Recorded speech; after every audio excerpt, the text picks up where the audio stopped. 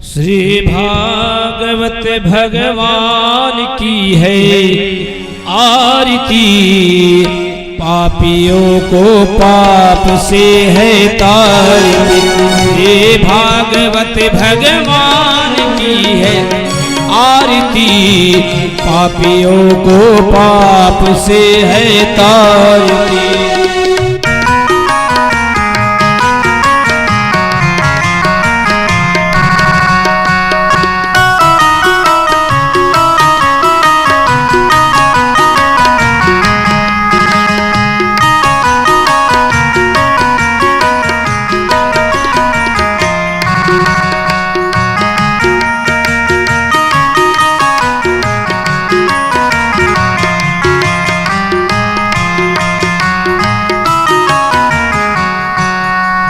ये अमर ग्रंथ मुक्ति पंथ, पंचम वेद निराला, नव ज्योति जगाने वाला।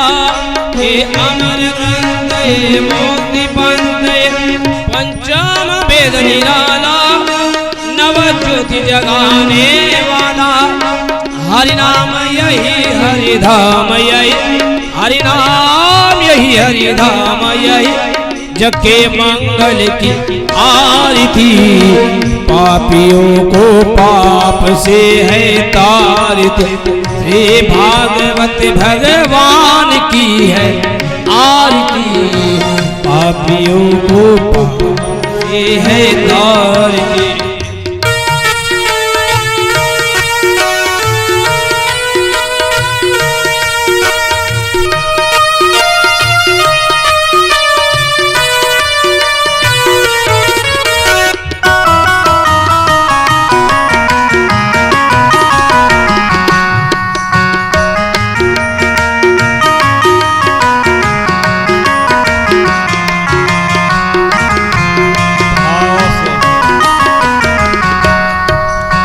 शांति गीत पावन पुनीत पापों को मिटाने वाला, हरि दर्श कराने वाला। ये शांति गीत पावन पुनीत पापों को मिटाने वाला, हरि दर्श कराने वाला। ये सुख करनी ये दुख हरनी, सुख करनी ये दुख हरनी की है आरती, पापियों को पाप से है तारती। श्री भागवत भगवान की है आरती, पापियों को पाप से है तारती।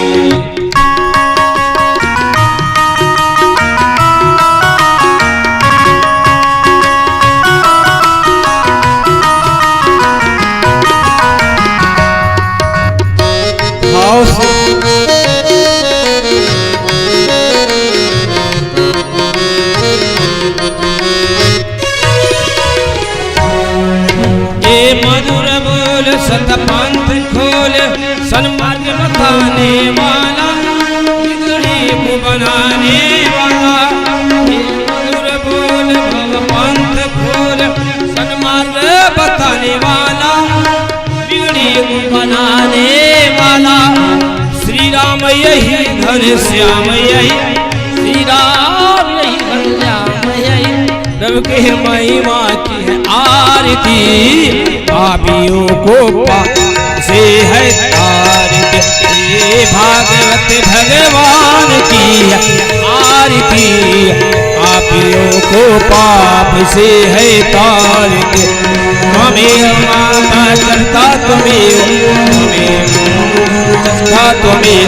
त्वमेव विद्या द्रविणं त्वमेव, त्वमेव सर्वं त्वमेव कर्पूर गौरम करुणावतारं, अंगारदारं भुजगेन्द्रः, सदा वदनं हृदयारविन्दं, भवं नमामि तं नमामि।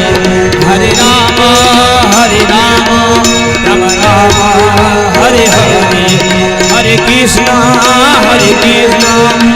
कृष्ण हरे हरे। श्री भागवत भगवान की आरती, पापियों को पाप से है तारती। श्री भागवत भगवान तारती, पापियों को पाप से है तारती, पापियों को पाप से है तारती, पापियों को पाप से है तारती। पुष्पैदेवाभिवन्दनम्मा परं स्वात्माभिवन्दनम्मा आत्माभिवन्दनम्मा मन्त्रपुष्पाञ्जलिं समर्पयामि। हरिः ओं। यज्ञेन यज्ञमयजन्त देवास्तानि धर्माणि प्रथमान्यासन्ना तेहनाकं महिमानः स्वचन्द्रत्र पूर्वे साध्याः सन्ति देवाः। हरिः ओं। सेवन्तिकावकुलचम्बकपाटलाब्धैर्मुट्ना गजादिकरवेलरसालपुष्पै बिल्वप्रवाह तुलसी जलमञ्जरीभिः त्वां पूजयामि जगदीश्वर मे प्रसीद। नानासुगन्धपुष्पाणि यथा कालोद्भवानि च पुष्पाञ्जलिर्मया दत्ता गृहाण परमेश्वर। मन्त्रपुष्पाञ्जलिं समर्पयामि। श्री पुराण पुरुषोत्तमाय नमो नमः। प्रेम से बोलिए भागवत भगवान की। श्री बाके बिहारी लाल के श्री नंदनंदन भगवान की श्री द्वारिकाधीश भगवान की जय जय सीताराम। सभी लोग स्थान लेकर बैठ जाएं श्रद्धा भक्ति भाव से। आरती ले लीजिए। उसके बाद से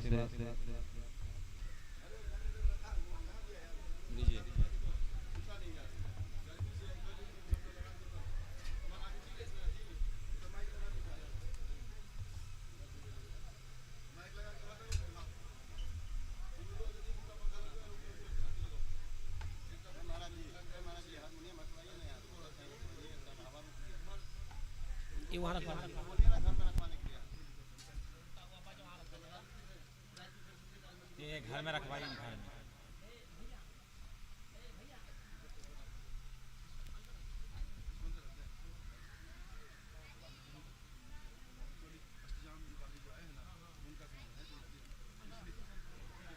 बस एक के हट जा। हवा आ रहा है। एक एक हटा दीजिए। बात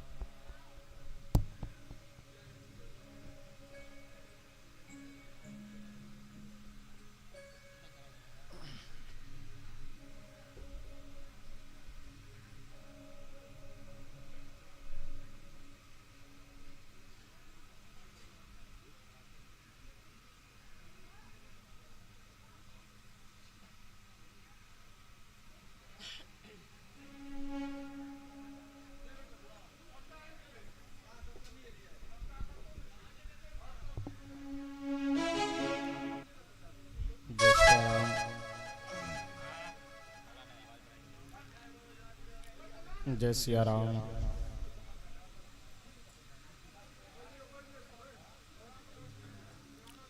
जय सिया राम।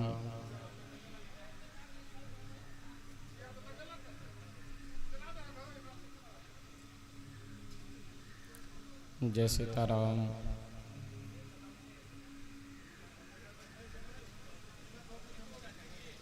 जय सिया राम।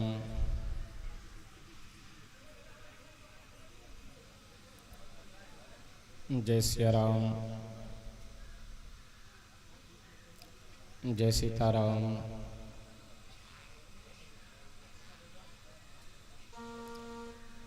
जय सिया राम।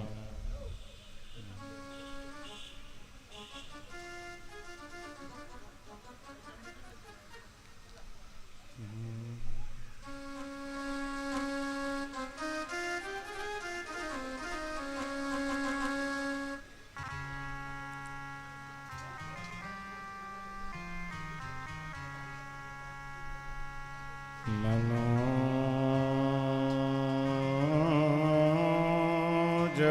मारुततुल्यवेगं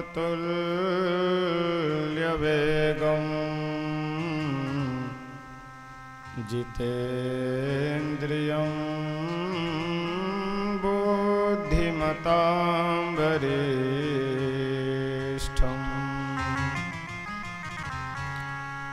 वातात्मजं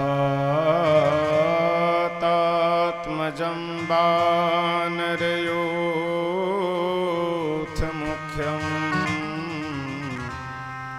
श्रीरामदूतं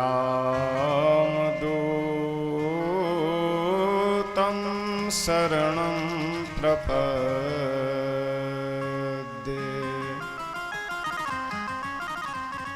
कर्पूरगौरं करुणावतारं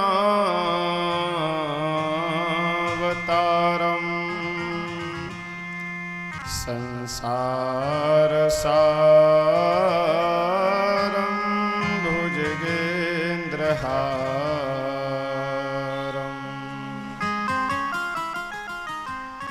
सदा वसन्तं हृदयारविन्दे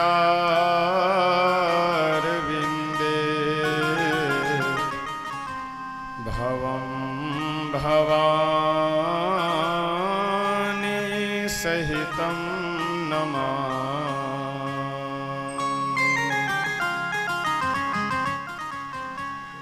वंशे विभूषितकरान्नवनीर्दाभात् पीताम्बरादरुणबिम्बफलाधरोष्ठात् पूर्णेन्दुसुन्दरमुखादरविन्दनेत्रात् कृष्णात् परं किमपि तत्त्वमहं न जाने।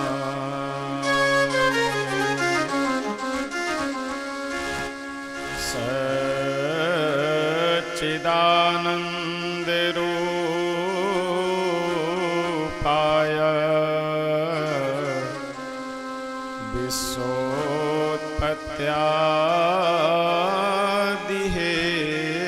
विश्वोत्पत्त्यादिहेतवे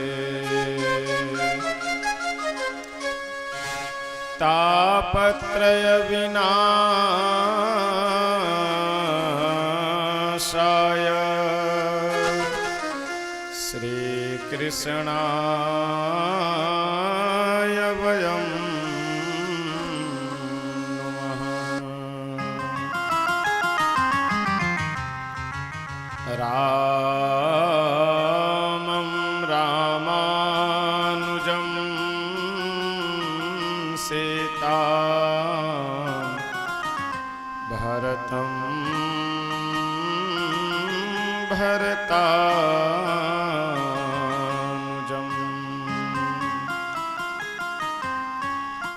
सुग्रीवं वायुसूनुं च प्रणमामि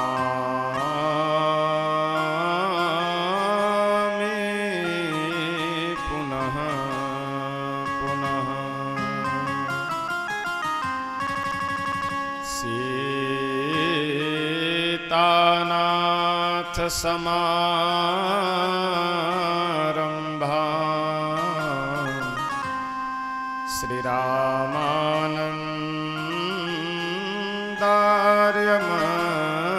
श्रीरामानन्दार्यमध्यमा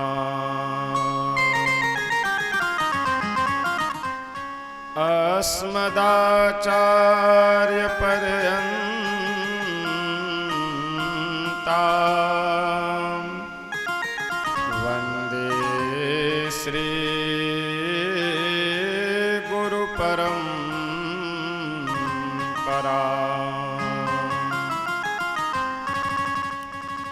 वन्दे श्री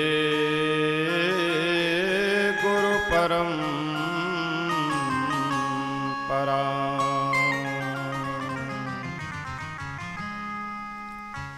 आइए हम सभी भक्त दो बार भगवान नाम संकीर्तन करते हैं।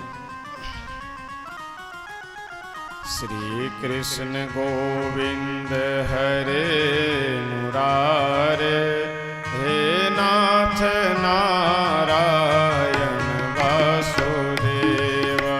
श्री कृष्ण गोविंद हरे मुरारे, हे नाथ नारायण वासुदेव। श्री कृष्ण गोविंद हरे मुरारे, हे नाथ नारायण वासुदेव। श्री कृष्ण गोविंद हरे मुरारे, हे नाथ नारायण वासुदेव। हे नाथ नारायण वासुदेव, हे नाथ नारायण वासुदेव। हे नाथ नारायण वासुदेवा, हे नाथ नारायण वासुदेवा। हे नाथ नारायण वासुदेव, हे नाथ नारायण वासुदेव। हे नाथ नारायण वासुदेवा, हे नाथ नारायण वासुदेवा। श्री कृष्ण गोविंद हरे मुरारे, हे नाथ नारायण वासुदेव। श्री कृष्ण गोविंद हरे मुरारे, हे नाथ नारायण वासुदेवा। श्री कृष्ण गोविंद हरे मुरारे, हे नाथ नारायण वासुदेव। श्री कृष्ण गोविंद हरे मुरारे, हे नाथ नारायण वासुदेवा। श्री राधा कृष्ण भगवान के, श्री यमुना मैया के, श्री अयोध्या धाम के, श्री सरयू मैया के, श्री मिथिला धाम के, श्री कमला विमला के, श्री हनुमान जी महाराज के, श्री शंकर भगवान के, श्रीमद्भागवत भगवान के, श्री सद्गुरुदेव भगवान की जय जय सीताराम।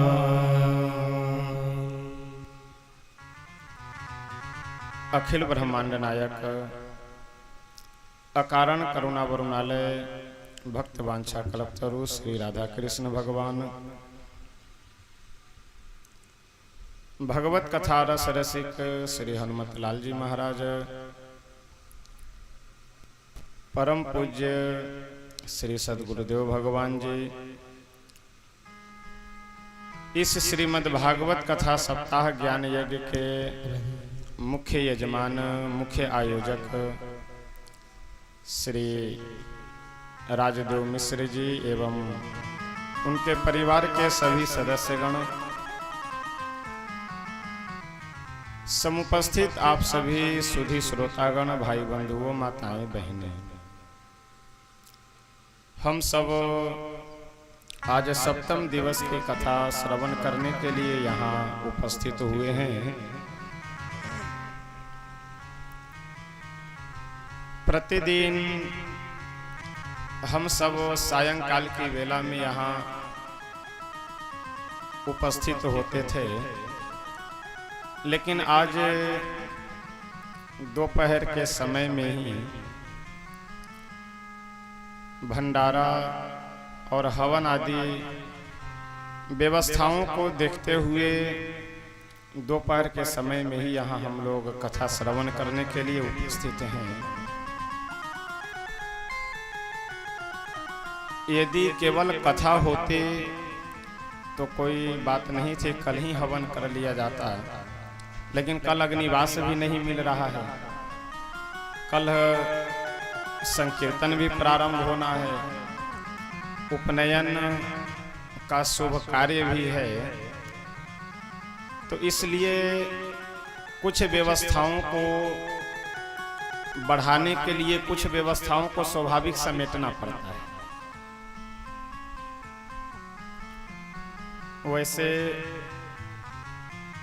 कल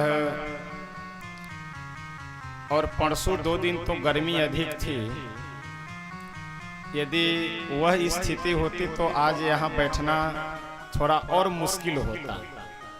असंभव तो नहीं, चाहे जो भी स्थिति होती हम लोग तो बैठते ही, लेकिन और समस्या अधिक रहती। लेकिन रात्रि में इंद्रदेव की कृपा से बारिश अच्छी हो गई, तो इसलिए गर्मी पे कुछ कंट्रोल हो गया।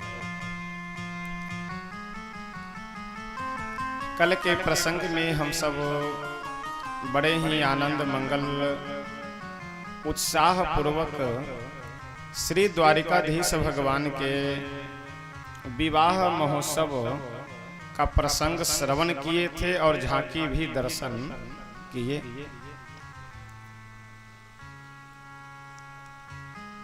विवाह गृहस्थ जीवन का एक बहुत बड़ा पर्व है, तो इस पर्व को हम लोगों को उपहास या मनमानी तरीके से नहीं मनाना चाहिए। जब मन हो तब द्वारचार करे, जब मन तब हो घर से निकले, जब मन जो विधि मन हो वह विधि करे, ऐसा नहीं करना चाहिए। घर से प्रस्थान करने का मुहूर्त है, उसी समय प्रस्थान करना चाहिए। वैसे तो अभिजित मुहूर्त में घर से बारातियों को प्रस्थान कर लेना चाहिए, और अभिजित मुहूर्त प्रतिदिन दोपहर के समय में ही, यानी 11:30 बजे से शायद 12:30 बजे तक। वैसे ज्योतिष का मैं विद्यार्थी नहीं रहा हूँ, तो यदि आगे पीछे हो तो आप सही कर लीजिएगा, लेकिन दोपहर के समय में ही अभिजित मुहूर्त का समय प्रतिदिन आता है। तो अभिजित मुहूर्त में घर से प्रस्थान हो जाना चाहिए। सायंकाल की जो गोधूली बेला होती है उस समय तक द्वारचार आदि हो जाना चाहिए। रात्रि में भी मुहूर्त देख करके जो भी विधि है उसे करना चाहिए, और जो भी विधि विधान है उसके अनुसार करना चाहिए। आजकल जल्दी कराने के चक्कर में उपहास और वो कहते हैं ना नजरअंदाज की दृष्टि से लोग आज पूजा पाठ को देखने लगे। यदि 2 घंटे लगने वाला हो, गर्मी अधिक लग रही है या कहीं जाना है किसी कारण से, तो एकदम आचार्य जी के पीछे पड़े रहते हैं हाथ धो करके कि जल्दी करवाइए, बहुत जल्दी है काम। अरे काम बिगड़ रहा है तो फिर काम ही कर लीजिए, पूजा की जरूरत क्या है। और यदि हम पूजा कर रहे हैं तो फिर काम धंधे से मन को हटा करके बिल्कुल जो विधि विधान है, जो भी मंत्र है, उन सब का अक्षरशः पालन करते हुए हम लोगों को पूजा करनी चाहिए। तो कभी भी शादी विवाह में जल्दीबाजी करने की भूल, जल्दीबाजी करने जैसा मूर्खतापूर्ण कार्य हम लोगों को नहीं करना चाहिए। जो आचार्य विवाह कराने के लिए आए हैं, जो पंडित जी आए हैं, वो जो विधि विधान से करवा रहे हैं उनको करवाने दीजिए, और जिस समय कह रहे हैं उस समय करवाइए। लेकिन आजकल व्यक्ति, चाहे वो आचार्य हो चाहे जो कोई भी हो, सबको अपने अनुसार चलाना चाहता है कि आप मुहूर्त के अनुसार नहीं, आप मेरे, जब हम कहे तो आप पूजा करवाइए, जब हम कहे तब बंद कर दीजिए। तो ये मनमानी कार्य जो है ना, ये आपके पूजा को, आपके शादी विवाह आदि कार्य को सफल नहीं होने देगा। तो हम लोग को कभी भी मनमानी, विधिहीन, और जब मन हो तभी हम लोगों को विवाह आदि की जो भी विधियां है उसे नहीं करनी चाहिए। मकान का नींव जितना मजबूत होता है, मकान उतना ही सुदृढ़ तरीके से खड़ा रहता है। तो विवाह यदि व्यवहार, संस्कार, कुल खानदान, विधि विधान, इन सब को देखते हुए यदि विवाह होता है तो उस विवाह वैवाहिक जीवन में, उस विवाह के बाद वैवाहिक जीवन में सुखी और संपन्नता बनी हुई रहती है। उस दंपति का जीवन आनंद से व्यतीत होता है, और केवल पैसे को देखकर, मनमानी तरीके से, बिना मुहूर्त विधि विधान को देखे हुए, बिना कुल खानदान देखे हुए, केवल पैसा देख करके अगर विवाह आप कर रहे हैं तो वह माता पिता भी अपने पैर में कुल्हाड़ी मार रहे हैं और अपने बेटे का भी जीवन वह बर्बाद कर रहे हैं। श्री द्वारिकाधीश भगवान का बड़े ही आनंद और धूमधाम के साथ द्वारिकापुरी में श्री रुक्मिणी मैया के साथ विवाह संपन्न होता है। आगे भागवतकार दूसरे विवाह का प्रसंग वर्णन करते हुए कहते हैं कि एक बार की बात है, एक सत्राजीत नाम का राजा था। सत्राजीत भगवान सूर्य का बड़ा ही अनन्य भक्त था। सूर्य भगवान सत्राजीत के सेवा से, भक्ति से प्रसन्न हो करके उसे एक दिव्य मणि दिए। उस मणि का नाम था स्यमंतक मणि। स्यमंतक मणि का दो प्रभाव था। एक तो उसमें प्रकाश इतना था कि यदि कोई व्यक्ति अपने गले में पहन ले और पहन करके बाहर निकले तो आगे लोगों को दिखाई पड़ता था कि जैसे साक्षात सूर्य भगवान ही आ रहे हैं, इतना प्रकाश निकलता था। और दूसरे, उस स्यमंतक मणि से प्रतिदिन स्वर्ण की भी प्राप्ति होती थी, यानी द्रवित तो होकर के उस मणि से सोना भी प्रतिदिन निकलता था। एक दिन द्वारिकाधीश भगवान सत्राजीत से बोले कि सत्राजीत, ये तुम्हारी जो मणि है ना, स्यमंतक मणि, ये बहुत ही अच्छा और दिव्य लग रही है यह मणि अपने आप में। सत्राजीत कुछ बोला नहीं। कुछ समय व्यतीत होने के बाद सत्राजीत का एक छोटा भाई था प्रसेनजीत। प्रसेनजीत उस स्यमंतक मणि को पहन करके और वन में शिकार खेलने के लिए चला जाता है। एक सिंह प्रसेनजीत को मार करके और उस मणि को अपने मुख में दबा करके अपने गुफा की ओर जाने लगे। रास्ते में एक भालू मिल गया। वह भालू उस सिंह को मार करके मणि को उसके मुख से निकाल करके, छील करके, और वह भालू लेकर के अपने गुफा में चले गए। इधर सत्राजीत को जब यह सूचना मिली कि स्यमंतक मणि पहन करके मेरा छोटा भाई प्रसेनजीत वन में गया था, उसकी हत्या हो गई है, तो सत्राजित कुछ सोचा विचारा नहीं, सीधे आरोप लगा दिया द्वारिकाधीश भगवान के ऊपर कि हो न हो द्वारिकाधीश वासुदेव श्री कृष्ण ही हमारे भाई प्रसेनजीत को मार दिए मणि लेने के लोभ से, मणि चुराने के लोभ से। द्वारिकाधीश भगवान जब यह सुने कि स्यमंतक मणि के चोरी और प्रसेनजीत के वध का आरोप सत्राजित मेरे माथे पे ही लगा रहा है, तो अपने माथे पे लगे आरोप को समाप्त करने के लिए द्वारिकाधीश भगवान पहुंचे वहां जहां प्रसेनजीत मरा पड़ा था। वहां जब जाकर के ध्यान से देखे तो सिंह का पद चिन्ह दिखाई पड़ा। सिंह के उन पद चिन्हों को देखते हुए भगवान जब आगे बढ़े तो एक जगह वह सिंह भी मरा पड़ा हुआ था। वहां से एक भालू का पद चिन्ह दिखाई पड़ने लगा। भालू के पद चिन्ह को पकड़ करके जब श्री द्वारिकाधीश भगवान आगे बढ़े तो वह सीधे जाकर के एक पहाड़ के गुफा के दरवाजे पे पहुंच गए। जब दरवाजे पे खड़े होकर के अंदर झांके देखे तो गुफा के अंदर देखे कि स्यमंतक मणि को लेकर के एक कन्या, एक लड़की खेल रही है। भगवान गए जाकर के उस कन्या से बोले कि बेटी यह स्यमंतक मणि हमें दे दो। अब बाहर से दूसरे पुरुष को गुफा के अंदर आया देख करके वह लड़की कन्या डर गई और जोर जोर से पिताजी पिताजी चिल्लाने लगी।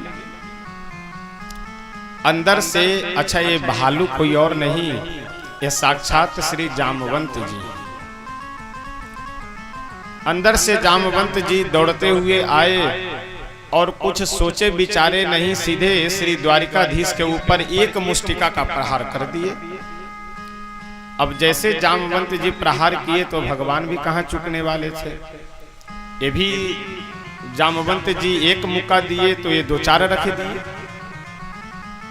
अब दोनों में चटाचट पटापट उठा पटक प्रारंभ हो गया और एक दो दिन नहीं 28 दिनों तक युद्ध चलता रहा दोनों में।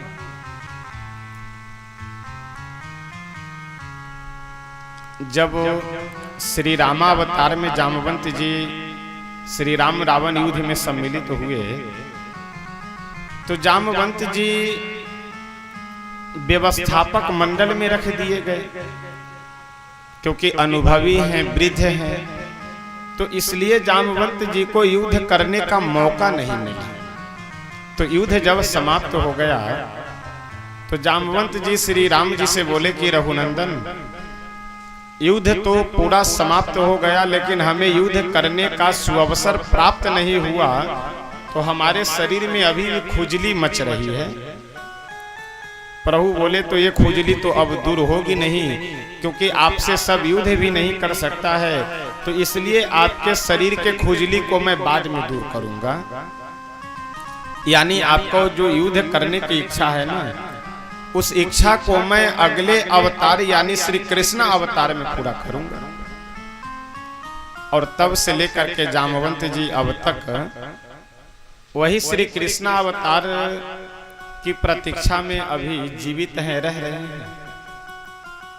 और 27 दिनों तक युद्ध चलता रहा। 28वें दिन द्वारिकाधीश भगवान जोर से एक मुष्टिका का प्रहार किए, सो जामवंत जी का नस नस ढीला हो गया।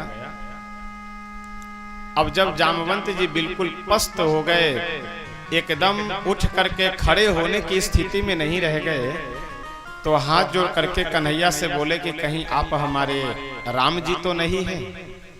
द्वारिकाधीश भगवान मुस्कुराए और बोले कि जामवंत जी बिल्कुल आप सही पहचाने।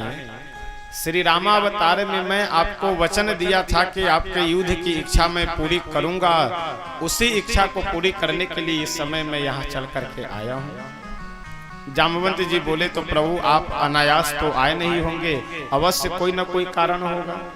द्वारिकाधीश भगवान बोले कि जामवंत जी ऐसा है कि आपकी बेटी जो मणि लेकर के खेल रही है, इस मणि के चोरी का आरोप मेरे ऊपर लगा हुआ है, तो ये मणि आप हमें दे दीजिए, ये इसी को लेने के लिए आए हैं।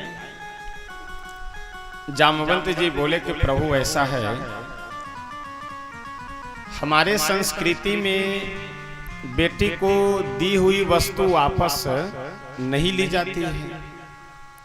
अच्छा, अब तो तमाम नियम विधि विधान को लोग बिल्कुल तिलांजलि दे दिए हुए हैं। नहीं तो पुराने समय में ऐसा नियम होता था कि यदि एक गांव के बेटी का विवाह किसी दूसरे गांव में हो जाए तो उस गांव के सभी जाति बिरादरी के लोग और लगभग लोग जिस गांव में बेटी का विवाह हुआ उस गांव में पानी भी नहीं पीते थे। और विशेष करके जो कन्यादान किए हैं उनको तो इस समय भी अभी भी बच करके रहना चाहिए। लेकिन अब तो सबसे बढ़िया उपाय है कि अरे ये सब पुरानी बातें हैं, सब छोड़िए और अब नए जमाने में आइए। अब नए जमाने में आने के चक्कर में जो भी हमारी परंपरा, जो भी विधि विधान, सबको हम लोग बिल्कुल एकदम कुर्बान कर दिए हुए हैं। तो इसलिए जहां तक हो सके अपनी परंपराओं को पालन करने का प्रयास करना चाहिए। द्वारिकाधीश बोले तो समस्या गंभीर है, फिर किया क्या जाए। द्वारिकाधीश भगवान जब बोले कि मणि तो हमें चाहिए, जामवंत जी बोले कि प्रभु एक उपाय है, मणि मेरी बेटी के हाथ में है, तो यदि उस हाथ को ही आप अपने हाथ में ग्रहण कर लीजिए तो यह मणि भी आपकी हो जाएगी। जामवंत जी के निवेदन को स्वीकार करके उनकी बेटी जो जाम्बवती थी, उस जाम्बवती का विवाह जामवंत जी द्वारिकाधीश भगवान के साथ कर दिए और जाम्बवती जी को लेकर के प्रभु द्वारिका में पहुंचे और स्यमंतक मणि को अपने हाथ में लिए और ले जा करके सत्राजित को दे देते हैं। अच्छा, भागवत जी में तो इसे वर्णन नहीं है, लेकिन इस प्रसंग में एक बहुत सुंदर बात सुनने को मिलती है। जब 15 दिन से अधिक बीत गया और द्वारिकाधीश भगवान जब गुफा के अंदर से बाहर नहीं निकले तो इनके साथ में जितने भी सैनिक गए हुए थे वे सब वापस लौट करके द्वारिकापुरी आ गए और यह समझ लिए कि द्वारिकाधीश लगता है अब चल बसे। और द्वारिका में आए सब बड़े दुखी मन हो करके भगवान का पिंडदान भी सब आरंभ कर दिए। जब प्रभु के पास, द्वारिकाधीश के पास ये लोग जो पिंड दे रहे थे वह पिंड पहुंचने लगा तो प्रभु बोले कि वाह, अभी हम जिंदा हैं और जिंदे स्थिति में ही वो सब पिंडदान प्रारंभ कर दिए। आजकल बहुत से नासमझ मूर्ख लोग यह प्रश्न करते हैं कि मरे हुए व्यक्ति पता न किस योनि में कहाँ है नहीं है, यदि उनको पिंडदान किया जाए तो क्या उनके पास वह वस्तु पहुंच सकती है। जैसे उदाहरण देते हुए कहते हैं ना कि यदि हम भोजन करें तो आपका पेट भर सकता है क्या। लेकिन देखिए, उदाहरण भी सोच समझ करके दिया जाता है, जो मन हो सो ही उदाहरण नहीं दिया जा सकता है। हमारे यहाँ शास्त्रों में कहा गया है कि अगर हम अपने पूर्वजों के निमित्त पिंडदान कर रहे हैं तो हमारे पूर्वज अपने प्रारब्ध बस जिस योनि में गए हुए हैं उस योनि में उनको जिस वस्तु की आवश्यकता है उसी वस्तु की प्राप्ति होगी। ऐसा नहीं कि अगर हम चावल का पिंड दे रहे हैं तो उनको चावल ही जाकर के वहां मिलेगा, ऐसी बात नहीं है। उन्हें जिस वस्तु की आवश्यकता होगी वह वस्तु उन्हें मिलेगी, उन्हें सुख की प्राप्ति होगी। अब लोग उदाहरण देते हैं कि यदि जैसे है ना कि ब्राह्मणों को भोजन कराया जाए या संतों को भोजन कराया जाए या दान दिया जाए तो लोग ये तर्क देते हैं कि किसी दूसरे आदमी को देने से हमारे पूर्वजों को कैसे मिल पाएगा। तो उदाहरण यह दे रहे हैं, लेकिन मैं एक और दूसरा उदाहरण देता हूं। जैसे मान लीजिए कोई आदमी विदेश में काम कर रहे हो, सऊदी अरब, अमेरिका, इंग्लैंड, कहीं भी, तो अमेरिका में तो यहाँ ये पैसा चलता नहीं, वहाँ तो डॉलर चलता है। तो यदि वह डॉलर कमा करके और वहां अपने बैंक के खाते में डॉलर जमा करे, या घर का कोई सदस्य हो उसके खाते में वह डॉलर मिलेगा। यदि विदेश में कोई व्यक्ति कमा करके अपने खाते में डॉलर जमा किया है और वह आदमी अपने देश में आकर जब बैंक में जाकर पैसा निकालेगा तो उसे डॉलर मिलेगा या रुपया मिलेगा? रुपया मिलेगा। क्यों? जमा तो किए हुआ था डॉलर, तो रुपया यहाँ कैसे मिलेगा? डॉलर मिलना चाहिए।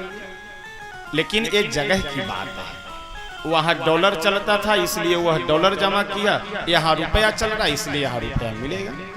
और यदि यहाँ वह रुपया अपने खाते में जमा करके अमेरिका में जा करके यदि पैसा निकालता है बैंक में, तो उसे रुपया नहीं मिलेगा, वहां डॉलर मिलेगा। ठीक यही स्थिति पिंडदान के भी क्रम में है। यदि हम श्रद्धा भाव से अपने पूर्वजों के निमित्त तिलांजलि देते हैं, पिंडदान करते हैं, दान कर रहे हैं, श्राद्ध करते हैं, तो हमारे पूर्वज जिस योनि में होंगे वहां उन्हें सुख की प्राप्ति होगी, और उन्हें सुख मिलेगा तो उनके आशीर्वाद से हमारे भी जीवन में सुख बना रहेगा। जैसे एक पालतू कुत्ता होता है और दूसरा फालतू कुत्ता होता है।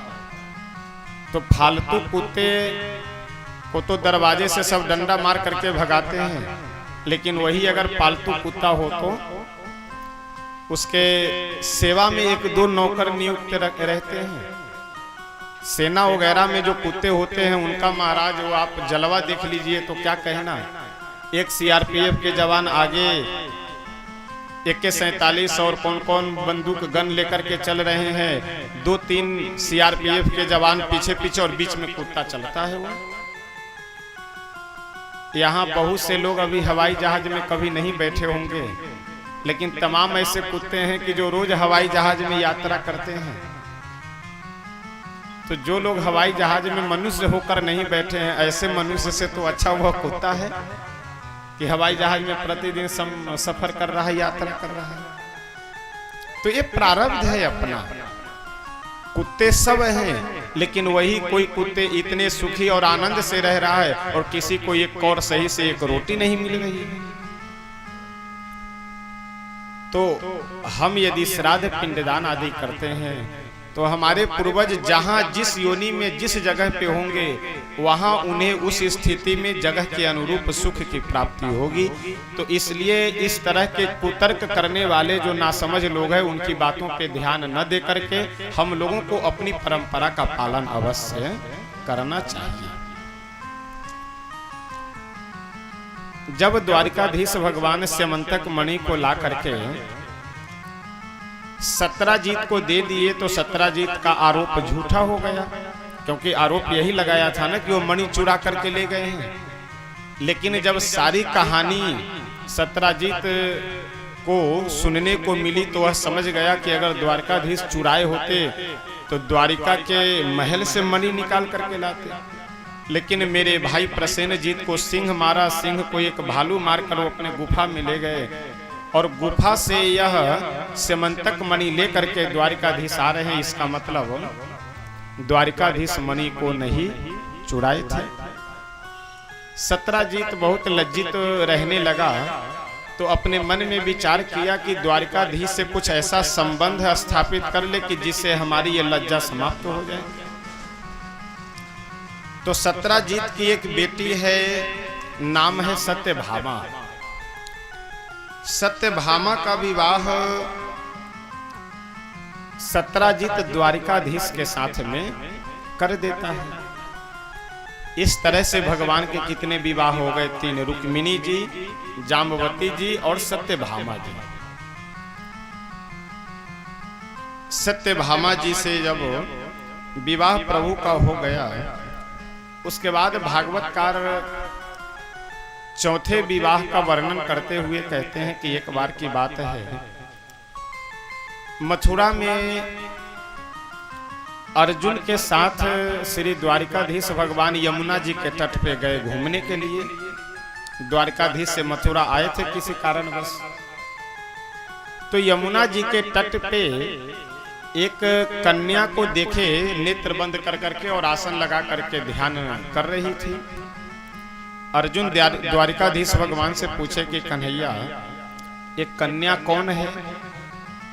द्वारिकाधीश बोले कि तुम स्वयं जाकर के उनसे पूछ लो। अर्जुन गए जाकर के पूछे कि देवी आप कौन है, आपका नाम क्या है, यहाँ क्यों बैठ करके तपस्या कर रही हो? वह कन्या बोली कि ऐसा है, मेरा नाम है कालिंदी और मैं भुवन भास्कर सूर्य की बेटी हूँ। भगवान सूर्य हमारे पिता। स्वीकार करते हुए कालिंदी का हाथ पकड़ के रथ में बैठाए और द्वारिका में कालिंदी को ला करके कालिंदी के साथ प्रभु का चौथा विवाह संपन्न होता है। रुक्मिणी जी, जामवती जी, सत्यभामा जी और कालिंदी, इनके साथ 4 विवाह हो गए।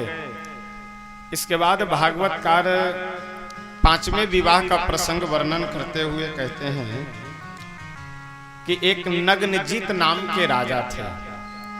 नग्नजीत की पुत्री थी श्री सत्या जी के साथ विवाह करते हैं प्रभु। एक भद्रा नाम की कन्या थी, एक केकय देश की राजकुमारी थी। केकय देश के विषय में कई विद्वानों का ऐसा भाव है कि जो वर्तमान समय में कश्मीर है ना, जम्मू कश्मीर, ये जम्मू कश्मीर ही केकय देश रहा है, जहाँ की कैकेयी थी। और ये जो प्रभु का 6वां विवाह होने जा रहा है, यह केकय देश की ही राजकुमारी थी। इनका नाम था भद्रा। इसे प्रभु विवाह करते हैं। आगे मद्र नरेश, मद्र देश वर्तमान समय में जो मध्य प्रदेश है, इसी को पुराणों में मद्र देश के नाम से कहा गया है। तो मद्र देश की राजकुमारी के साथ प्रभु विवाह करते हैं। उनका नाम था लक्ष्मणा। इस तरह से प्रभु सत्या, भद्रा, नंदा और लक्ष्मणा प्रभु के 8 विवाह हो गए। रुक्मिणी आदि के साथ प्रभु इस तरह से अलग अलग 8 विवाह करते हैं। एक बार की बात है, द्वारिकाधीश भगवान अपने द्वारिकापुरी में विराजमान थे। एक दूत आकर के द्वारिकाधीश भगवान से बोले कि ऐसा है, एक भौमासुर नाम का राक्षस है। भौमासुर 16,100 कन्याओं के साथ, राजकुमारियों के साथ एक साथ विवाह करने की इच्छा से राजाओं से युद्ध करता है और उन्हें युद्ध में हरा करके उस राज्य के राजकुमारियों को हरण कर करके लाकर अपने यहाँ बंधक बना करके अपने बंदी गृह में सबको रखता है। द्वारिकाधीश भगवान से वह सूचना देने वाला व्यक्ति बोला कि प्रभु ऐसा है, भौमासुर के बंधन से उन सभी राजकुमारियों को आप मुक्त कर दीजिए। यह निवेदन सुनकर के द्वारिकाधीश भगवान भौमासुर के नगर पे आक्रमण किए और भौमासुर का वध कर करके 16,100 राजकुमारियों को बंदी गृह से, जेल से, कारागार से बाहर निकाल करके बोले कि ऐसा है, अब आप सब अपने अपने घर को चले जाइए। राजकुमारियां बोली कि ऐसा है प्रभु, हम लोगों को अपने घर से निकले हुए किसी को साल भर, किसी को 2 वर्ष, किसी को 4 वर्ष, किसी को 3 वर्ष, किसी को 6 महीने, तो इतना समय व्यतीत हो गया हमें घर से निकले हुए, तो हमारे माता पिता हमें स्वीकार नहीं करेंगे। तो इसलिए या तो अब आप ही हम लोगों को स्वीकार कर लीजिए और नहीं तो हमें यह आदेश दीजिए कि हम लोग आत्महत्या कर करके मर जाएं। श्री द्वारिकाधीश भगवान सभी 16,108 राजकुमारियों को अपने धर्म पत्नी के पद पे आसीन करते हैं। सभी को लेकर के द्वारिकापुरी आए और सब के साथ एक मुहूर्त में अलग अलग मंडप बना करके, अलग अलग वेश बना करके एक साथ प्रभु विवाह करते हैं। अब जो लोग यह तर्क देते हैं कि बताओ कैसे भगवान है 16,108 विवाह कर रहे हैं, तो ऐसे नासमझों को, ऐसे मूर्खों को यह भी बताना चाहिए कि वह ऐसे भगवान हैं कि 16,000 अलग अलग रूप बना करके, 16,100 रूप बना करके अलग अलग मंडपों में एक साथ विवाह करते हैं।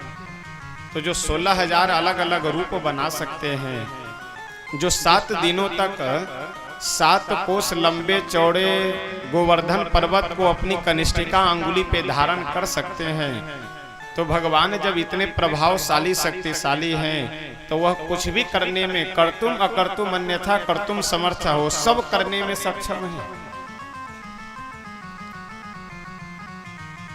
भागवतकार कहते हैं कि परीक्षित, श्री द्वारिकाधीश के इस तरह से कितने विवाह हो गए? 16,100 विवाह तो एक साथ है, और 8 विवाह अलग अलग हुए थे, तो 16,108 विवाह संपन्न होते हैं। प्रभु बड़े ही आनंद और हर्षोल्लास पूर्वक सभी धर्म पत्नियों के साथ द्वारिकापुरी में अलग अलग महलों में अलग अलग रूप बना करके निवास करते हैं। एक बार नारद जी महाराज आए द्वारिकाधीश भगवान की जीवनचर्या देखने के लिए कि कैसे रहते हैं, कब किसके महल में रहते हैं, कब किसके महल में नहीं रहते हैं। तो जब नारद जी द्वारिकापुरी पहुंचे तो रुक्मिणी जी के महल में गए, वहां भी द्वारिकाधीश भगवान दिखाई पड़े। सत्यभामा जी के महल में गए, वहां भी द्वारिकाधीश भगवान दिखाई पड़े। जाम्बवती जी के महल में गए, वहां भी द्वारिकाधीश भगवान दिखाई पड़े। नारद जी समझ गए कि ओहो, प्रभु अपनी सभी पटरानियों के साथ अलग अलग वेश बना करके एक साथ प्रभु सभी के महल में निवास करते हैं। ये भगवान की भगवत्ता है, प्रभु की भगवत्ता है। देखिए, भक्त भगवान के प्रति यदि समर्पित रहे, हम लोग जितना सहज सरल बन करके भगवान के चरणों में अपने मन को लगाएंगे, प्रभु उतना ही शीघ्र कृपा करते हैं। लेकिन हम लोग करते क्या है कि प्रभु के पास जाने के बाद चालाकी करने लगते हैं, और भगवान को हमारे न तो चालाकी और न ही अभिमान, ये सब पसंद नहीं है। यदि उन्हें अच्छा लगता है, यदि उन्हें पसंद कुछ है, तो हमारा मन जितना सहज सरल हो, यही उनको अच्छा लगता है, यही उनको पसंद है। एक बार की बात है, भागवत जी का वैसे प्रसंग नहीं है, ये अलग का प्रसंग है। सत्यभामा जी सभी पटरानियों में सबसे देखने में सुंदर थी, तो इसलिए सत्यभामा जी को अपने रूप का बहुत अभिमान रहता था कि हम सबसे देखने में ठीक ठाक हैं, तो इसलिए द्वारिकाधीश हमें अधिक मानते हैं और सम्मान उन्हें करना भी चाहिए हमें अधिक, क्योंकि हम सबसे अच्छे हैं देखने में। चक्र सुदर्शन को अपने बल का अभिमान हो गया कि हम बड़े बलवान हैं, और गरुड़ जी को अपने स्पीड चलने का अभिमान हो गया कि हम सबसे तेजी में उड़ लेते हैं। तो इन तीनों के अभिमान को दूर करने के लिए प्रभु एक बार लीला किए। गरुड़ जी से बोले कि गरुड़ जी ऐसा है, एक हमारे परम भक्त हैं, बानर रूप में रहते हैं हनुमान जी। हनुमान जी को जाकर के आप सूचना दे दीजिए कि द्वारिकाधीश भगवान आपको बुलाए हैं। गरुड़ जी बोले ठीक है, जाते हैं। चक्र सुदर्शन को बुलाए प्रभु, और चक्र सुदर्शन से बोले कि ऐसा है सुदर्शन, तुम द्वार पे जा करके खड़े हो जाओ, द्वारपाल बन करके। कोई भी बाहरी व्यक्ति आवे तो उसे अंदर मत आने देना, जब मैं अंदर से सूचना भेजूं तभी आने देना, नहीं तो मत आने देना। अब ध्यान दीजिएगा, गरुड़ जी को कहां भेज दिए? हनुमान जी को बुलाने के लिए। चक्र सुदर्शन को कहां भेज दिए? द्वार पे द्वारपाल बन करके रहने के लिए। और सत्यभामा जी से बोले कि देवी तुम जल्दी से जाओ, वस्त्र वगैरह बदल करके आ जाओ, क्योंकि हमारे एक परम भक्त आ रहे हैं मेरा दर्शन करने के लिए, तो मेरे सिंहासन पे तुम ही विराजमान रहना, तुम ही बैठना। यानी सत्यभामा जी को ये मन में रहता था कि रुक्मिणी भले ही हमसे बड़ी है, लेकिन प्रभु के साथ यदि सिंहासन पे बैठना हो तो हमें ही बैठने का मौका मिलना चाहिए, क्योंकि रुक्मिणी जी से ज्यादा हम ठीक ठाक हैं दिखने में। तो सत्यभामा जी से प्रभु बोल दिए कि आकर के सिंहासन पे तुम बैठो, क्योंकि हमारे एक भक्त दर्शन करने के लिए आ रहे हैं। गरुड़ जी जब हनुमान जी के पास पहुंचे तो हनुमान जी से कुछ राम राम या नमस्कार कुछ पैर लगी नहीं, सीधे जा करके बोले कि ए बंदर चलो भगवान बुलाए हैं तुम्हें। हनुमान जी बोले कि ओहो, अच्छा प्रभु पहले ही जा करके हनुमान जी से बोल दिए हैं कि इन तीनों के अभिमान को दूर करना ये आप ही की ड्यूटी है। हनुमान जी बोले कि आप कौन हैं? गरुड़ जी बोले कौन है, हमें नहीं जानते हो? अरे इस ब्रह्मांड में सबसे तेज चलने वाले और श्री नारायण के हम वाहन हैं, गरुड़ मेरा नाम है। हनुमान जी बोले सबसे तेज चलने वाले, अरे सबसे तेज चलने वाले तो हमारे पिता श्री पवन देव हैं, सबसे तेज चलने वाले इस ब्रह्मांड में तो पवन पुत्र हनुमान जी हैं। गरुड़ जी बोले कि अरे कुछ नहीं, तुम भ्रम में होगे, सबसे तेज ब्रह्मांड में मैं चलता हूँ, मेरी गति के आगे किसी की भी गति नहीं है। हनुमान जी बोले कि अच्छा ठीक है आप चलिए, हम आते हैं पीछे से। गरुड़ जी बोले कि प्रभु बोले हैं साथ में लेकर के आने के लिए। हनुमान जी बोले कि साथ में नहीं, हम आपसे आगे पहुंचेंगे, आप बढ़िए तो पहले आगे। गरुड़ जी को लगा कि ये तो रहा है ही बानर, तो बुद्धि कितनी होगी इसको। गरुड़ जी वहां से चल पड़े और गरुड़ जी रास्ते में ही थे, सो इनसे आगे अतुलित बल धामम हेम शैलाव देहम दनुजवन कृषानुम ज्ञानी नामग्र गणम सकल गुण निधानम। यानी हनुमान जी हमारे कैसे सकल गुण निधानम, संसार में जितने गुण हैं उन गुणों के निधान हैं, उन सभी गुणों में सर्वश्रेष्ठ हैं। गरुड़ जी अभी रास्ते में आधे रास्ते भी नहीं आए थे कि हनुमान जी पहुंच गए द्वारिका में। द्वार पे जाकर के खड़े हुए तो चक्र सुदर्शन मिल गए। कहाँ जा रहे हो? हनुमान जी बोले कि प्रभु का संदेशा आया है, अंदर जा रहा हूँ दर्शन करने। सुदर्शन बोले कि नहीं मैं जाने दूंगा, क्योंकि प्रभु का आदेश है कि बिना मेरे कहे हुए किसी को अंदर मत आने देना। हनुमान जी बोले कि देखो ऐसा है कि प्रभु हमें बुलाने के लिए संदेशा भेजे थे।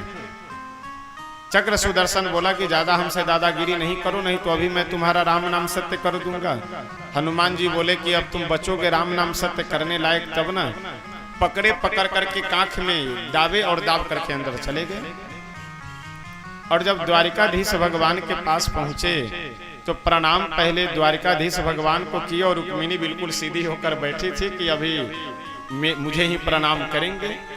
हनुमान जी द्वारिकाधीश भगवान से बोले कि प्रभु रुक्मिणी मैया कहाँ है? आज किस दासी को सौभाग्य दे दिया अपने बगल में बैठने का? ये स्थान तो रुक्मिणी मैया के बैठने का है, यहाँ तो रुक्मिणी जी को बैठना चाहिए, क्योंकि सबसे बड़ी वही हैं। तो बड़ी पटरानी होने का और आपकी धर्म पत्नी होने का सौभाग्य तो यह है कि रुक्मिणी जी का यह स्थान है। तो रुक्मिणी मैया के स्थान पे आज किस दासी को सौभाग्य दे दिए? अब यह सुन करके तो सत्यभामा जी का अभिमान, अच्छा कुछ बोल भी नहीं सकती है, जानती है ये हनुमान जी है, ये कोई ऐरू गैरू तो है नहीं कि जो मन में आवे वो बोल दे। द्वारिकाधीश भगवान बोले कि ऐसा है, वो तो गरुड़ जी को हम बुलाने के लिए भेजे थे, तो गरुड़ जी आपको मिले नहीं? हनुमान जी बोले हाँ हो पीछे से आ रहे हैं अभी।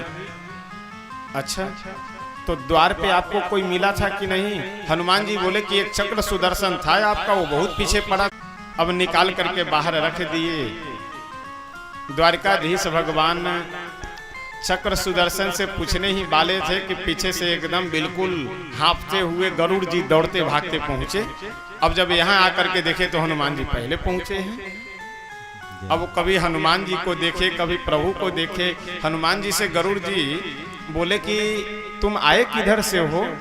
हनुमान जी बोले कि जिधर से आप आ रहे थे उधर से ही हम आए हैं। आप आधे रास्ते भी नहीं पहुंचे थे कि मैं द्वारिका में पहुंच गया था। आप इस रास्ते से होते हुए आए हैं? गरुड़ जी बोले हाँ। तुम भी उसी रास्ते से आए हो? हनुमान जी बोले उसी रास्ते से आए हैं। गरुड़ जी बोले तो हम देखे नहीं। हनुमान जी बोले कि हमारी स्पीड इतनी तेज है कि कोई हमें देख ही नहीं सकता है। गरुड़ जी को अपने तेज होने का भी अभिमान समाप्त, चक्र सुदर्शन को अपने बलवान होने का अभिमान समाप्त, और सत्यभामा जी को अपने सुंदरता का अभिमान समाप्त हो जाता है। इस तरह से श्री द्वारिकाधीश भगवान एक लीला करके ही सभी रुक्मिणी जी के था उस विवाह किए। और भागवतकार वर्णन करते हुए कहते हैं कि जितने भी प्रभु के विवाह हुए उन सभी धर्मपत्नियों के गर्भ से 10-10 पुत्रों की उत्पत्ति हुई। अब आप भी थोड़ा गिनती करके देखिए, लगभग 1,60,000 कुछ संख्या भगवान के केवल पुत्रों की है, बेटों की संख्या है। और उन बेटों का विवाह फिर उनके बेटे, फिर उनके बेटे के बेटे, यानी भागवत जी में लिखा हुआ है कि लगभग 3 करोड़ 81 अथवा 88 लाख आचार्य केवल द्वारिका में रखे गए थे भगवान के पुत्र पौत्रों को पढ़ाने के लिए। 3 करोड़ लगभग 88 लाख केवल अध्यापक रखे गए थे, आचार्य रखे गए थे। किस लिए? द्वारिकाधीश के बच्चों को पढ़ाने के लिए। तो आप विचार कर लीजिए कि बच्चों की संख्या कम से कम 10 बच्चे पे यदि एक आचार्य रख लीजिए तो लगभग 4 दहाई 40, लगभग 40 करोड़ के आसपास बच्चे तो होने ही चाहिए। तभी तो लगभग 4 करोड़ के आसपास आचार्य रखे गए थे। तो इस तरह से इतना लंबा चौड़ा प्रभु का परिवार हो गया। बीच के प्रसंग में भागवतकार बहुत सुंदर वर्णन करते हुए लिखते हैं कि एक बार की बात है, प्रभु भ्रमण करते हुए एक कुएं के पास में पहुंचे। अच्छा, एक घटना भगवान के बाल्यावस्था की भागवतकार अब वर्णन करने जा रहे हैं, लेकिन ये प्रसंग बाल लीला के समय का ही है। ग्वाल वालों के साथ खेलते कूदते वन में जब वो श्री द्वारिकाधीश श्री कृष्ण कन्हैया गए अपने बछड़ों को चराने के लिए, तो एक कुएं में बहुत मोटा तगड़ा और लंबे आकार के शरीर वाला एक गिरगिट दिखाई पड़ा। ग्वाल वाल आकर के कन्हैया से बोले कि कन्हैया चलो मैं चल करके तुम्हें कुएं में एक बड़ा आश्चर्य वाला दृश्य दिखलाता हूँ। कौन सा दृश्य? एक बहुत ही विशाल का एक गिरगिट कुएं में गिरा पड़ा है। द्वारिकाधीश भगवान जिस समय बाल रूप में थे जब गए तो देखे कि हाँ वास्तव में ये गिरगिट बहुत बड़े शरीर वाला है। उस गिरगिट से बोले कन्हैया कि तुम कौन हो? वह गिरगिट बोला कि ऐसा है, मेरा नाम है निरीग, मैं राजा था पूर्व जन्म में, और आप तो निरीग का नाम सुने होंगे, क्योंकि इस संसार में यदि सबसे बड़ा कोई गौदान करने वाला राजा हुआ तो वह राजा निरीग है। भगवान बोले कि जब तुम इतने बड़े गौदानी हो तो फिर गिरगिट बन करके क्यों कुएं में पड़े हुए हो? राजा निरीग बोला कि ऐसा है, एक बार हमने एक गौ किन्हीं ब्राह्मण को दान कर दिया और वह गौ संजोग से उन ब्राह्मण के गौशाला से खुल करके मेरे गौशाला के गौओं में आकर के वह गाय मिल गई, और उसी गाय को हमने दोबारा दूसरे ब्राह्मण को दान कर दिया। अब जब दूसरे वाले ब्राह्मण देवता उस गौ को लेकर के जा रहे थे तो पहले वाले ब्राह्मण देवता जब अपने गौ को खोजते हुए उधर से आ रहे थे तो रास्ते में वह गौ मिल गई। पहले वाले ब्राह्मण बोले कि क्यों तुम मेरी गौ को लेकर के कहां जा रहे हो? दूसरे वाले बोले कि नहीं नहीं, मुझे राजा निरीग अभी अभी गौदान में यह गौ दिए हैं, इसलिए ये तुम्हारा गौ नहीं है। अब दोनों इस समस्या का समाधान करवाने के लिए राजा निरीग के पास पहुंचे और निरीग जब इन दोनों के बातों को सुने तो समझ गए कि हमसे बहुत बड़ी भूल हो गई है, क्योंकि यह गौ पहले एक बार दान कर चुका हूं और फिर दोबारा हमने अज्ञानतावश दान कर दिया। पहले वाले ब्राह्मण को राजा निरीग बोले कि महाराज ऐसा है कि आप एक के बदले 2, 4, 10, 20 जो भी कहिए हम आपको गौ दे दे, लेकिन यह गौ जब मैं दोबारा दान कर दिया हूं तो इसे इन्हीं को दे दीजिए, इन्हीं के पास रहने दीजिए। पहले वाले ब्राह्मण राजा निरीग को शाप दे दिए कि तुम एक ही गौ को बार बार दान कर करके पुण्य कमाने का प्रयास करते हो, गिरगिट जैसे रंग बदलते हो, जा गिरगिट हो जा। यह शाप दे दिए तो उनके शाप को स्वीकार करते हुए राजा निरीग गिरगिट बन गए और प्रभु से बोले कि प्रभु तब से मैं गिरगिट बना यहाँ पड़ा हुआ हूँ, अब आपसे मेरी प्रार्थना ये है कि अपने कर कमल से हमें छू दीजिए, स्पर्श कर दीजिए, ताकि वह मेरा शाप समाप्त हो जाए और मैं सदगति को प्राप्त हो जाऊं। प्रभु अपना दाहिना कर कमल बढ़ा करके जैसे राजा निरीग के शरीर का स्पर्श किए, सो राजा निरीग का वह शरीर, गिरगिट का जो शरीर था वह समाप्त हो जाता है और बढ़िया देवता के रूप में आकर के स्वर्ग को प्रस्थान करते हैं। यह प्रसंग बहुत सुंदर भागवतकार वर्णन करते हैं। आजकल हमारे समाज में बहुत से ऐसे पंथ परंपरा वाले लोग हैं जो अपने आप को ही भगवान बना करके समाज में स्थापित कर देते हैं। राम जी भगवान नहीं है, कृष्ण जी भगवान नहीं है, ये भगवान नहीं है, वो भगवान नहीं। भगवान कौन है? तो हम हैं भगवान। आप बहुत से ऐसे पंथ परंपरा वाले लोग हैं, कई बार तो मैं सोचता हूं नाम न लूं, लेकिन व्यास गद्दी से नाम लेना भी आवश्यक रहता है। तो आज हमारे समाज में ये निरंकारी परंपरा है, या इस समय शिव चर्चा इधर पता नहीं शायद कम है या ज्यादा है, लेकिन उत्तर प्रदेश का पूर्वांचल और बिहार और झारखंड तक खूब लोग हंसुआ भूला गया और शिव जी को जब याद किए तो हंसुआ मिल गया और खुरपी मिल गया। यही सब खूब चर्चा किया करते हैं लोग जो है।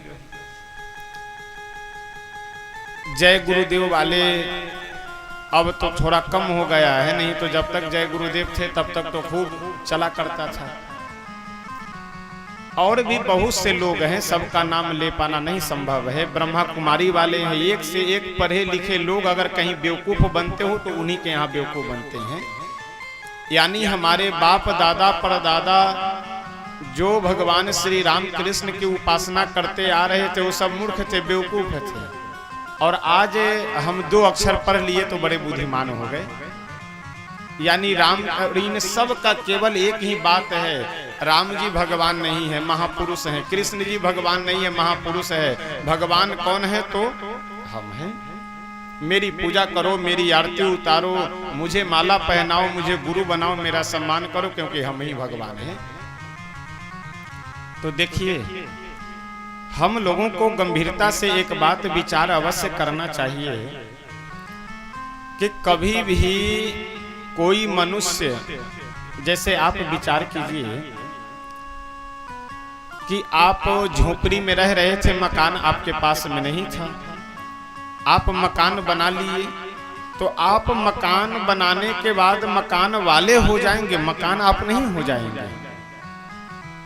आपके पास पैसा नहीं था, आप पैसा कमाने लगे तो आप पैसे वाले हो जाएंगे, आप पैसा नहीं हो जाएंगे। उसी तरह से यदि आप भगवत प्राप्त पुरुष हो गए, आपको 2, 4, 10, 20 हजार लाख लोग गुरु मानने लगे, भगवत प्राप्त पुरुष मानने लगे कि आपके पास जाने से उनके जीवन में परिवर्तन हो रहा है, तो आप भगवत प्राप्त पुरुष बन सकते हैं, भगवान नहीं बन सकते। देखिए, ऐसा है कि एक पुत्र का यह कर्तव्य है कि माता पिता को वह भगवान के समान माने। मातृदेवो भव पितृदेवो भव। पुत्र का यह कर्तव्य है कि माता पिता को गुरु के समान माने, शिष्य का यह कर्तव्य है कि गुरु को भगवान की तरह माने।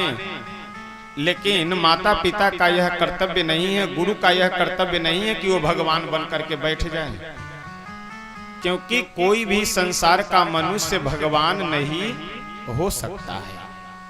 तो इसलिए अगर समाज में कुछ भगवान बन करके घूम रहे हों तो ऐसे भगवानों से हम लोगों को सावधान रहना चाहिए। और ये आज की बात नहीं है, जिस समय भगवान इस धराधाम पे थे उस समय भी नए नए भगवान मार्केट में बना करते थे। अच्छा, लोग भी सुविधा खोजते हैं।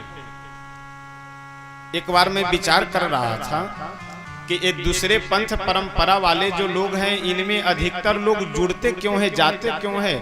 क्योंकि इनके यहाँ सुविधा है, जो मन हो सो खाओ, जो मन हो सो पियो, जैसे मन हो वैसे रहो, हमें गुरु बना लो, हमसे ज्ञान ले लो, बस तुम्हारा कल्याण हो जाएगा। आज आपको जितने भी ये सब पंथ परंपरा वाले लोग दिखाई देंगे, एक आध को छोड़ करके बाकी सब में जो मन हो खाओ, जो मन हो पियो, मन हो तो स्नान करके खाओ, न मन हो तो स्नान भी न करो, केवल बस गुरु बना लो, ज्ञान ले लो, बस तुम्हारा कल्याण हो गया। लेकिन ऐसा नहीं है। जैसे आप मान लीजिए कि पेट खराब हो, लगभग 8-10 बार आप दस्त जा चुके हो और डॉक्टर साहब के पास पहुंचिए दवा लेने के लिए, और डॉक्टर साहब यह कह दे कि बहुत पेट सही नहीं है और दस्त हो रहा है बार बार, आप बोलिए कि हाँ। डॉक्टर साहब बोले कोई बात नहीं, चिंता करने की बात बिल्कुल नहीं है, मैं दवा लिख दे रहा हूँ, दवा आप खाइए और चाय समोसा टिकिया पकौड़ा जो भी इच्छा हो खूब खाइए। तो आप क्या कहेंगे कि ये डॉक्टर नहीं लुटेरा है यह? यानी इसका मतलब यह है कि हम चाय समोसा टिकिया पकौड़ा खा करके पेट खराब किए रहें और इनसे बार बार आकर के दवा लेते रहे ताकि ये पैसा कमाया करें। लेकिन डॉक्टर ऐसा कहते नहीं है। पेट खराब है, सबसे दवा लिखने से पहले कि ऐसा है, मूंग की दाल रख करके बिल्कुल पतली खिचड़ी खानी है, तेल मसाला बंद, दूध घी सब बंद, यानी पहले संयम करना है। शुगर के आप मरीज हैं और जो मन हो सो खाइए और दवा खाते रहने से शुगर कंट्रोल नहीं होगा, संयम करना होगा। उसी तरह से भगवान को प्राप्त करने के लिए, ध्यान लगाने के लिए पहले आहार विहार पे संयम करना आवश्यक है। आजकल तमाम लोगों को देखिए कि बस आप गुरु बनाइए, ज्ञान लीजिए कि तत्काल भगवान का दर्शन, जैसे वो पाकिट में भगवान को रखे हुए हों कि जब इच्छा करे निकाल करके आपको दिखला दे, और आंख बंद कर करके केवल फोटो खिंचा लेने से भगवान का दर्शन नहीं होता है। जागते समय जो आप कुत्ता बिल्ली बंदर देख रहे हैं, जब नेत्र बंद करेंगे तो वही कुत्ता बिल्ली बंदर आपको दिखाई पड़ेगा, भगवान नहीं दिखाई पड़ेंगे। लेकिन अब मजबूरी है कि गुरु बना लिए हैं, गांव में लोगों से कह करके आए थे कि जा रहे हैं हम गुरु बनाकर तत्काल भगवान का दर्शन करेंगे, तो उन लोगों को बताना है कि हाँ हमें भगवान का दर्शन हो गया है। तो अब भगवान दिखे या भगवान के जगह कुछ और दिखे, लेकिन लोगों को तो यही बताना है ना कि हमें दर्शन हो गया है।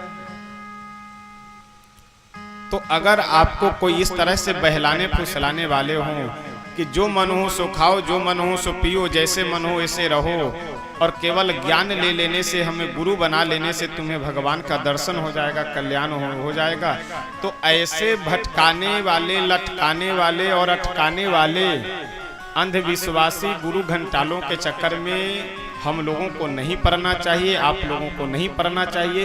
जो हमारी प्राचीन परंपरा रही है, जो भगवान के अनन्य भक्त, भगवान का नाम जप करने वाले, भक्ति करने वाले जो भक्त संत हो, उन्हीं का संग करना चाहिए और उन्हीं के सानिध्य में जाना चाहिए।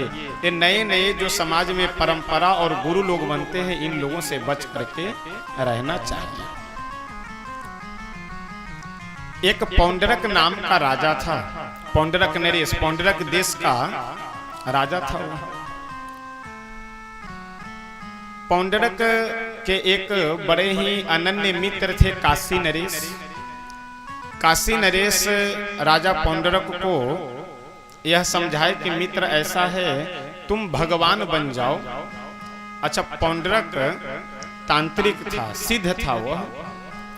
काशी नरेश बोला कि ऐसा है, 2 हाथ तो तुम्हें है ही, और मंत्र के द्वारा 2 हाथ और बना, 4 हाथों में धारण करके तुम भी वैकुंठाधिपति बन जाओ, और हम तुम्हारे पुजारी बन जाएंगे, और पूरे संसार में तुम्हारा प्रचार करेंगे कि अभी तक जो द्वारिका में द्वारिकाधीश हैं वह नकली भगवान हैं, और अब जो भगवान पौंडरक प्रकट हुए हैं ये असली भगवान हैं। और लोग जब दर्शन करने के लिए आएंगे, चढ़ावा होगा तो उसमें आधा आधा हम दोनों लोग बांट लेंगे। यानी सेटिंग कर करके पौंडरक को भगवान बना दिया काशी नरेश। पौंडरक भी मंत्र के द्वारा 2 हाथ और बढ़ा करके, एक में शंख, दूसरे में चक्र, एक में कमल और शंख चक्र गदा, एक हाथ में गदा धारण करके और सिंहासन पे बैठ करके जितने भी दर्शन करने वाले लोग आने लगे सबको आशीर्वाद भी देने लगा। अच्छा, मूर्खों की भी तो कमी है नहीं अपने हिंदू समाज में, सनातन धर्म में। भेड़ जो है, ये भेड़िया धसन जानते हैं किसे कहा जाता है? भेड़ों के झुंड को कभी आप देखिए चलते हुए तो एक भी भेड़ का मुख ऊपर नहीं, सब का मुख नीचे झुका हुआ है, और अगले वाले भेड़ के पैर को देख करके सब चला करता है। और उन सभी एक भेड़ अगले वाले भेड़ को, वह भेड़ अपने से अगले वाले के पैर को देख करके चला करता है, और जो सबसे आगे वाला भेड़ है उसके आगे भेड़ को चराने वाला आदमी हाथ में लाठी लिए और आगे आगे चलता है, उसी के पीछे पीछे सारे भेड़ चला करते हैं। और यदि वह आदमी धोखे से मान लीजिए कहीं गड्ढे में कूद जाए तो वह भेड़ इधर उधर नहीं, वो सारे के सारे भेड़ गड्ढे में गिरेगा, एक भी इधर उधर वो जा नहीं सकता। इसी को कहा जाता है भेड़िया धसन। यानी आजकल लोग अधिकतर गुरु भी बनाते हैं तो भीड़ में जा करके, अरे हजारों लाखों लोग जा करके गुरु बना ले रहे हैं तो अवश्य कुछ न कुछ बात होगी, और पता लगे कि 10, 20, 25 वर्ष बाद गुरु जी कहीं और दिखाई पड़ते हैं।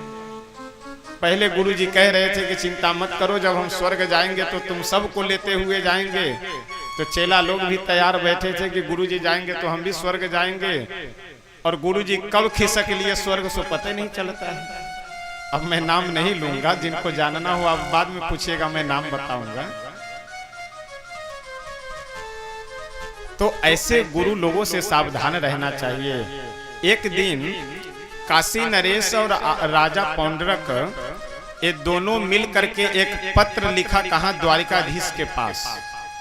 द्वारिकाधीश को पत्र लिखते हुए बोला, एक दूत के हाथे पत्र भेजा।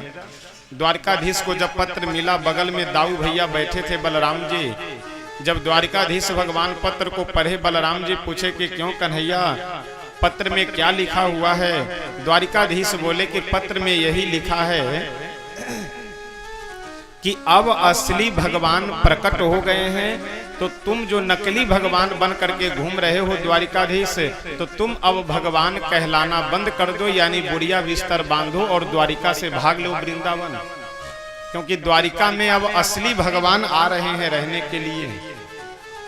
बलराम जी बोले कि ऐसा है, एक पत्र इधर से लिखो कि आप क्यों कष्ट करेंगे, यहाँ आकर के हम लोग ही आ रहे हैं आपका दर्शन करने वहां। और श्री बलराम जी और द्वारिकाधीश भगवान अपनी नारायणी सेना सजा करके द्वारिका पहुंचे और जा करके पौंडरक का राम नाम सत्य किए। अच्छा, पौंडरक जब यह सुना कि द्वारिकाधीश बलराम जी ये सब यदुवंशी सैनिकों को लेकर के आ रहे हैं हमसे युद्ध करने के लिए, तो वह इस विचार में था कि हमारा जो काशी नरेश है वह हमारी सहायता करेगा। और काशी नरेश जैसे सुना कि द्वारिकाधीश अपनी नारायणी सेना लेकर के आ रहे हैं, वो धीरे से खिसक लिया वहां से। अब पौंडरक पूरे राज्य में खोजवावे कि कहाँ गए हमारे मित्र, कहाँ गए हमारे मित्र, और मित्र रहे तब तो पता चले। अब अंत में पौंडरक अकेले बचे। द्वारिकाधीश जाकर के बोले कि क्यों असली भगवान, क्या हाल चाल है। अब पौंडरक अब करे क्या, प्रतिष्ठा की बात आ गई, इज्जत की बात आ गई। युद्ध किए और युद्ध में वीर गति को प्राप्त हो गए, राम नाम सत्य हो जाता है। इस तरह से भागवतकार कहते हैं कि प्रभु अनेक राक्षसों का, दुष्ट राजाओं का प्रभु समय समय से वध करते हैं, समय समय से उन्हें दंड देते हैं। आगे देखिए, भक्त की जैसी इच्छा हो भगवान उसे अवश्य पूरा करते हैं। चाहे कोई प्रभु के शरण में बैर भाव से जाए या समर्पित भाव से जाए, जिस किसी भी भाव से यदि प्रभु के शरण में आप जा रहे हैं तो भगवान अवश्य आपकी इच्छा पूरी करेंगे, भगवान आपको अवश्य अपनाएंगे। एक बहुत सुंदर भजन है कि हम लोगों को इस शरीर का, धन का, अपने बल का, बुद्धि का जो अभिमान रहता है, यह निरर्थक अभिमान रहता है।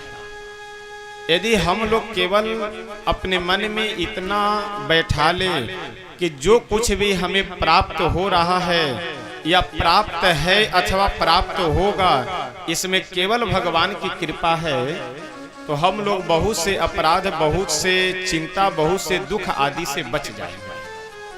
और वास्तव में सत्य यही है, झूठ मूठ का हम लोग मान लेते हैं कि यह मेरा है, वह मेरा है। जिस दिन शरीर के अंदर से प्राण निकला तो घर भी आपका, बेटे भी आपके, रिश्तेदार नातेदार भी आपके, लेकिन यही लोग यह कहते हुए नजर आएंगे कि जल्दी से इन्हें लेकर के चलो श्मशान घाट पे, क्योंकि मुर्दे को घर में ज्यादा देर नहीं रखना चाहिए।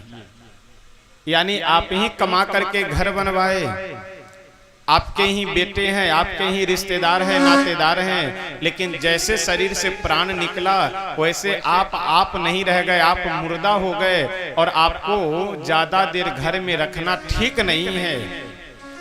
यही कहते हुए लोग नजर आ रहे हैं। एक बहुत सुंदर भजन है, आइए हम सब एक दो पंक्ति गा करके तब आगे बढ़ेंगे। जब ये सुगनवा, पहले इस भजन का तात्पर्य आप लोग समझ लीजिए तो भजन समझने में आसान होगा। सुगना यानी जो हमारे आपके अंदर में जीवात्मा है, प्राण है, यही सुगना है। और पिंजरा यानी ये जो शरीर है, यही शरीर ही पिंजरा है। और जैसे यहाँ पे ससुराल और मायका होता है ना, उसी तरह से तो ससुराल और मायका तो केवल विशेष करके महिलाओं का होता है, लेकिन इस संसार में जितने भी लोग जन्म लिए हैं, स्त्री पुरुष, उन सबका भी ससुराल और मायका होता है। ये जहाँ पृथ्वी लोक पे हम लोग क्या है, ये मायका है, यानी कुछ दिन यहाँ रहना है। और यहाँ रहने के बाद एक दिन यह निश्चित है कि अपने ससुराल जाना है। तो जो यमराज के यमलोक जाना है, परलोक जाना है, वही हम लोगों का ससुराल है। और यहाँ जो मृत्यु लोक पे हम लोग हैं, वही हम लोगों का मायका है। जब ई सुगनवा, जब ई सुगनवा फरार होई जई हैं, सोने के पिंजरवा बेकार होई जई, सोने के पिंजरवा बेकार होई गई। जब ई सुगनवा, जब ई सुगनवा, जब ई सुगनवा, जब ई सुगनवा फरार होई जई, सोने के पिंजरवा बेकार होई गई, सोने के पिंजरवा बेकार होए गए, सोने के पिंजरवा बेकार होई गई, सोने के पिंजरवा बेकार होए गए। जय हो।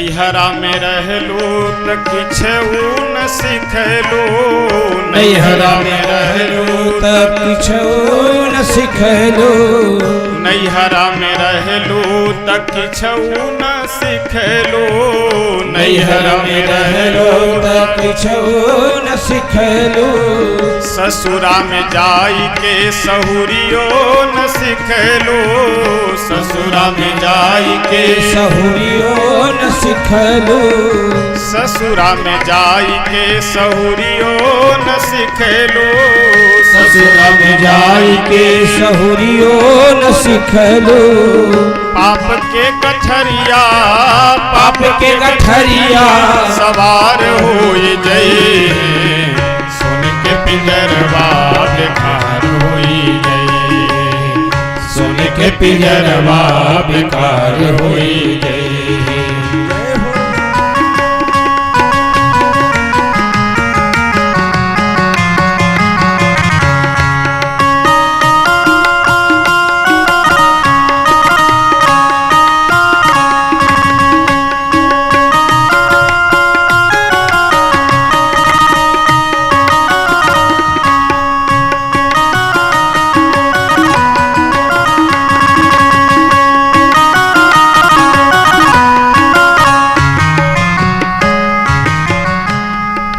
अगली पंक्ति में संत कहते हैं कि जब व्यक्ति अपने बिस्तर पे मरणासन पड़ा हुआ होता है तो देखने के लिए रिश्तेदार नातेदार आते हैं, तो सभी पास में जा कर के पूछते हैं ना कि आप हमें पहचान रहे हैं। तो वह जो मरणासन व्यक्ति अपने बिस्तर पे पड़ा हुआ रहता है तो वह केवल देखता है और दोनों नेत्रों से आंसू गिराते हुए रोता, कुछ बोलते नहीं है।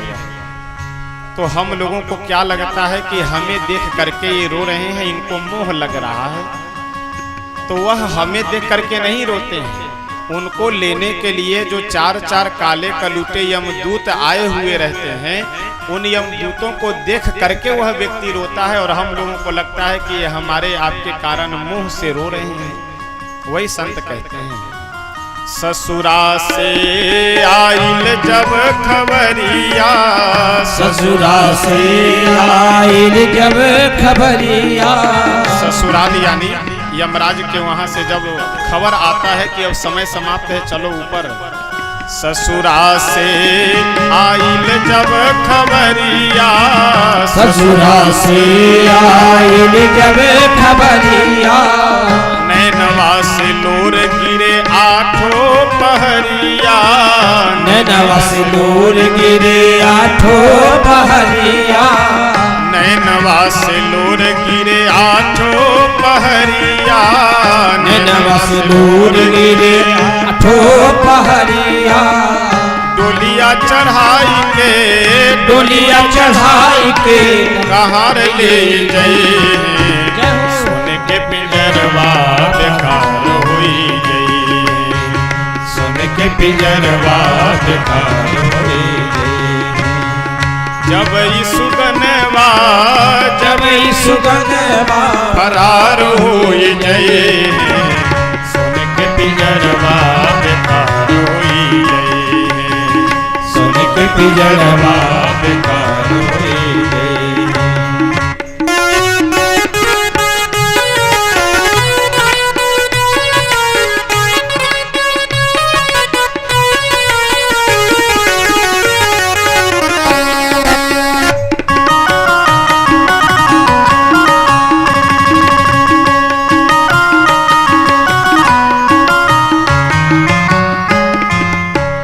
भजन की अंतिम पंक्ति में संत कहते हैं कि बार बार ससुराल और नैहर का चक्कर न लगाना पड़े, तो इसके लिए क्या उपाय है? एक उपाय है, धर्म के नैया पर करला सवरिया, धर्म के नैया पर करला सवरिया, धर्म के नैया पर करला सवरिया, धर्म के नैया पर करला सवरिया, बेड़ा पार होई है बाट राम जी खेवैया, बेड़ा पार होई है बाट राम जी खेवैया, बेड़ा बेड़ा पार होई है बाटे राम जी खेवैया, बेड़ा पार होई है बाटे राम जी खेवैया।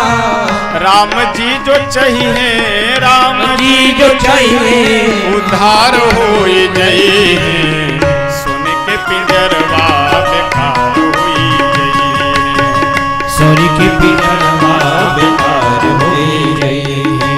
जब ई सुगनवा, जब ई सुगनवा फरार होई जई है, सुन के पिंजरवा बेकार होई जई है, सुन के पिंजरवा बेकार होई जई है, सुन के पिंजरवा बेकार होई जई है, सुन के पिंजरवा बेकार होई जई है। राधा कृष्ण भगवान की सोने के पिंजरवा बेकार होई जई।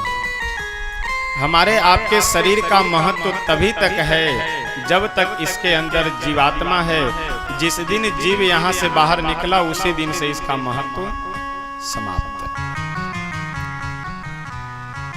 आज दोपहर के समय में कथा हो रही है तो गर्मी अधिक है, लेकिन पंखा की भी लगभग पर्याप्त व्यवस्था है। और देखिए, घबराने की बात नहीं है। कठिनता से, मेहनत से जो वस्तु प्राप्त होती है उसका महत्व होता है जीवन में। जैसे कई बार लोग तीर्थों में जाते हैं तो वहाँ कहते हैं, अब क्या बतावे महाराज जी, चलते चलते परेशान हो गए। तो अगर आपको चलना नहीं था तो फिर तीर्थ में आए किस लिए? यानी मंदिर के बिल्कुल दरवाजे पे हम गाड़ी से उतरे और दर्शन करें और फिर गाड़ी में। तीर्थ का मतलब है कि वहाँ सेवा और तपस्या होनी चाहिए। तो आज आप सबको गर्मी अधिक लग रही है, लेकिन आज की कथा यादगार कथा हो। आपको ध्यान रहेगा महाराज जी किस दिन बोले थे, जिस दिन गर्मी ज्यादा लग रही थी उसी दिन ये बात बोले हुए थे। तो चिंता करने की बात नहीं है। जहाँ गर्मी लग रही हो, जहाँ पंखा हो, वहाँ सब लोग बैठे ही हैं और पर्याप्त व्यवस्था। और थोड़ी और हम अपनी बात बतावे, हमको तो जितनी गर्मी लगती है उतना और दिमाग ठंडा होता है और मन बिल्कुल कथा हो या पढ़ाना हो दोनों में ज़्यादा लगता है। तो इसलिए पंखा इसको भी हम घुमा देते। लेकिन हमारे आसपास में जो लोग बैठे हैं ये सब कहने लगेंगे कि अब अपना तो जो है गर्मी में परेशान है ही, और हम लोग को भी इसलिए पंखा है इधर, नहीं तो इसको भी घुमा देते आप लोग।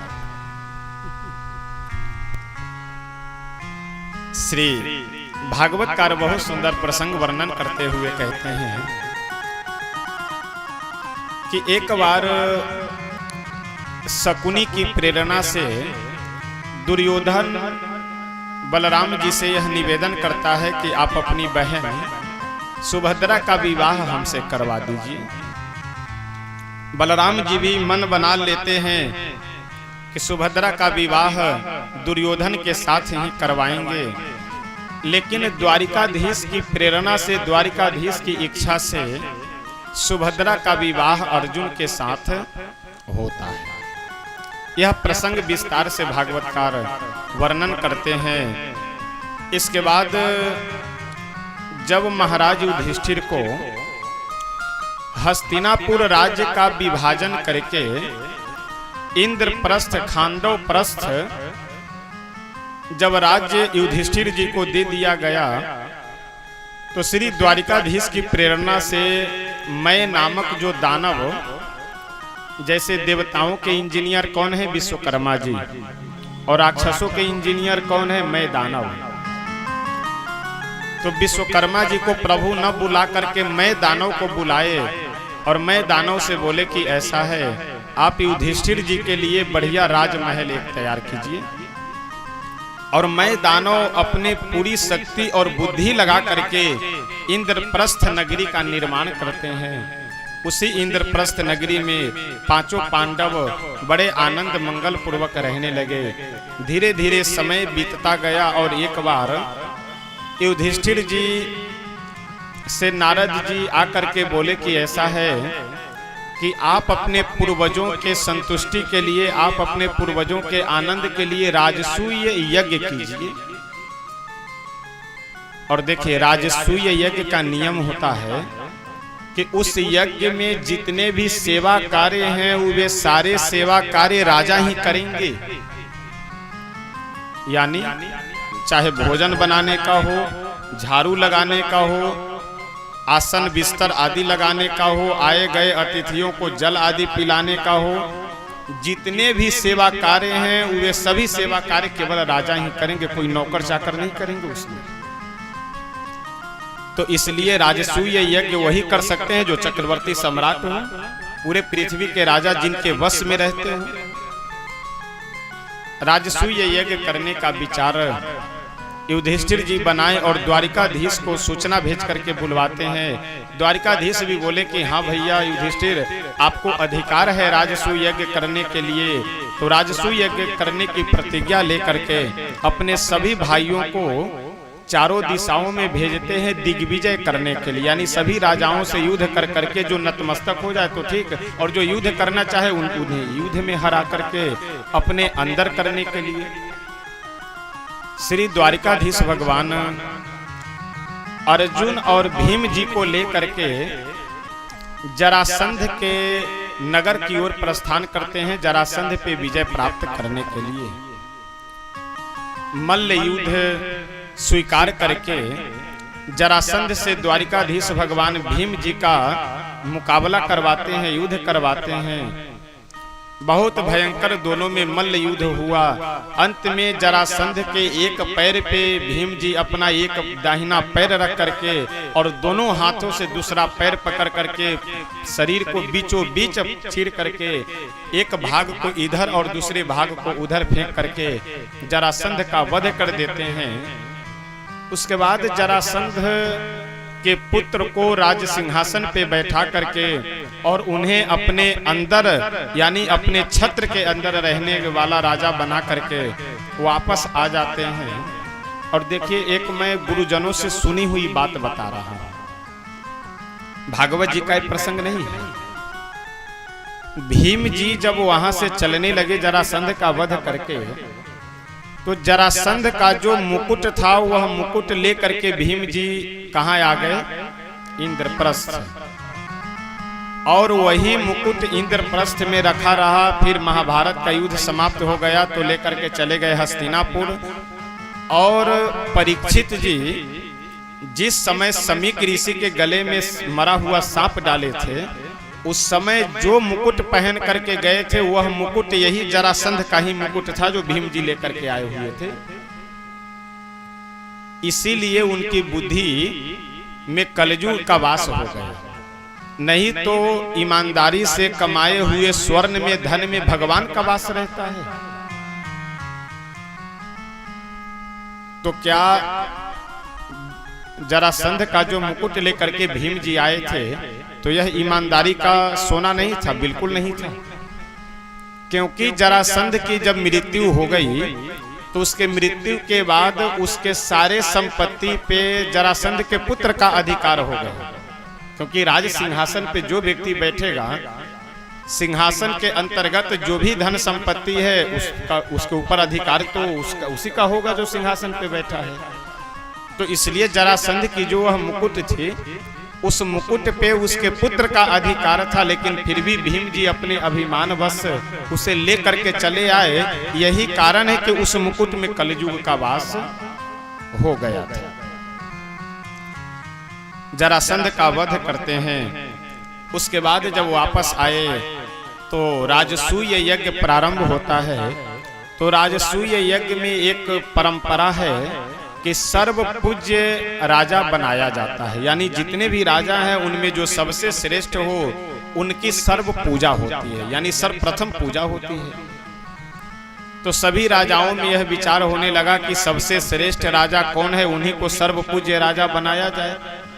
तो सभी पांचों पांडव, अन्य भी बहुत से लोग श्री द्वारिकाधीश को ही सर्व पूज्य यानी सर्वश्रेष्ठ राजा घोषित करते हैं। अब जैसे उन्हें सर्वश्रेष्ठ राजा घोषित किया जाता है और सिंहासन पे बैठाया गया, वैसे एक शिशुपाल नाम का द्वारिकाधीश भगवान का ही फुफेरा भाई था। और सभा में आकर के अनाप शनाप बोलने लगा। तो शिशुपाल के माँ को भगवान यह वचन दिए थे कि बुआ ऐसा है कि मैं आपके पुत्र के 100 गालियों को क्षमा करूंगा, 100 अपराध को क्षमा करूंगा, लेकिन इससे यदि आगे अपराध किया तो यह अवश्य दंड का भागी होगा। तो शिशुपाल जब 100 गालियों के बाद जब 101वां गाली दिया तो भगवान अपना चक्र सुदर्शन निकाले और शिशुपाल का राम नाम सत्य कर देते हैं। शिशुपाल का वध होने के बाद राजसूय यज्ञ में सर्व पूज्य राजा द्वारिकाधीश बनाए गए। अब नंबर आया सेवा बांटने की, कौन राजा क्या करेंगे, कौन भोजन बनाएंगे, कौन झाड़ू लगाएंगे, कौन यज्ञ मंडप की व्यवस्था देखेंगे, कौन आए गए अतिथियों की व्यवस्था देखेंगे। तो जितनी भी सेवाएं थी वो सारी सेवाएं बट गई, भोजन भी बनाने की, झाड़ू पोछा सब कुछ करने की। अब द्वारिकाधीश भगवान का जब नंबर आया तो द्वारिकाधीश बोले कि हमें क्या सेवा मिली। सभी पांडव बोले और राजा लोग भी बोले कि अब द्वारिकाधीश आप क्या सेवा करेंगे, बस आप देख रेख रखिए, यही सबसे बढ़िया है। द्वारिकाधीश बोले कि नहीं नहीं, हमें तो कोई सेवा देनी होगी आप लोगों को। पांचों पांडव बोले कि ऐसा है द्वारिकाधीश, जो सेवा इस यज्ञ में बच गई हुई होगी वह सेवा आप कर लीजिएगा। अच्छा, पांडव लोग अपने मन में यह सोच रहे हैं कि इस यज्ञ में कोई सेवा बची ही नहीं है, लगभग सारी सेवाएं बच चुकी है, तो कोई सेवा जब बची नहीं है तो ये कोई सेवा करेंगे नहीं, कोई इन्हें सेवा मिलेगी ही नहीं, कोई काम इन्हें मिलेगा ही नहीं। भोजन करने के लिए यज्ञ में जितने भी बाहर से अतिथि संत महात्मा ब्राह्मण जन आए हुए थे सभी यज्ञ में बैठे पंगत में भोजन करने के लिए। अब भोजन परोस दिया गया, सब लोग प्रसाद पा लिए। अब जब भोजन कर लिए तो पत्तल उठाने की ड्यूटी किसी की मिली ही नहीं थी, यानी भोजन करके जब सब उठ करके चले गए तो पत्तल उठा करके फेंकने की सेवा किसी को नहीं मिली थी। अब श्री द्वारिकाधीश भगवान आए और आकर के खड़े हो गए, बोले कि ऐसा है, आप सब लोग हमसे यह वचन दिए थे कि जो सेवा बची हुई होगी वह सेवा आप कीजिएगा, तो पत्तल उठाने की सेवा इस यज्ञ में बची हुई है तो यह सेवा अब मैं करूंगा। और देखिए हम लोगों की विडंबना क्या है, जो सेवा हम लोगों को जितनी छोटी दिखाई पड़ती है ना, उसका महत्व उतना ही अधिक होता है। झाड़ू लगाना, पत्तल उठाना, कई बार मैं देखता हूं कि कहीं यदि जूठा गिलास रखा हुआ है तो तमाम लोग आएंगे और आकर के बोलेंगे, अरे इधर सुनो, देखो ये गिलास रखा, इसको उठाकर वहां रख दो। क्यों आप नहीं रख सकते? नहीं रख सकते क्यों? क्योंकि हम यदि जूठा गिलास उठाकर लेकर जाएंगे तो फिर छोटे हो जाएंगे। और हद तो तब हो जाती है कि एक बाल्टी कहीं पे यदि रखा हुआ हो, बाल्टी को ले जा करके अगर कहीं हैंडपंप के पास या कहीं रखना हो तो लोग दूर से आदमी को बुलाएंगे कि सुनो इस बाल्टी को उठाओ और उठा करके वहां रख दो। यह जो आदत है ना, ये दिखावा या अपने आप को बड़प्पन का अभिमान, ये सब आपको बहुत से लाभ से वंचित कर देगा। इसलिए जीवन में जहां कहीं भी मौका मिले, चाहे झाड़ू लगाने का मौका मिले, पत्तल उठाने का मौका मिले, भोजन कराने का मौका मिले, जो मौका मिले उसे चूकना नहीं चाहिए, अवश्य सेवा कीजिए।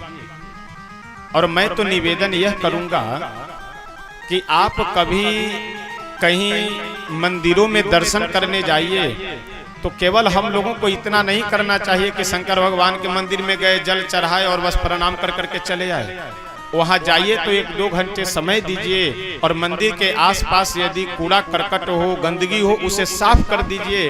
तो आप पूरे 1 वर्ष जितना जल चढ़ा करके पुण्य नहीं कमाएंगे, उतना एक दिन यदि भोले बाबा का मंदिर साफ कर दे रहे हैं उतना पुण्य आपको मिलेगा। तो इसलिए हम लोगों को जो सेवा जितनी छोटी दिखाई पड़ रही है ना, उससे उतना ही अधिक पुण्य मिलता है। तो इसलिए कभी सेवा से हम लोगों को नहीं चूकना चाहिए।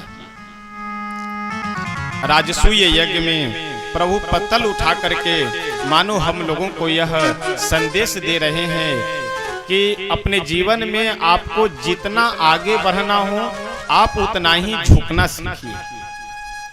जैसे बाल्टी कुएं में जितना नीचे जाती है उतना ही भर करके ऊपर आती है, और बाल्टी यदि अपने मन में यह सोच ले कि बताओ हम और कुएं में जाएंगे वो भी नीचे, तो बाल्टी कभी भर नहीं सकती।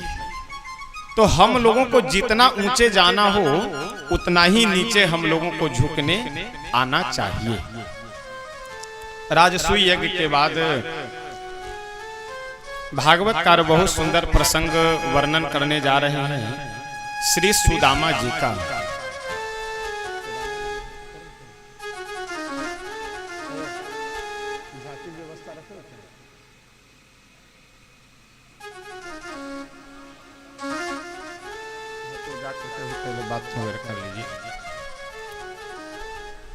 श्रीमद्भागवत भगवान की। श्री भागवतकार बहुत सुंदर लिखते हुए कहते हैं, कृष्णस्यासे सखा कश्चित् ब्राह्मणो ब्रह्मवित्तमः प्रसक्तेन्द्रियार्थेषु प्रशान्तात्मा जितेन्द्रियः।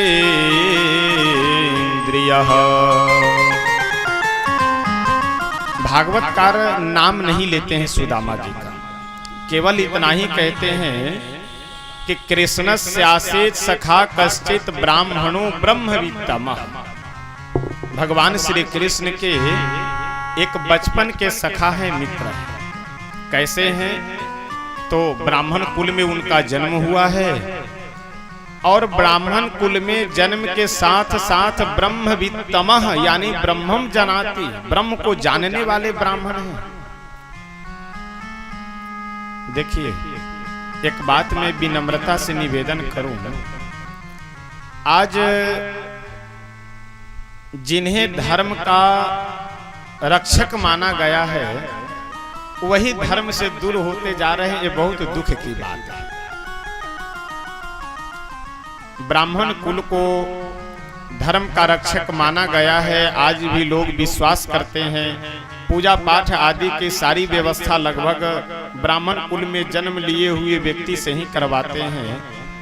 तो कम से कम इस कुल में जन्म लेने वाले का यह परम कर्तव्य है कि अपने संस्कृतियों का पालन अवश्य होना चाहिए।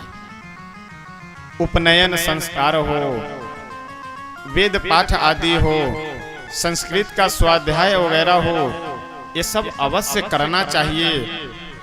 और आजकल हम देखते हैं कि उपनयन होने के बाद यज्ञोपवीत लोग नहीं पहनना चाहते, यह कहते हुए कि हम स्कूल कॉलेज में जाते हैं तो वहाँ थोड़ा अटपटा लगता है, ठीक नहीं लगता है, लोग व्यंग करते हैं। देखो ऐसा है, अभी जल्दी में एक बात बहुत तेजी से फैली हुई थी और बहुत विवाद बना था उस पे कि विश्वविद्यालय में कॉलेज में कोई लड़की बुर्का पहन करके गई थी। तो आप अन्य समाज के, अन्य धर्म के, किसी सिख धर्म के छोटे बच्चे को देखिए, वो चाहे कॉलेज में हो, मेडिकल कॉलेज में हो, विश्वविद्यालय में हो, चाहे दुनिया के किसी भी जगह पे हो, तो पगड़ी खोल करके कहीं वो नहीं जाता है कि नहीं है ऐसा? आप तमाम दूसरे धर्म के लोगों को देखेंगे, क्रिश्चियन समाज के लोगों को आप देखेंगे, कई मैं जजों को स्वयं प्रत्यक्ष देखा हूं कि वो क्रॉस आगे कोट के ऊपर क्रॉस लटका करके और तब कोट में बैठते हैं, उनको कोई शर्म नहीं लग रहा है। लेकिन हम लोग यदि यज्ञोपवीत पहन ले, सिखा रख ले, चंदन लगा ले, तो कॉलेज में, स्कूल में या अपने मित्रों के बीच जाने में हम लोगों को शर्म लगता है। वैसे अगर आप सनातनी हैं, सनातन धर्म में जन्म हुआ है, हिंदू धर्म में आप जन्म लिए हैं, तो कलावा, शिखा, तिलक ये सब तो अवश्य सबको रखना चाहिए। जिन्हें अधिकार है, जिनका यज्ञोपवीत हुआ है, उन सबको यज्ञोपवीत भी धारण अवश्य करना चाहिए।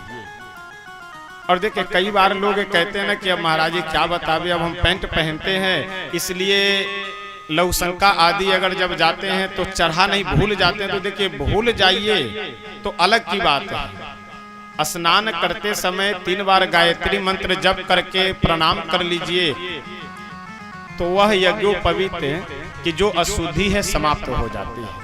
तो जब हमें इतनी सुविधा मिली हुई है कि कभी भूल से यदि यज्ञोपवीत हम अपने कान पे नहीं चढ़ाते हैं तो उसके बाद उसे शुद्ध करने की प्रक्रिया व्यवस्था है, तो डरने की क्या जरूरत है। अवश्य यज्ञोपवीत हम लोग, अब मैं हाथ नहीं उठवाऊंगा, नहीं तो यहाँ हमें लगता है कि आधे लोग कम से कम यज्ञोपवीत नहीं पहने होंगे। तो और जो पहने हैं अच्छी बात है, और जो नहीं पहने हैं आप अवश्य पहनिए। हमारे यहाँ शास्त्रों का नियम है कि द्विजाति को यज्ञोपवीत तो अवश्य ही होना चाहिए, और विवाह से पहले। अब आजकल तो मैं देखता हूं कि लगभग 70% लोग विवाह के समय यज्ञोपवीत करवाते हैं और उसी समय के भी केवल विधि करके उसके बाद आए खोल करके लपेट कर अलमारी में रख दिए, बस उसके बाद में फिर कभी निकालना नहीं है। ब्राह्मण वर्ण के व्यक्ति का 8 वर्षों तक यज्ञोपवीत उपनयन हो जाना चाहिए, अंतिम 12 वर्ष तक हो जाना चाहिए। 12 वर्ष तक यदि नहीं हुआ तो फिर उसके बाद इष्टि करने के बाद, प्रायश्चित करने के बाद ही यज्ञोपवीत उपनयन हो सकता है। क्षत्रिय कुल में जन्म लिए हुए व्यक्ति को 12 वर्षों तक, अंतिम 16 वर्षों तक यज्ञोपवीत हो जाना चाहिए, और वैश्य कुल में जन्म लिए हुए व्यक्ति का 16 वर्षों तक, अंतिम 22 वर्षों तक उपनयन अवश्य हो जाना चाहिए। इसके बाद यदि उपनयन आप करवाते हैं तो प्रायश्चित करके आपको उपनयन करवाना होगा।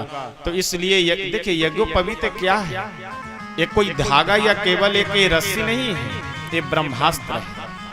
हमारे आपके शरीर पे, कांधे पे यदि यज्ञोपवीत है तो समझिए ब्रह्मास्त्र है हमारे पास में। यानी नियमित यदि यज्ञोपवीत आप धारण कर रहे हैं तो आपके ऊपर कभी किसी का तंत्र मंत्र काम नहीं कर सकता है, मैं गारंटी के साथ में कहता हूँ। यदि विधि विधान से, नियम से यज्ञोपवीत आप धारण करें तो किसी का भी तंत्र मंत्र, भूत प्रेत आदि की बाधाएं आपके ऊपर कभी भी हावी नहीं हो सकती। शिखा रखने का अपना अलग महत्व है, कलावा बांधने का अलग महत्व है, चंदन लगाने का अपना अलग महत्व है। तो आप सब सौभाग्यशाली हैं कि जो पालन करते हैं, और जो नहीं करते हैं वह लोग अवश्य पालन कीजिए। यही मेरा निवेदन है, यही मेरा विनय है। श्री सुदामा जी कैसे हैं, ब्राह्मणों ब्रह्मवित्तमः, ब्रह्म में मन लगाने वाले, ब्रह्म का चिंतन करने वाले। ब्रह्म यानी वेद। व्याकरण महाभाष्य में वेद को ब्रह्म की संज्ञा दी गई है। जैसे ब्रह्मचारी शब्द की जब व्युत्पत्ति व्याकरण महाभाष्यकार करते हैं तो वहां कहते हैं कि ब्रह्म वेदः तम चरति अध्यापयति इति ब्रह्मचारी। ब्रह्मचारी शब्द की जब व्याख्या करते तो ब्रह्म यानी वेद।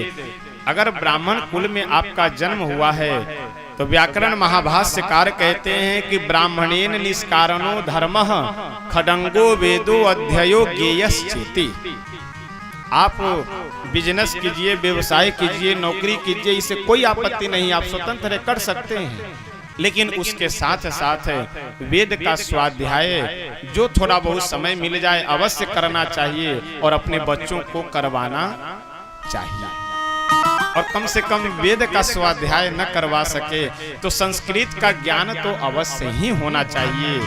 तो इसलिए मैं निवेदन यह करूंगा कि आप अपने बच्चों को डॉक्टर, इंजीनियर, कलेक्टर, डीएम, जिलाधिकारी, जो कुछ भी बनाना चाह रहे हो बनाइए, लेकिन उसके साथ साथ जो हमारी परंपरा है उन परंपराओं का अवश्य ध्यान रखते हुए, पालन करते हुए आप बनाइए जो कुछ भी बनाना हो। सुदामा जी और कैसे हैं, जितेंद्रिय हैं, यानी अपने इंद्रियों को जीतने वाले हैं। जैसे आप विचार कर करके देखिए कि यदि कोई आपसे पूछे कि इस शरीर में बुद्धि कहाँ है तो आप क्या कहेंगे? हाथ में। बुद्धि कहाँ है इस शरीर में? मस्तिष्क में। आंख कहाँ है? बुद्धि से नीचे। कान कहाँ है? बुद्धि से नीचे। यानी आंख से हम क्या देखे और क्या नहीं देखे, यह बुद्धि से विचार करने के बाद ही हम लोगों को निर्णय करना चाहिए। कान से हम क्या सुने और क्या न सुने, यह बुद्धि से विचार करने के बाद ही सुनना चाहिए। श्रीमद् भागवत जी का एक बहुत सुंदर श्लोक है कि आत्मनः प्रतिकूलानि परेशान न समाचरे। जो अपने को अच्छा न लगे वह दूसरों के साथ हम लोगों को नहीं करना चाहिए। अब आप विचार कीजिए कि यदि हमें आपको कोई गाली दे तो क्या अच्छा लगता है? तो फिर हम दूसरों को गाली क्यों दें? यदि हमारे साथ कोई बेईमानी करता है तो क्या हमें अच्छा लगता है? तो हम दूसरों के साथ बेईमानी क्यों करें? अच्छा, आश्चर्य है कि चोरी करने वाले चार लोग, चार चोर यदि कहीं चोरी करने जाते हैं तो वहां से जो कुछ भी वह रुपया पैसा चुरा करके लाते हैं तो आपस में सोचते क्या है कि बंटवारा बराबर बराबर होना चाहिए। यानी वह स्वयं चोरी कर करके ला रहा है, लेकिन स्वयं अपेक्षा क्या रख रहा है कि हमसे कोई चोरी ना करे, यानी बंटवारा बराबर बराबर हो। तो जो अपने को अच्छा ना लगे वह दूसरों के साथ भी हमें नहीं करना चाहिए। आंख से यदि हम, देखिए, केवल शरीर ही बीमार नहीं होता है, इंद्रियां भी बीमार होती है। इंद्रियों का मतलब आंख, नाक, कान, मुंह, ये सब भी बीमार होता है। यदि आंख से आप वही देख रहे हैं जो देखना चाहिए तो आपका आंख स्वस्थ है, और वह देख रहे हैं जो नहीं देखना चाहिए तो आपका आंख बीमार है। मुख से आप वही बोल रहे हैं जो बोलना चाहिए तो आपका मुख रूपी इंद्रिया स्वस्थ है, और मुख से वह बोल रहे हैं जो नहीं बोलना चाहिए तो आपका मुख बीमार है। और शरीर का इलाज डॉक्टर के पास है और इंद्रियों का इलाज हम लोगों के पास है, यानी उसका इलाज यहाँ कथा में होती है। आंख से हमें वही देखना चाहिए जो हमें देखना चाहिए वही हम देखें, मुख से जो हमें बोलना चाहिए वही हम बोले, कान से जो हमें सुनना चाहिए वही हम सुने, तब तो हम मनुष्य हैं। नहीं तो मनुष्य होते हुए भी हम असुर हैं। सुदामा जी कैसे हैं? जितेंद्रिय हैं, यानी अपनी इंद्रियों को जीतने वाले हैं, अपने इंद्रियों को वश में रखने वाले हैं। और आज यदि सबसे कमजोर कोई इंद्रिया है तो जीभ है। जो मिल गया वह खा लिए, जैसे मिल गया वह खा लिए। तो ऐसा हम लोगों को नहीं करना चाहिए। यदि मनुष्य शरीर, इतना सुंदर शरीर हम लोगों को मिला हुआ है, तो इसमें खाने के योग्य जो वस्तु हो उसे ही डालना चाहिए। सरे गले किसी के शरीर को काट करके इसके अंदर रखना। और शराब जो है, ये शराब क्या है? सरा गला करके बनाया जाता है। तो सड़े गले हुए वस्तुओं के जल को पी करके अगर हम अपने आप को विकसित समझ रहे हैं तो हमसे बड़ा मूर्ख और कौन हो सकता है। तो इसलिए अपने इंद्रियों पे हम लोगों को अवश्य कंट्रोल रखना चाहिए। सुदामा जी कैसे हैं? तो कृष्ण शासित सखा कश्चित ब्राह्मणो ब्रह्मवित्तमः प्रसक्त इंद्रियार्थेषु प्रशांतात्मा जितेंद्रियः सदैव प्रसन्न रहते हैं। यह काम बहुत कठिन है। हर हाल में प्रसन्न रहना, हर हाल में खुश रहना, यह बात बहुत ही कठिन है, लेकिन अगर प्रयास किया जाए तो संभव हो सकता है। देखिए, ऐसा है कि यदि घर में आग लग गया तो हम रोएंगे फिर भी घर को जलना है, और यदि हम हंसेंगे तो भी घर को जलना है। तो क्यों ना अपने समय को हंस करके बिता लिया जाए। रोने से तो एक और समस्या है ना, आप डिप्रेशन के मरीज होंगे, चिंता करने से आप और डिप्रेशन के शिकार होंगे। तो क्यों ना हम ऐसा करें कि अगर दुख की घड़ी भी हो, समस्या भी हो, तो उसे हम हंस करके बिताने का प्रयास करें। श्री सुदामा जी प्रशांत आत्मा यानी सदैव प्रसन्न रहते हैं। और किस स्थिति में प्रसन्न रहते? घर में खाने के लिए नहीं है, घर में खाने के लिए नहीं है, लेकिन फिर भी प्रसन्न रहते हैं। क्यों? क्योंकि जब संसार का भरण पोषण भगवान करते हैं तो क्या हमारा भरण पोषण नहीं करेंगे? एक दिन की बात है, श्री सुदामा जी की धर्म पत्नी है सुशीला जी।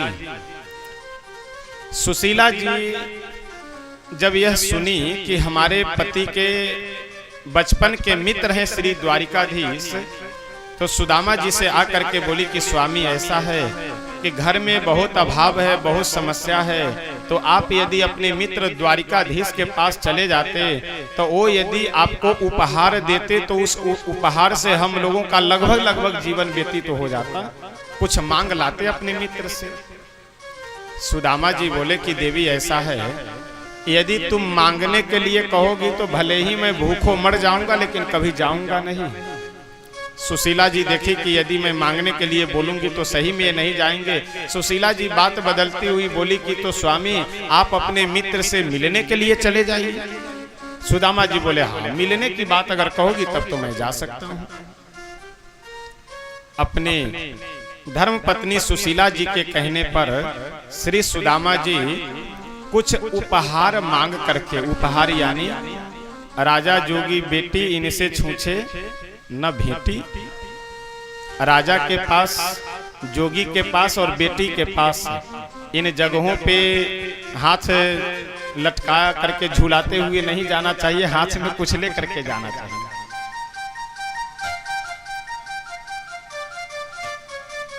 अच्छा, राजा के पास यदि आप जाएंगे खाली हाथ तो राजा आपको समझ जाएगा कि ये चिरकुट है, तो अगर आने वाले समय में कुछ काम करना हो तो करेगा नहीं। बेटी के पास यदि आप खाली हाथ जाएंगे तो आपके समधियाने वाले समझ जाएंगे कि समधी हमारा एक नंबर का मक्खी चूस है, तो चाय के जगह पे पानी से काम चल सकता है और काजू किशमिश के जगह पे पार्ले जी बिस्कुट ही प्लेट में आ सकता है। तो इसलिए कुछ ले करके जाना चाहिए, तो इसमें आपका सम्मान भी बचा हुआ रहेगा। सुदामा जी सुशीला जी से बोले कि देवी ऐसा है, द्वारिकाधीश भले ही हमारे मित्र हैं लेकिन है तो राजा, तो इसलिए कुछ घर में हो उपहार तो दे दो। और कुछ तो था नहीं। सुशीला जी 2-4 घर में जा करके मांगी तो 1-2 मुट्ठी चावल मिला और उसी चावल को फटे चीटे वस्त्रों में 4-5 बार लपेट करके और अपने पति सुदामा जी को देती हुई बोली कि स्वामी यही है हम लोगों के घर में। सुदामा जी उसे लिए और लेकर के प्रेम से प्रभु का नाम संकीर्तन करते हुए चल पड़ते हैं। दिन भर चले तो बहुत चले होंगे तो 10, 15, 20 किलोमीटर। रात्रि के समय एक वृक्ष के नीचे विश्राम करने लगे। उधर द्वारिकाधीश भगवान अपने वाहन गरुड़ जी से बोले कि गरुड़ जी, हमारे बचपन के मित्र सुदामा जी हमसे मिलने के लिए आ रहे हैं। बेचारे वैसे दुबले पतले हैं और कहीं पैदल चल करके यदि द्वारिका तक आना पड़ा तो और कहीं बीमार न पड़ जाए, इसलिए आप जाइए, उन्हें उठा करके लाकर द्वारिका में रख दीजिए। सुदामा जी रात्रि की बेला में सो रहे हैं। उसी समय गरुड़ जी गए और उठा करके सुदामा जी को वहां वृक्ष के नीचे से द्वारिका में ला करके रख देते हैं। सुदामा जी जब ब्रह्म मुहूर्त में जगे तो देखे कि हम तो सोए कहीं अलग थे, जग कहीं अलग रहे हैं। जब प्रातः काल की बेला हुई, सूर्योदय होने लगा, एक सज्जन जाते हुए दिखाई पड़े। सुदामा जी बोले, अरे भाई साहब सुनो सुनो सुनो, हमें द्वारिका जाना है, द्वारिका का जरा रास्ता बताओ हमें। वह व्यक्ति बोला कि महाराज क्या आप भी बात करते हो, आप तो द्वारिका में ही खड़े हैं। सुदामा जी बोले कि हम तो सोए थे अलग कहीं और द्वारिका में आ गए। चलो कोई बात नहीं, अगर द्वारिका में पहुंच गए तो यहाँ हमारे कन्हैया का घर कौन सा है वो जरा हमें बता दो। वह मनुष्य बोला कि महाराज आप भी कमाल की बात करते हैं। अरे इतनी बड़ी द्वारिकापुरी में, इतने बड़ी द्वारिका नगरी में आप नाम से पूछेंगे तो थोड़े ही आपको मिलेंगे कोई भी। यहाँ तो आप पहले गली नंबर मोहल्ला नंबर बताइए, फिर उसके बाद गली नंबर बताइए और गली नंबर के बाद मकान नंबर, तब आप पहुंच सकते हैं। अब आप दिल्ली में आनंद विहार अथवा इस तरह से जो और भी बहुत से कॉलोनी हैं, उनमें जा करके किसी अगर आदमी के नाम से पूछिए तो भले ही वो 50 वर्षों से रह रहे हैं, लेकिन नाम से कोई बता सकता है क्या? द्वारिका के वह नगर निवासी बोला कि आप तो पहले यहाँ मोहल्ला नंबर, गली नंबर, मकान नंबर बताइए, तभी तो आप पहुंच पाएंगे। सुदामा जी बोले कि नहीं नहीं, वो सब मेरे पास पता नहीं है, लेकिन हम लोग उन्हें बचपन में कन्हैया कहते थे, वैसे वो यहाँ के राजा हैं, उन्हें सब श्री वासुदेव कृष्ण के नाम से जानते हैं। अब जैसे कृष्ण नाम यह नागरिक सुना, उछल करके प्रसन्न हो गया और बोला कि महाराज आप किनका नाम ले रहे हैं मालूम है? जिनका नाम आप ले रहे हैं वह यहाँ के राजा हैं, और उनका नाम लेने से पहले आपको पता है कितने विशेषण लगाने होते हैं? श्री श्री 1008 श्री महाराजा धीराज चक्रवर्ती सम्राट वासुदेव श्री कृष्ण। और आप तो ऐसे नाम ले रहे हैं कि जैसे आपके बहुत ही बचपन के मित्र हों। सुदामा जी बोले कि तुम बिल्कुल सही कह रहे हो, हमारे वो बचपन के ही मित्र हैं। वह नागरिक बोला कि आप यहाँ से चले जाइए, जितने भी महल दिखाई पड़ रहे हैं वे सारे, भागवतकार कहते हैं कि श्री सुदामा जी सीधे भगवान के रुक्मिणी जी का जो महल था उस महल के द्वार पे जाकर के खड़े हो जाते हैं। द्वारपाल से बोले कि ऐसा है, जाकर के द्वारिकाधीश से बता दो कि उनके बचपन का मित्र सुदामा उनसे मिलने के लिए आए हुए हैं। द्वारपाल जब यह सुना कि बचपन के मित्र, तो कभी श्री सुदामा जी को देखे, कभी द्वारिकाधीश की ओर देखे कि अभी तक यहाँ इंद्र, वरुण, कुबेर, बड़े बड़े ऋषि मुनि, यहाँ तक कि ब्रह्मा जी भी आए हैं तो द्वारिकाधीश को प्रणाम कर करके गए हैं।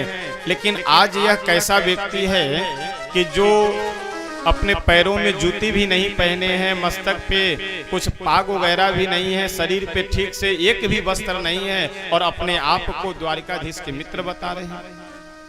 लेकिन पता न भगवान की क्या लीला हो, कौन किस रूप में आ जाए। द्वारपाल जा करके जैसे ही सूर्य द्वारिकाधीश भगवान से यह बोला कि हे द्वारिकाधीश, एक ब्राह्मण देवता दरवाजे पे खड़े हैं और वह कह रहे हैं कि हम श्री द्वारिकाधीश के बचपन के मित्र हैं और नाम अपना सुदामा बता रहे हैं। जैसे यह नाम प्रभु सुने वैसे अपने सिंहासन से खड़े होकर के दौड़ पड़े, जूती भी नहीं पहने, मुकुट भी नहीं पहने, पीतांबर भी नहीं रखे, जिस स्थिति में थे उसी स्थिति में दौड़ करके गए और श्री सुदामा जी को गले से लगा करके उन्हें बुला करके लाते हैं और अपने सिंहासन पे सुदामा जी को बैठाए और स्वयं उनके चरण में बैठ करके श्री सुदामा जी के दोनों चरणों को अपने गोद में रख करके प्रभु भाव में भर करके इतने रोने लगे। अच्छा, बचपन के मित्र, उसमें भी अनन्य भक्त सुदामा जी के चरणों को लेकर के प्रभु इतना रोए कि प्रभु के आंसुओं से ही सुदामा जी का चरण मानो धुल गया, जल की आवश्यकता ही नहीं पड़ी। यह दृश्य देख करके रुक्मिणी जी आदि पटरानियां तो और आश्चर्य में भरी हुई हैं कि अभी तक ब्रह्मादिक देवताओं को प्रभु के चरणों में बैठे हुए देखते थे, लेकिन आज यह फटा चिटा वस्त्र पहना हुआ कौन से किस देश में कहाँ रहने वाले कौन यह ब्राह्मण है कि जिनको सिंहासन पे बिठा करके इनके चरणों में भगवान स्वयं बैठे हुए हैं। लेकिन प्रभु की लीला प्रभु जाने, द्वारिकाधीश की लीला द्वारिकाधीश ही जाने, इसलिए यह समझ पाना संभव नहीं है कि कौन किस वेश में आए हैं। रुक्मिणी आदि रानियां भी हाथ जोड़ करके खड़ी हैं और श्री द्वारिकाधीश भगवान श्री सुदामा जी के चरणों में बैठे हुए हैं। अद्भुत झांकी है, अद्भुत आज प्रभु संदेश दे रहे हैं हम सबको कि भगवान यदि हम सब के ऊपर कृपा कर सकते हैं तो केवल भजन से, सहज सरल मन से यदि हम लोगों का मन सरल हो जाए, सहज हो जाए, हम लोग भगवान का नाम यदि पकड़ ले तो अवश्य प्रभु के कृपा पात्र हम सब बन सकते हैं। आइए एक भजन हम सब श्रवण करते हैं कि आखिर भगवान का महत्व भी भक्त के कारण है और भक्त का महत्व भगवान के कारण है। जब भक्त नहीं होंगे भगवान कहाँ होगा, जब भक्त नहीं होंगे भगवान कहाँ होगा, जब भक्त नहीं होंगे भगवान कहाँ होगा, जब भक्त नहीं होंगे भगवान कहाँ होगा, जब भक्त नहीं होंगे भगवान कहाँ होगा, जब भक्त नहीं होंगे भगवान कहाँ होगा, जब भक्त नहीं होंगे भगवान कहाँ होगा, जब भक्त नहीं होंगे भगवान कहाँ होगा, तेरी मेरी समस्या का, तेरी मेरी समस्या का समाधान कहाँ होगा, तेरी मेरी समस्या का समाधान कहाँ होगा।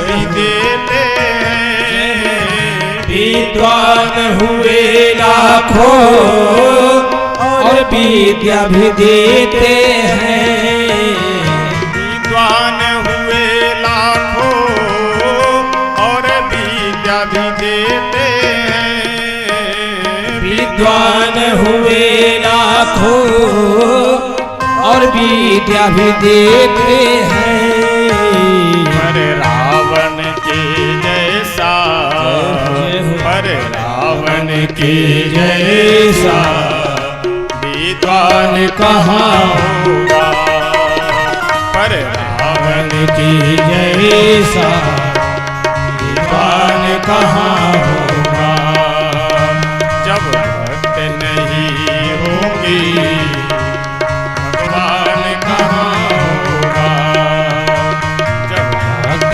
नहीं होंगे भगवान कहाँ होगा।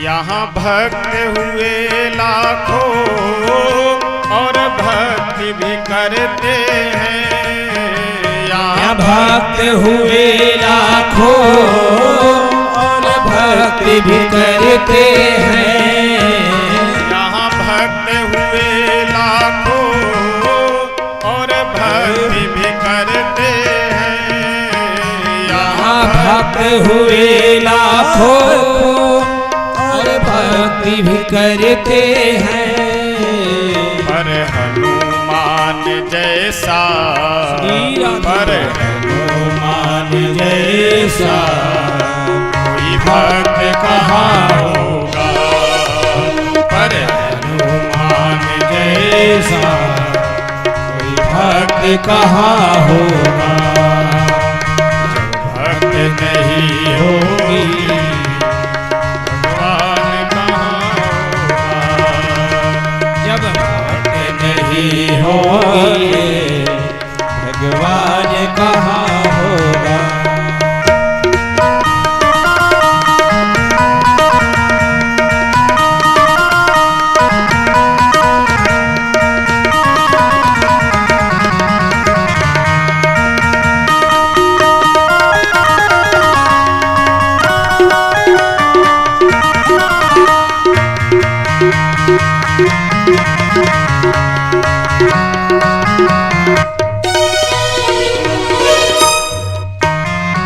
अगली पंक्ति में जिस प्रसंग को हम सब इस समय श्रवण कर रहे हैं, इसी प्रसंग की चर्चा करते हुए संत कहते हैं, यहाँ मित्र हुए लाखों और मित्र बनाते हैं। यहाँ मित्र हुए लाखों और मित्र बनाते हैं। यहाँ मित्र हुए लाखों और मित्र बनाते हैं। यहाँ मित्र हुए लाखों और मित्र बनाते हैं। पर कृष्ण सुदामा सा, पर कृष्ण सुदामा सा कोई मित्र कहाँ होगा। पर कृष्ण सुदामा कहाँ कोई मित्र कहाँ होगा। पर कृष्ण सुदामा सा कोई मित्र कहाँ होगा। कृष्ण सुदामा कहाँ कोई मित्र कहाँ होगा।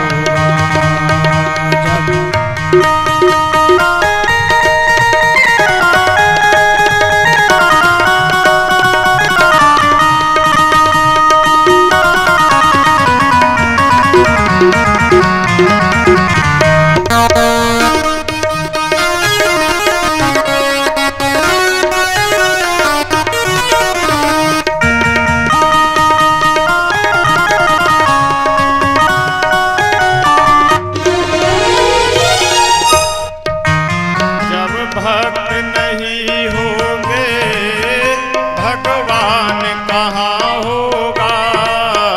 जब भक्त नहीं होंगे भगवान कहाँ होगा।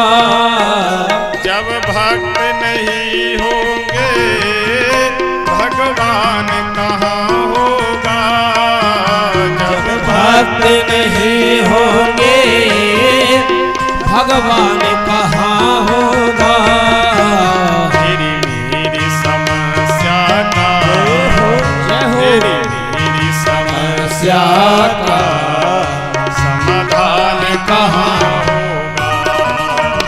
मेरी समस्या का समाधान कहाँ होगा। जब भक्त नहीं होगी भगवान कहाँ होगा। जब भक्त नहीं होंगे भगवान कहाँ होगा।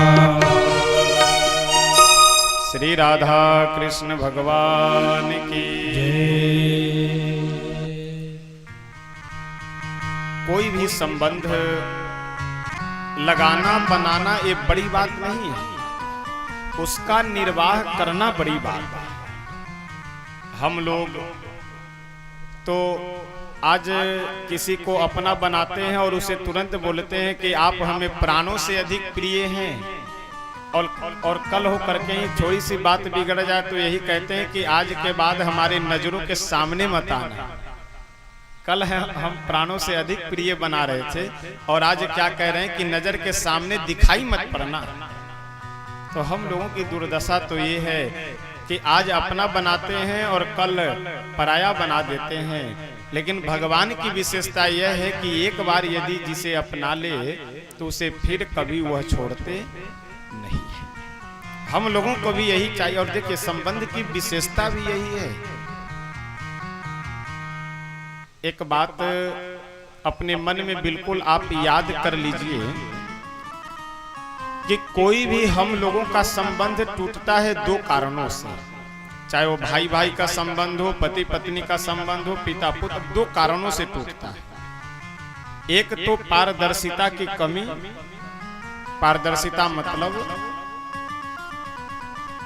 दो भाई हैं, दोनों अपने अपने कमरे में बैठ करके खा रहे हैं, तो बड़ा भाई सोच रहा है कि छोटा भाई बढ़िया रसमलाई खा रहा होगा, और छोटा वाला सोच रहा है कि बड़े वाले अपने घर में बैठकर गुलाब जामुन खींच रहे होंगे, और खा दोनों रोटी सब्जी ही रहा है, लेकिन अलग अलग होने के कारण, पारदर्शिता की कमी होने के कारण संदेह उत्पन्न हुआ और संदेह में संबंध समाप्त हो गया। और अच्छे से समझ लीजिए, यदि 4 लोगों का परिवार है तो उस परिवार में बिना विचार किए हुए कोई कार्य करना, जैसे उदाहरण मैं बताऊं आपको, श्री दशरथ जी महाराज जब राज्याभिषेक राम जी को देने के लिए तैयार हो गए, गुरु जी से जाकर के पूछ लिए, उससे पहले अपने परिवार में बैठकर एक बार इनको विचार कर लेना चाहिए था कि हम राम जी को राजा बनाना चाहते हैं, आप लोगों की क्या इच्छा है। तो यदि कैकेयी को पहले ये सूचना दे दिए होते कि हम राम जी को राजा बनाने के लिए जा रहे हैं गुरु जी से पूछने, तो उस समय कैकेयी मना नहीं करती, और बाद में जो मंथरा आई उनको भड़काने के लिए, तो भड़काने का मौका नहीं मिलता मंथरा को। और पारदर्शिता की कमी होने के कारण दशरथ जी के मन में आया कि हम राम जी को राजा बना दे। अब किसी भी परिवार के सदस्य से पूछे जांचे नहीं, सीधे गए गुरु जी से पूछे और पूछ करके आए और राजा बना दिए, यानी बनाने की व्यवस्था में लग गए। अच्छा, प्रसंग आ गया तो मैं एक और भी आपके प्रश्न का शंका का समाधान कर दूं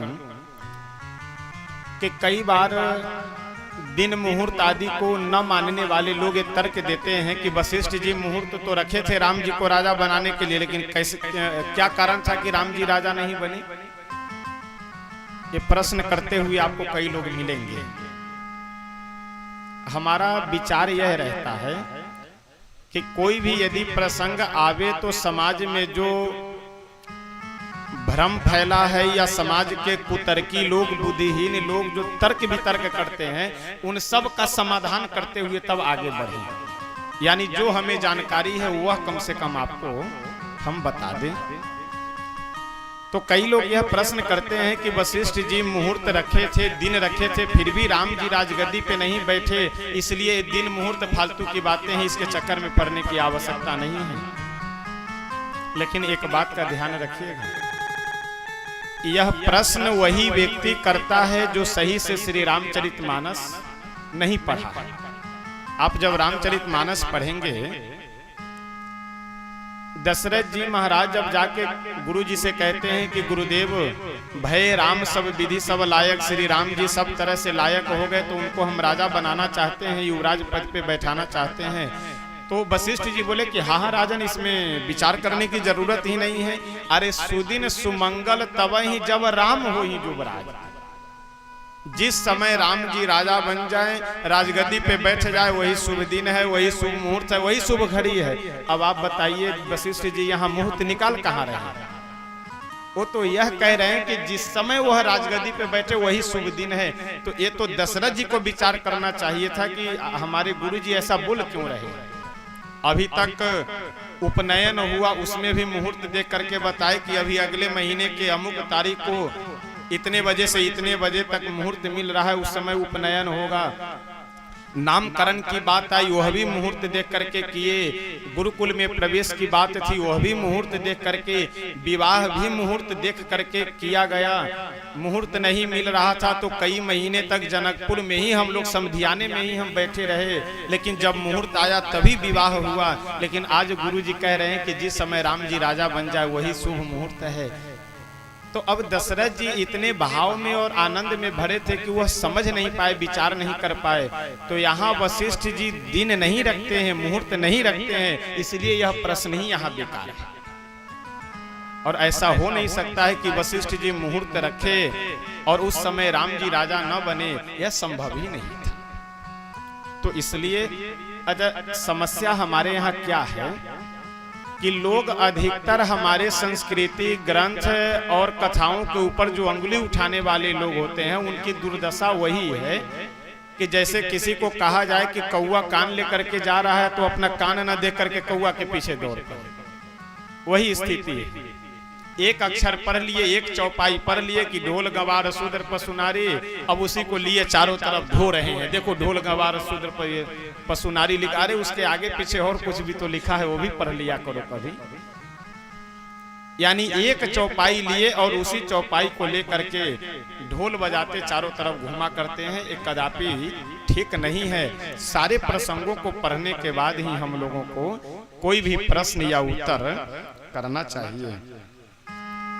आज कथा में हम लोगों को डबल लाभ है, कथा भी सुनते रहिए और भोजन का स्वाद भी लेते रहिए। कानों से कथा सुननी है, नाक से सुगंध लेना है, जीभ से भगवान का नाम जप करना है, यानी हर तरह से लाभ ही लाभ है। आज श्री भागवतकार बहुत सुंदर आगे प्रसंग वर्णन करते हुए कहते हैं कि सभी ऋषि मुनि एक बार यज्ञ कर रहे थे। उस यज्ञ में विचार यह हुआ कि तीनों देवताओं में सबसे श्रेष्ठ सर्वपूज्य देवता कौन है, परीक्षा ली जाए। तो श्री भृगु जी महाराज परीक्षा लेने के लिए तैयार हुए। सर्वप्रथम ब्रह्मा जी के पास गए और जा करके बोले, प्रणाम नहीं किए ब्रह्मा जी को, जा करके सीधे खड़े हो गए। अब ब्रह्मा जी जब देखे कि भृगु मेरे पुत्र होकर के मुझे प्रणाम नहीं कर रहे हैं, तो ब्रह्मा जी नाराज होकर के डांटते हुए वहां से भगा देते हैं कि जल्दी से यहाँ से भाग जाओ, नहीं तो मैं शाप दे दूंगा। वहां से जब भृगु जी आगे गए तो शंकर भगवान के पास भी पहुंचे, तो न प्रणाम किए न चुप बैठे, अब शब्दों का प्रयोग करना प्रारंभ कर दिए कि भूत प्रेतों के साथ में रहते हैं, ये है वो है। शंकर भगवान अपना त्रिशूल उठाए और मारने के लिए जैसे दौड़े, भृगु जी वहां से भाग लिए। जब वैकुंठ में गए तो नारायण अपने शेष शैया पे सो रहे थे, तो भृगु जी महाराज उनके चरण पे एक पैर का प्रहार कर करके वहां से जैसे बगल में आकर के खड़े हुए, सो भगवान नारायण अपने शेष शैया से उठकर खड़े हुए और उनके चरणों को पकड़कर, यानी भगवान सो रहे थे, भृगु जी गए और प्रभु के सीने पे एक चरण का प्रहार किए और प्रभु भृगु जी के चरण को पकड़ करके बैठ गए कि गुरुवर ऋषिवर, आपका चरण बहुत कोमल है और हमारा हृदय बहुत कठोर है, तो कहीं आपको चोट लग गया हो चरण में, लाइए हम सेवा कर दे। यह देख करके तो भृगु जी महाराज लज्जा से बिल्कुल पानी पानी हो गए और आए और सभी देवता और ऋषि मुनियों की सभा में यह घोषणा कर दिए कि सबसे श्रेष्ठ और सर्व पूज्य यदि कोई देवता है तो वह हमारे श्री नारायण है, भगवान श्री विष्णु है। झांकी की क्या व्यवस्था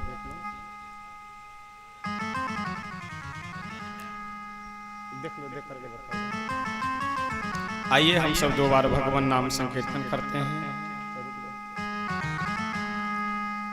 आचार्य जी से निवेदन है कि झांकी की अगर व्यवस्था हो गई हो तो आप उपस्थित कीजिए, क्योंकि समय अब समापन की ओर हो रहा है। तो अच्छा, घर में बच्चों की संख्या अधिक है, बच्चों की क्या कि परिवार के सदस्यों की ही संख्या अधिक है। हमें लगता है कि अगर पूरे परिवार के लोग चुनाव के समय इकट्ठा हो करके अगर एक तरफा सपोर्ट कर दिया जाए तो वह मुखिया निश्चित बन जाएगा। भगवान की कृपा है, होना चाहिए, अच्छी बात है। और संख्या अधिक होने के साथ प्रेम भी अधिक बना हुआ रहे, यही भगवान से प्रार्थना है। अभी आगे जब कथा समापन होगी तो वहां मैं विशेष निवेदन करूंगा। तो बच्चों की अधिक संख्या है तो बच्चों के भी अब 4 दिन पहले से ही हाजिरी लगा रहे हैं। एक छोटे मिश्रा जी के हमको जो है कन्हैया जी बनाइए, चाहे किसी दिन भी हमको बनाइए। तो आज झांकी की इच्छा नहीं थी, क्योंकि आज दिन में कथा हो रही है, समय समापन की ओर है, तो इसलिए ये हुआ कि चलिए कम से कम झांकी की दर्शन लाभ भी हम लोग को मिल जाए और इन छोटे मिश्रा जी लोगों का भाव भी रह जाए, इन लोगों का भी मन लग जाए। तो इसलिए ये झांकी की भी व्यवस्था है। तो आइए हम लोग 2 बार भगवान नाम संकीर्तन करते हैं, उसके बाद आचार्य जी से निवेदन करेंगे कि जल्दी से झांकी उपस्थित किया जाए। श्री राम जय जय राम, श्री राम जय जय राम, श्री राम जय राम, श्री राम जय राम, जय राम, श्री राम जय राम, श्री राम जय राम,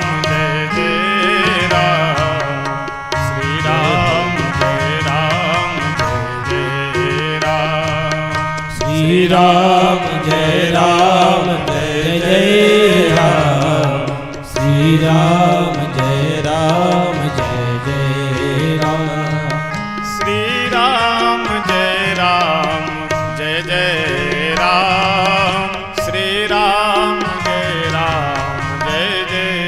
राम, श्री राम जय राम, जय राम, श्री राम जय राम, जय राम, श्री राम जय राम, श्री राम जय राम,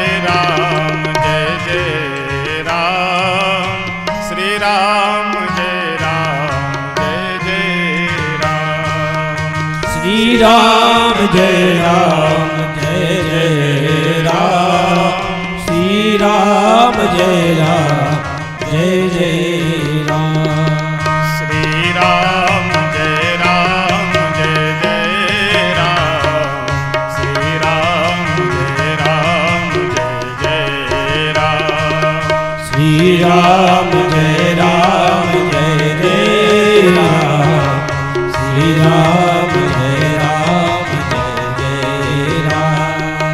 श्री राम जय राम, जय राम, श्री राम जय राम, जय राम। आचार्य जी कहाँ है? आचार्य जी हे सुमित,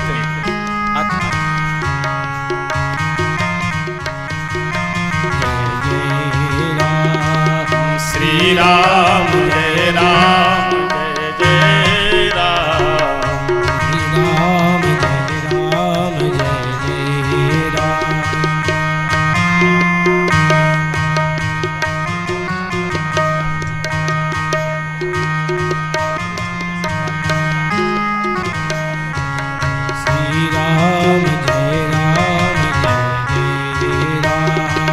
श्री राम जय राम, जय राम, श्री राम जय राम, जय राम,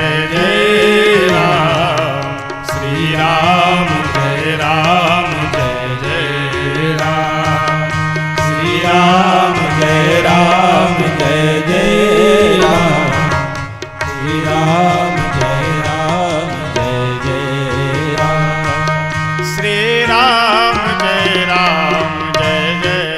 राम, श्री राम जय राम, जय राम, श्री राम जय राम, जय राम, श्री राम जय राम, जय राम, श्री राम जय राम, जय राम, हम श्री राम जय राम, जय राम, श्री राम जय राम, जय राम, श्री राम जय राम, जय राम, श्री राम जय राम, जय राम, जय हो। श्री राम जय राम, जय राम, श्री राम जय राम, जय राम, श्री द्वारिकाधीश भगवान की पीछे जाओ, यहाँ खड़े रहो। श्रीमद्भागवत भगवान की जय बस, बस, बस, आगे नीचा है, नीचा है। श्री द्वारिकाधीश भगवान की जय। श्रीमद्भागवत भगवान की आइए हमारे व्यास जी एक श्री कृष्ण सुदामा जी के मिलन का बहुत सुंदर भजन हम लोग को श्रवण कराएंगे। इसी क्रम में हम सब झांकी का भी दर्शन लाभ प्राप्त करेंगे। उसके बाद फिर हम सब आगे का प्रसंग श्रवण करेंगे। तब तक अपने मन को स्थिर करके हम सब इस श्री कृष्ण सुदामा प्रसंग का सुंदर दर्शन लाभ प्राप्त करते हैं। बड़ा लाठी नहीं है, बड़ा ले क्यों कहीं रास्ते से उठाकर डंडा पकड़ा दिए। साउंड ऑपरेटर ना हो।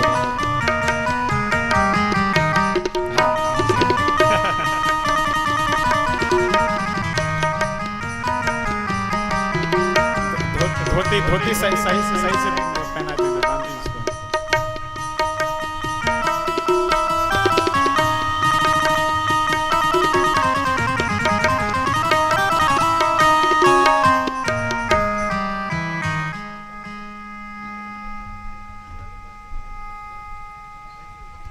साउंड ऑपरेटर महोदय मेरी आवाज सुन रहे हो तो साउंड के पास आए। साउंड ऑपरेटर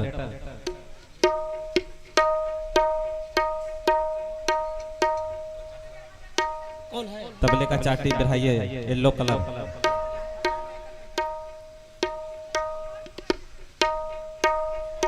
बस राधे राधे राधे। गरीबी से बुरा हाल,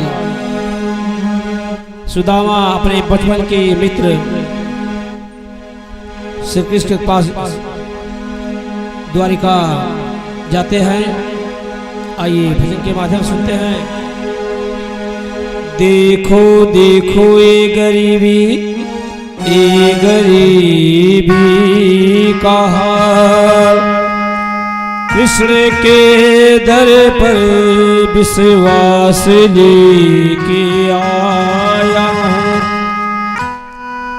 मेरे बचपन का यार है मेरा श्याम, यही सोच मैं आस लेके आया हूँ।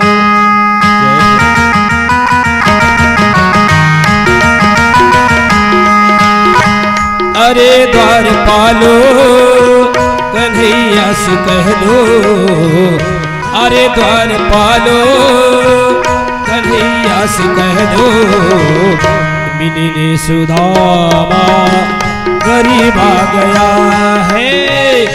मिलने सुदामा गरीब आ गया है। भटकते भटकते न जाने कहाँ से, भटकते भटकते न जाने कहाँ से, तुम्हारी महली के करीब आ गया है। तुम्हारी महली के करीब आ गया है।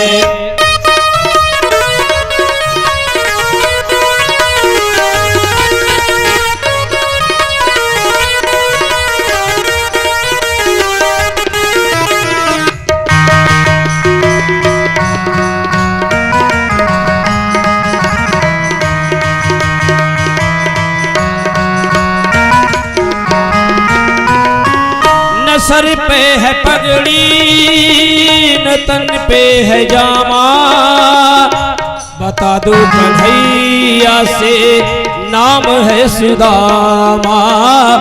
बता दो कन्हैया से नाम है सुदामा। न सर पे है पगड़ी न तन पे है जामा, बता दो कन्हैया से नाम है सुदामा हो। न सर पे है पगड़ी न तन पे है जामा, बता दो कन्हैया से नाम है सुदामा। बता दो कन्हैया से नाम है सुदामा।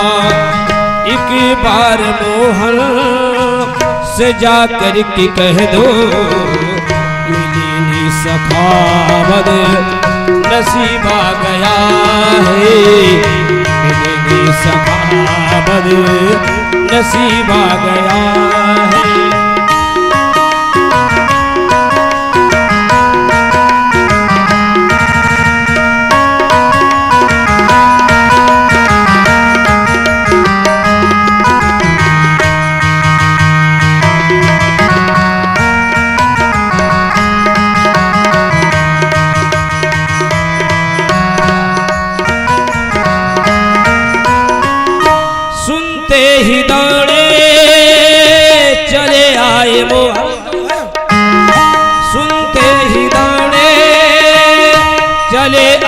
मोहन लगाया गले से सुदामा को मोहन लगाया गले से सुदामा को मोहन कि सुनते ही दौड़े चले आए मोहन लगाया गले से सुदामा को मोहन कि सुनते ही दौड़े चले आए मोहन लगाया गले से सुदामा को मोहन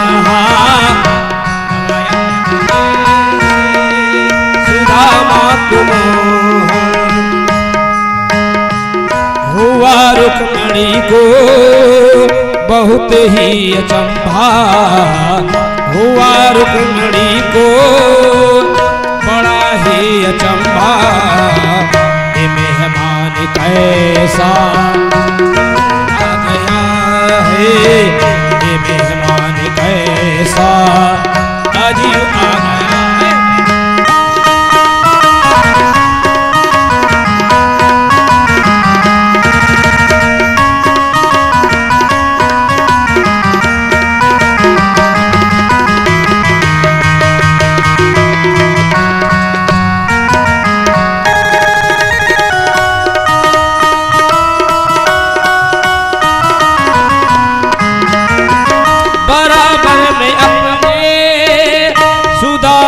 बिठाए चर आंसुओं से श्याम ने धुलाए चरण आंसुओं से श्याम ने धुलाए बराबर में अपने सुदामा बैठाए चरण आंसुओं से श्याम ने धुलाए बराबर में अपने सुदामा बिछाए चरण आंसुओं से श्याम ने धुलाए चरण आंसुओं से श्याम ने धुलाए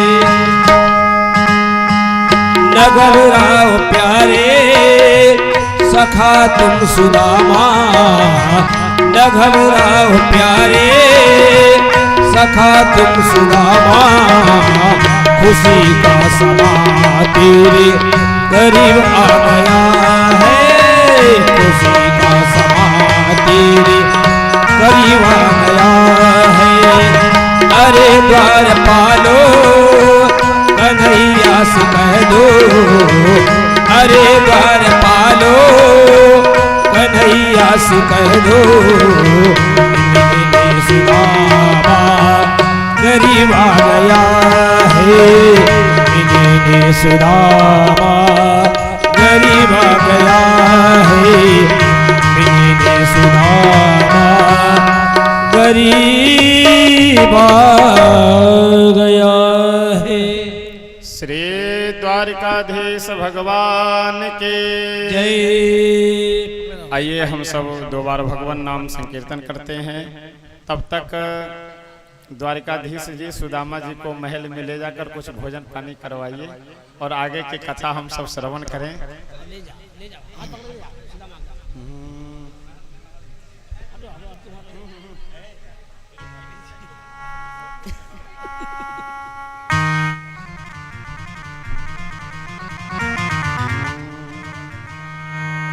सिया राम कहियो सिया राम कहियो सिया राम कहियो सिया राम कहियो सिया राम कहियो सिया राम कहियो सिया राम कहियो सिया राम कहियो सिया राम कहियो सिया राम कहियो सिया राम कहियो सिया राम कहियो सिया राम सभी लोग गाइए।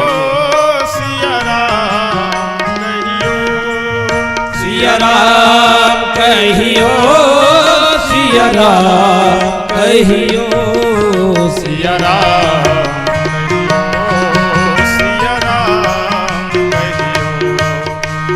राम कहियो सिया राम कहियो सिया राम कहियो राधे श्याम कहियो सिया राम कहियो राधे श्याम कहियो।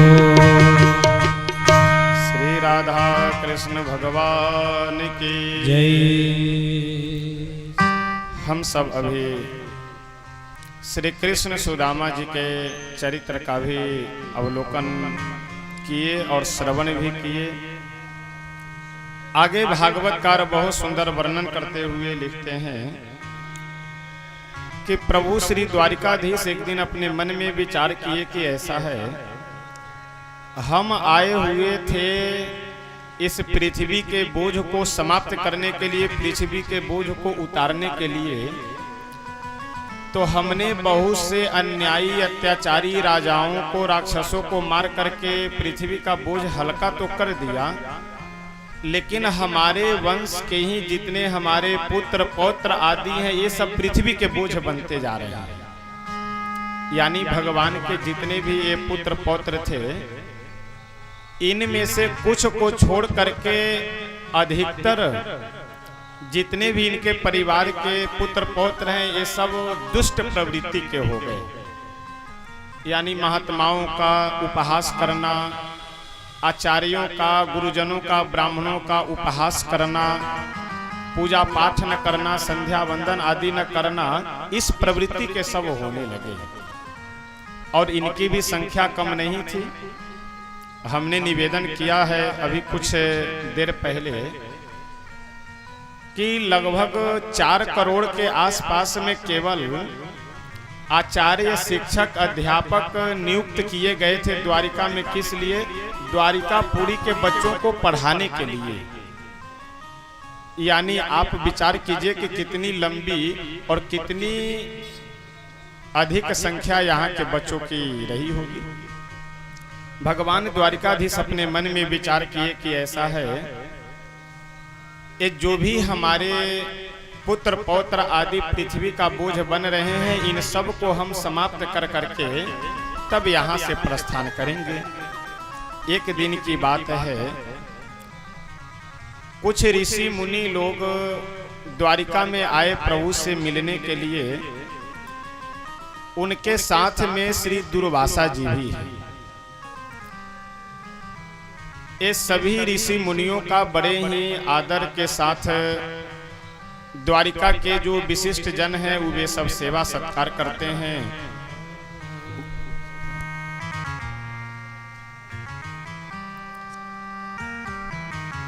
ये सभी ऋषि मुनि दुर्वासा जी के साथ जा करके समुद्र के किनारे बैठे हुए थे। तो भगवान श्री कृष्ण के ही पुत्र हैं श्री सांब। सांब को उनके अन्य भाई लोग साड़ी पहना करके और पेट पे एक लोहे की कड़ाह बांध कर करके और उन महात्माओं के पास गए। जा करके बोले कि महाराज जी, ये जो महिला है इसे आप जरा देख करके बताइए कि इसके गर्भ से बेटे का जन्म होगा या बेटी का जन्म होगा। अब जितने महात्मा थे वो सब तो इधर उधर नजर दौड़ाने लगे, लेकिन अब सब तो ज्ञानी ध्यानी होते नहीं हैं। दुर्वासा जी बोले कि आओ मैं बताता हूँ कि इससे बेटा होगा या बेटी। दुर्वासा जी के पास जब ये लड़के गए तो दुर्वासा जी बोले कि इससे न बेटा होगा न बेटी, इससे तुम लोगों का काल पैदा होगा। अब यह सुन करके भगवान के वे जो पुत्र पौत्र सब थे बाल स्वभाव बस किए क्या कि समुद्र के किनारे थे ही एक पत्थर पे उस लोहे की कड़ाह को रगड़ करके बिल्कुल घिस करके धूल के समान कण बना देते हैं और पत्थर पे उस कड़ाही को घिस करके फेंक दिए। कहां? समुद्र में। तो उस लोहे के कड़ाह के जितने भी कण थे वे सारे कण एरका नाम के घास बन गए। एरका नाम के एकदम कटीले और वज्र के समान कठोर घास के रूप में सब जमीन से भूमि से उग गए। धीरे धीरे समय व्यतीत तो होता गया। बीच में भागवतकार बहुत सुंदर कुछ प्रसंग वर्णन करते हुए लिखते हैं कि एक बार एक हमारे सनातन धर्म में संत हुए हैं, ऋषि हुए हैं, जिनका नाम है दत्तात्रेय। दत्तात्रेय जी अपने जीवन से हम लोगों को एक बहुत सुंदर शिक्षा दे रहे हैं कि जहां कहीं से भी कुछ अच्छी बातें सुनने को हमें मिले, उन्हें गुरु बना करके हमें ग्रहण कर लेना चाहिए। श्री हनुमान जी महाराज जब रावण को समझाते हुए बोले कि रावण, ऐसा है कि तुम्हारे पास संसार की सब संपत्ति है, लेकिन तुम भगवान की भक्ति नहीं कर रहे हो, भजन नहीं कर रहे हो, तो राम विमुख संपत्ति प्रभुताई जाई रही पाई बिनु पाई, इसलिए तुम मेरी बात मानो, जानकी जी को वापस कर दो, और तुम्हें शोभा नहीं दे रहा है, तुम्हारे अनुकूल यह काम नहीं है। तो रावण ठठाके मार करके हंसा और बोला कि वाह, अब बंदर हमें सिखाएगा कि हम क्या करें क्या न करें। हनुमान जी बोले कि रावण, बात बंदर और मनुष्य की नहीं है, बात अच्छी बात की है। यदि अच्छी बातें, अच्छे गुण हमें कहीं से भी मिल रहा हो तो उसे ग्रहण अवश्य कर लेना चाहिए। और श्री दत्तात्रेय जी अपने जीवन में 28 गुरु बनाते हैं। पृथ्वी को गुरु बनाए, क्या सीखे? तो पृथ्वी को गुरु बना करके दत्तात्रेय जी यह सीखे कि मनुष्य को पृथ्वी के समान धीर गंभीर होना चाहिए। अजगर को गुरु बना करके श्री दत्तात्रेय जी यह सीखे कि जैसे अजगर कोई कर्म नहीं करता है, भगवान भरोसे पड़ा हुआ रहता है और भगवान उसे आहार अवश्य देते हैं, उसी तरह से मनुष्य को भी अपने कर्म करते हुए कर्म के साथ साथ भगवान पे भरोसा होना चाहिए। समुद्र को गुरु बना करके सीखे कि समुद्र के पास अथाह जल है, लेकिन फिर भी समुद्र कभी अपने सीमा का उल्लंघन कहीं नहीं करता, मर्यादा का उल्लंघन नहीं करता है। उसी तरह से मनुष्यों को भी अपने जीवन में मर्यादित रहना चाहिए। और देखिए, मर्यादा का मतलब यह नहीं है कि हम अमर्यादित व्यवहार भी करें और मर्यादा का पालन भी करें। जैसे कई बार आप देखेंगे ना, कोई आदमी खूब गाली दे रहा हो, खूब बोल रहा हो, और 1 घंटे बोलने के बाद में यह कहेगा कि बस करो, अब मेरा मुंह मत खुलवाओ। 1 घंटे बकवास करने के बाद में आदमी क्या कहता, अब मेरा मुंह मत खुलवाओ। तो 1 घंटे से तुम क्या कर रहे थे? कई जगह वाद विवाद होता है घर में, तो ऐसा देखने को मिलता है कि लंबी लंबी घूंघट काढ़ करके लटका करके भी, और घूंघट के अंदर से वो बात बोलती है कि क्या बतावें। ये सब की बात मैं नहीं कह रहा हूं, लेकिन कुछ लोगों का ऐसा स्वभाव होता है। घूंघट लटकाना ये तो मर्यादा है, लेकिन जो अंदर से वो जहरीली बातें जो आ रही है वो मर्यादा नहीं है।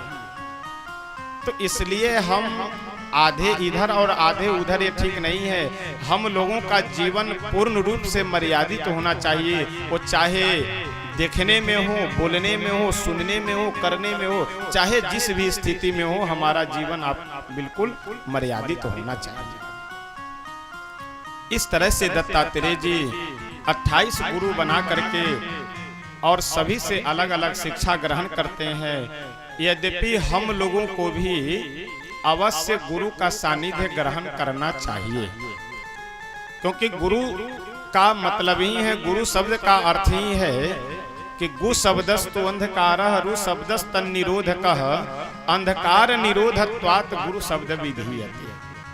गु का मतलब अंधकार, रु का मतलब प्रकाश। जो अंधकार से प्रकाश की ओर ले जाए वही तो गुरु है। तो इसलिए अच्छे भगवान के भक्त संत जिनके प्रति आपकी श्रद्धा हो, और देखिए एक बात मैं निवेदन करूंगा कि अपने जीवन में सम्मान कभी भी प्रभावित करने वाले का नहीं करना चाहिए, परिवर्तन करने वाले का सम्मान करना चाहिए। गुरु कभी भी उन्हें बनाना चाहिए जो हमारे जीवन में परिवर्तन कर सके, प्रभावित कर सके, ऐसे को गुरु नहीं बनाना चाहिए। जादू मंत्र जानते हो, भविष्य बता दिए, बहुत इधर उधर स्वांग बनाना जानते हो, तो प्रभावित करने वाले को न गुरु बनाना चाहिए, न अपने जीवन में सम्मान करना चाहिए। सम्मान भी उन्हीं का करना चाहिए, गुरु भी उन्हीं को बनाना चाहिए जो हमारे जीवन में परिवर्तन कर सके। श्री दत्तात्रेय जी का प्रसंग भागवतकार बहुत सुंदर वर्णन करते हैं। उसके बाद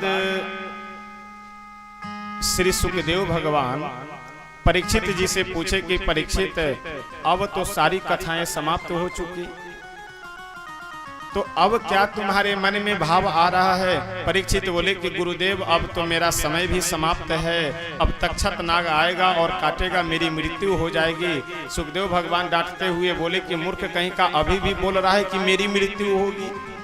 परीक्षित बोले कि नहीं नहीं प्रभु, हमारा शरीर नष्ट हो जाएगा, शरीर समाप्त हो जाएगा, बाकी हम तो अजर अमर है।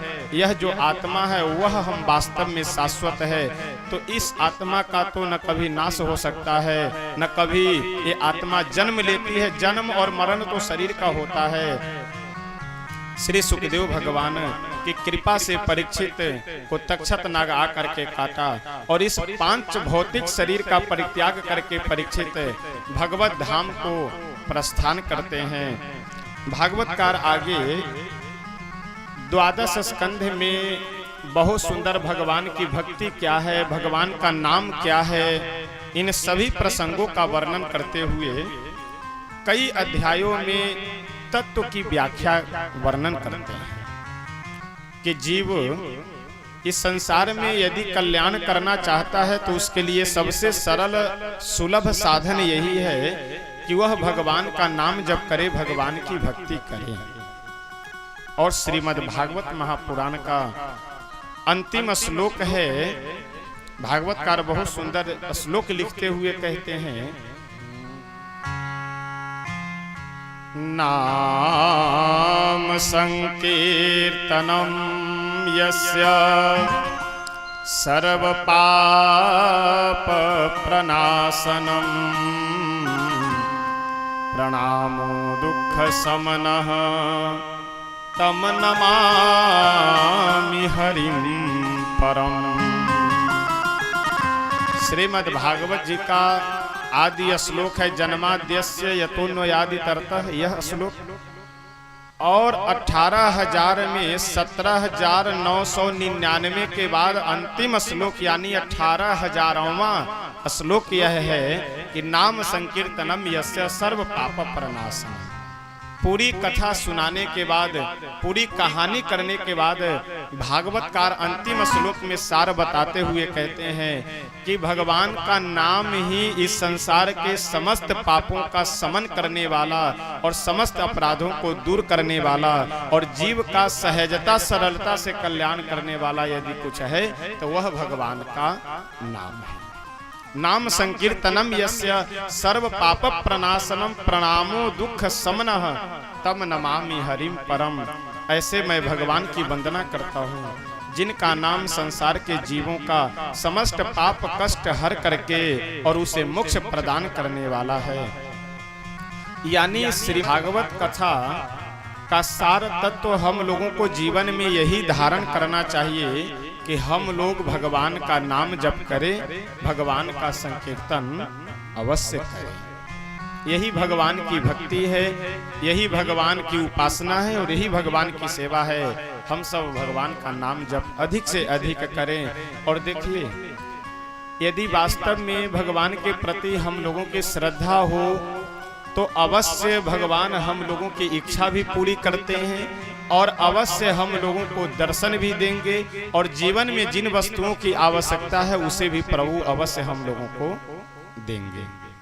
एक बहुत सुंदर प्रसंग है। किसी गांव में एक कथावाचक रहते थे। एक बार नवरात्रि का समय आया और नवरात्रि में उनको कहीं कोई प्रोग्राम मिला नहीं, कहीं कोई आयोजन मिला नहीं, कोई यजमान बुलाए नहीं कथा करने के लिए। तो सोचे कि कोई यजमान नहीं मिले हैं, तो गांव में ही एक हनुमान जी का मंदिर था, तो अपने मन में विचार किए कि लाओ हनुमान जी को ही यजमान बनाकर इन्हीं को कथा सुना देते हैं, बैठे रहने से अच्छा है कि समय का सदुपयोग हो जाए। और मंदिर में गए, जा करके प्रतिपदा के दिन से ही कथा सुनाना आरंभ कर दिए। अच्छा, उसी गांव के एक पैसे वाले धनवान व्यक्ति थे, धनी सेठ जी। वह प्रतिदिन हनुमान जी के मंदिर में जाते थे दर्शन करने के लिए, लेकिन कुछ लोगों का स्वभाव हो जाता है कंजूसी का, कि व्यवस्था तो बहुत रहती है, पास में पैसा भी है, लेकिन खर्च नहीं करना चाहते हैं वो। धीरे धीरे 3 से 4 दिन व्यतीत हो गया। चौथे दिन उसी गांव के जब वह सेठ जी गए हनुमान जी के मंदिर में दर्शन करने, तो मंदिर के अंदर से एक आवाज सुनाई दी। कौन सी आवाज? कि भगवान श्री राम जी हनुमान जी से बोले कि हनुमान जी ऐसा है कि एक कथावाचक जी पंडित जी आज 4 दिनों से कथा सुना रहे हैं, तो इनको दक्षिणा देने के लिए कुछ व्यवस्था किए हैं कि नहीं आप? हनुमान जी बोले कि प्रभु व्यवस्था किए हैं, विचार बनाए हैं। प्रभु बोले हनुमान जी से कि हनुमान जी कितना दक्षिणा देंगे? हनुमान जी बोले कि अब महंगाई का जमाना है, तो 25,000 से कम दक्षिणा क्या दें, इतना कम से कम दे देंगे। भगवान बोले कि हाँ हाँ ठीक है, उतना तो कम से कम 9 दिन में दे ही दीजिए। अब यह बात ध्यान दीजिएगा, बहुत सुंदर प्रसंग है। अब यह बात जो सेठ जी गए थे दर्शन करने वो सुन लिए। अब उन्हें लगा कि नवमी के दिन शायद हनुमान जी कहीं से 25,000 का बंडल बनाकर ऊपर से गिराएंगे मंदिर में। अब सेठ जी कथावाचक जी के घर पे गए, पंडित जी के घर पे गए और जाकर के बोले कि महाराज जी ऐसा है, आपको कोई यजमान मिले हैं कि नहीं? कथावाचक जी बोले कि नहीं, अभी तक तो कोई यजमान नहीं मिले हैं। सेठ जी बोले बस समझिए आपको यजमान मिल गए, 10,000 रुपए हम आपको दक्षिणा दे देंगे, लेकिन हमारा निवेदन यही है, हमारा शर्त यही है कि नवमी के दिन आपको मंदिर में नहीं जाना है, नवमी को आप घर से ही हनुमान जी को कथा सुना दीजिए। अब ये कथावाचक जी अपने मन में विचार किए कि अगर ज़्यादा हम कायदा कानून समझाएंगे तो जो 10,000 दक्षिणा मिलने वाला है ये भी नहीं मिलेगा। तो बोले कोई बात नहीं, हनुमान जी तो सभी जगहों पे है, तो हम घर से ही सुना देंगे, क्या दिक्कत है? कोई दिक्कत नहीं। अब वो सेठ जी 10,000 रुपए अष्टमी के दिन दे दिए और नवमी के दिन ब्रह्म मुहूर्त में 4 बजे भोर में ही हनुमान जी के मंदिर में पहुंच गए और जा करके बिल्कुल 4 बजे भोर से ही बैठे रहे और यहाँ तक कि एक गिलास पानी भी नहीं पिए। क्यों? क्योंकि पानी पिएंगे तो फिर शौच जाना होगा और पता लगे कि हम शौच जाए और इधर कहीं पैसा का बंडल गिरे और कोई दूसरा लेकर के चला जाए। अच्छा, सेठ जी अपने मन में विचार क्या किए कि 10,000 रुपए हम तो कथावाचक जी को देख करके घुमा दिए उनको, और यहाँ 25,000 रुपए मिलेगा तो फिर भी हम 15,000 प्रॉफिट में रहेंगे, नफा में रहेंगे।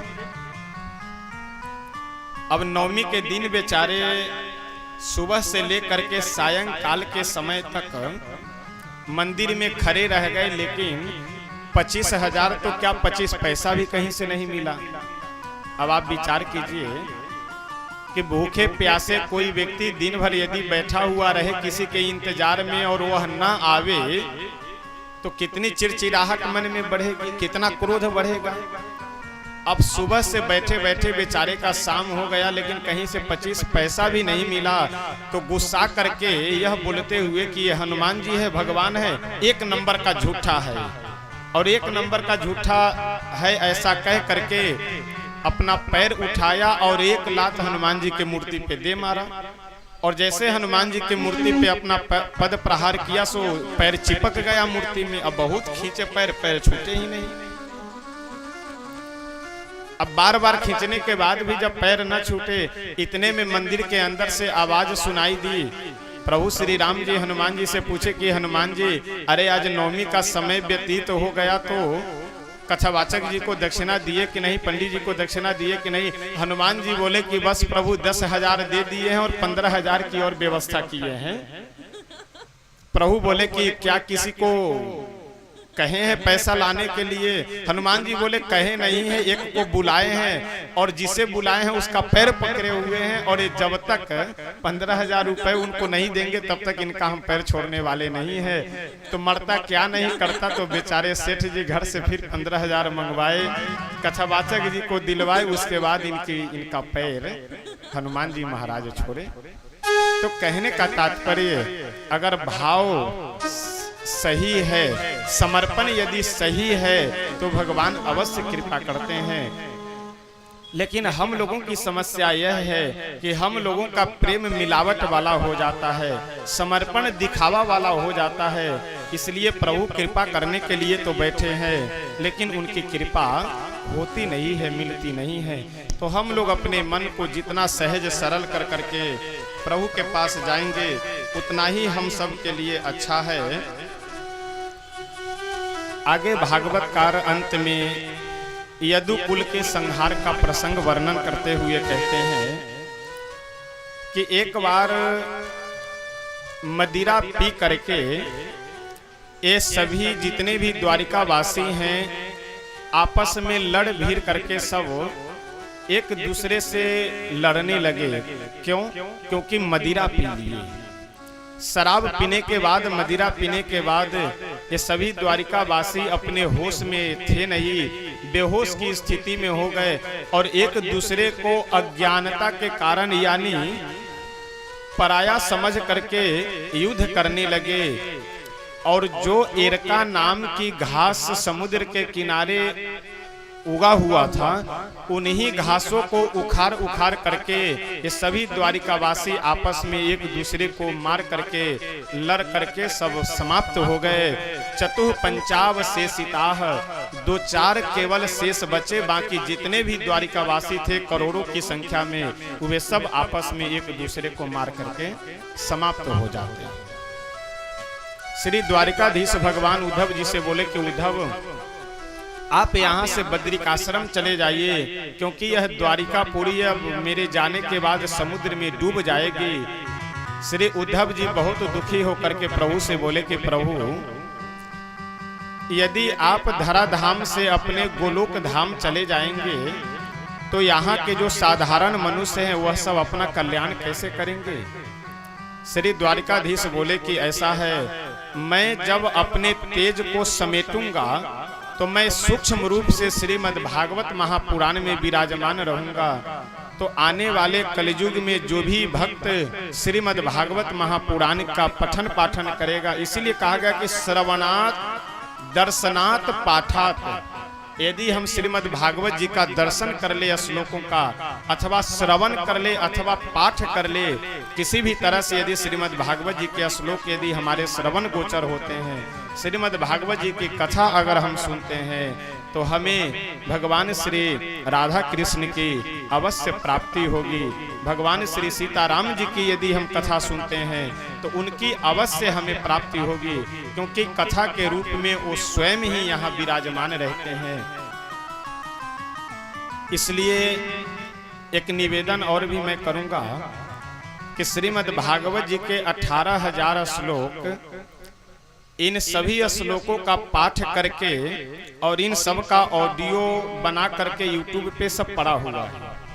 तो आप सब जब कभी भी अगर खाली रहिए तो उसे सुना कीजिए, क्योंकि बहुत परिश्रम लगा है 18,000 श्लोकों को माइक में पाठ करके रिकॉर्डिंग कर करके और फिर उसे व्यवस्थित कर करके YouTube पे डालने में। तो जो भी 335 लगभग अध्याय है, वे 335 अध्याय आपको YouTube पे उपलब्ध हो जाएगा। श्रीमद् भागवत जी का मूल श्लोकों का पाठ है, तो समय मिला करे तो उसे आप लगाया कीजिए, उसे बहुत जीवन में लाभ मिलेगा। क्योंकि अगर हम पढ़ नहीं सकते हैं तो सुनने से, तो सुनना और पढ़ना दोनों का एक समान पुण्य है, एक समान लाभ है। श्रीमद् भागवत जी का प्रसंग भागवतकार अब विराम देते हुए श्री वेदव्यास भगवान अंतिम श्लोक लिखते हुए कहते हैं कि भगवान का नाम संकीर्तन करना ही संसार के समस्त दुखों को दूर करने वाला है, संसार के समस्त पापों को दूर करने वाला है। और अंत में कुछ अध्यायों में श्रीमद् भागवत जी के महात्म का वर्णन करते हुए कहते हैं कि यह जो श्रीमद् भागवत जी है, तेने यम वाङ्मयी मूर्ति है प्रत्यक्षा वर्तते हरे है। यह जो श्रीमद् भागवत जी है, यह श्रीमद् भागवत साक्षात नंद नंदन भगवान श्री कृष्ण चंद्र की यह वाङ्मयी मूर्ति है, वाङ्मय श्री विग्रह है। अब समय समापन की ओर है, तो आइए हम सब भागवत जी की एक परंपरा है कि कम से कम पूरा श्लोक पढ़ करके उसका अर्थ कर पाना तो संभव नहीं होता है। तो इसलिए पाठ के माध्यम से श्रीमद् भागवत जी को पूरा तो किया जाता है, लेकिन पाठ केवल आचार्य जी ही करते हैं।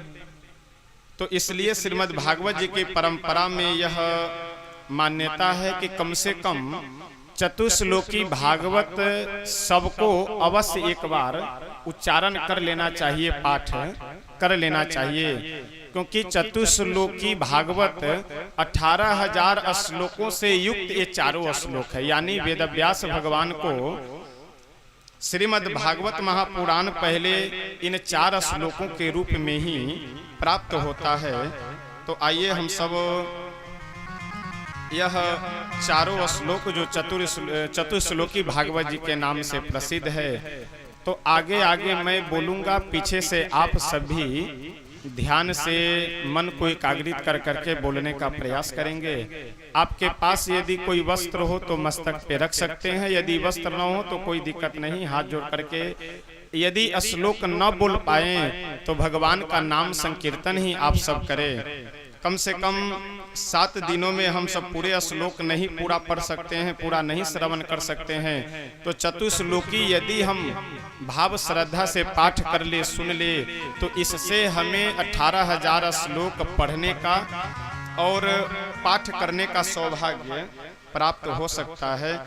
तो आगे आगे मैं बोलूंगा, पीछे से आप सभी दोहराएंगे। अहमेवासमेवाग्रे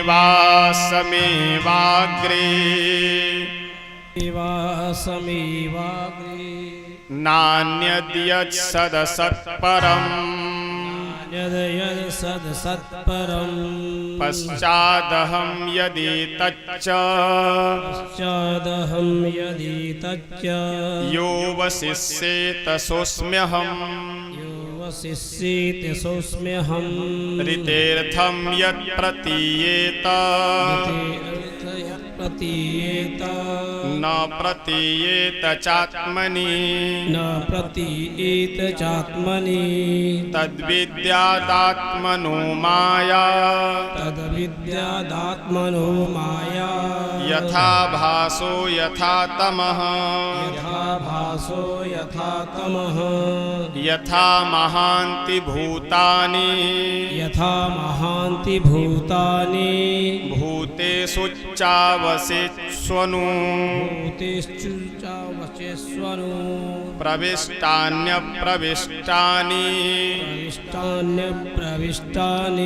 तथा तेषु न तेष्वहम् एतावदेव जिज्ञास्यम्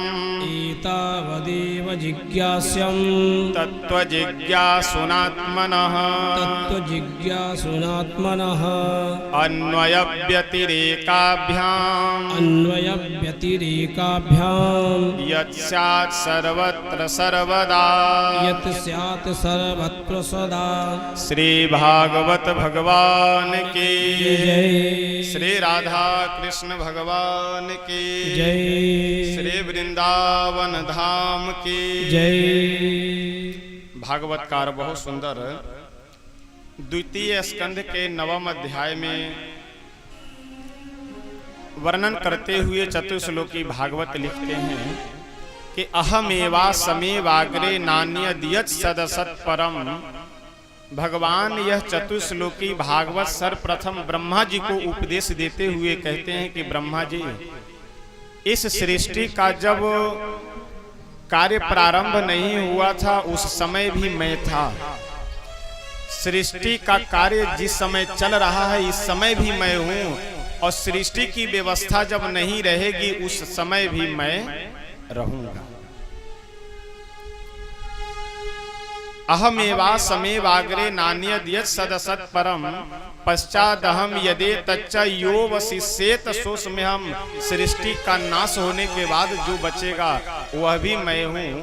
अंत में कहते हैं कि अन्वय व्यतिरेकाभ्याम, अन्वय और व्यतिरेक कहा जाता है यत् सत्वे यत् सत्वम अन्वयः, तत्सत्वे तत्सत्वम अन्वयः, तद्भावे तद्भावः व्यतिरेकः।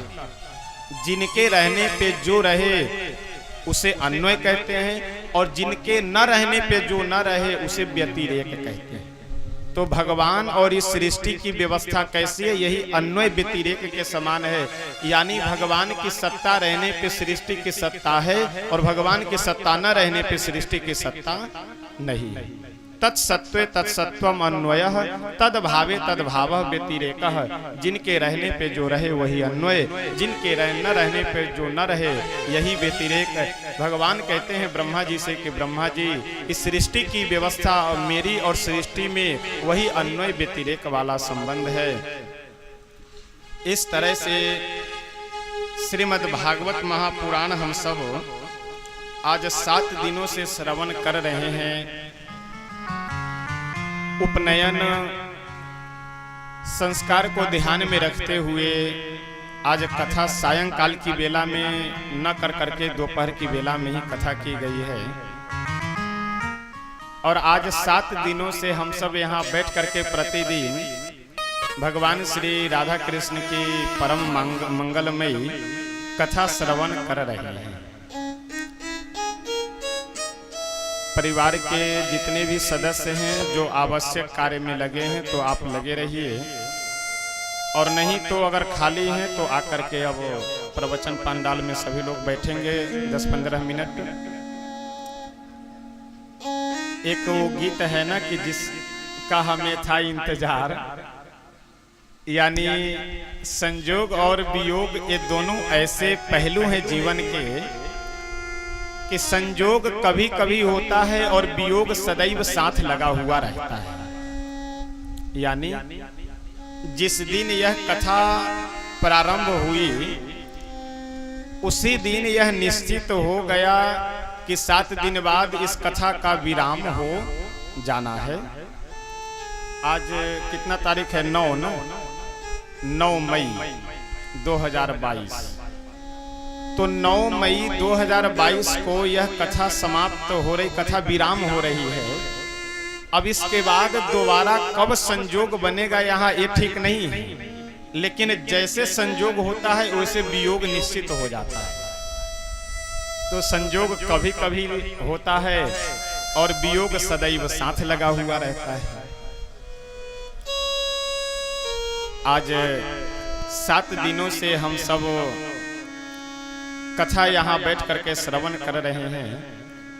वैसे कथा के बीच में एक दिन हमने निवेदन किया था कि मैं अपने हृदय का बात बता रहा हूँ आपसे कि हम प्रारंभ दिन से ही कभी अपने मन में ऐसा विचार ही नहीं किए कि हम दूसरे जगह आए हुए हैं कथा करने के लिए। हमें तो ऐसा लगा कि जैसे हम अपने घर में ही आए हुए हैं।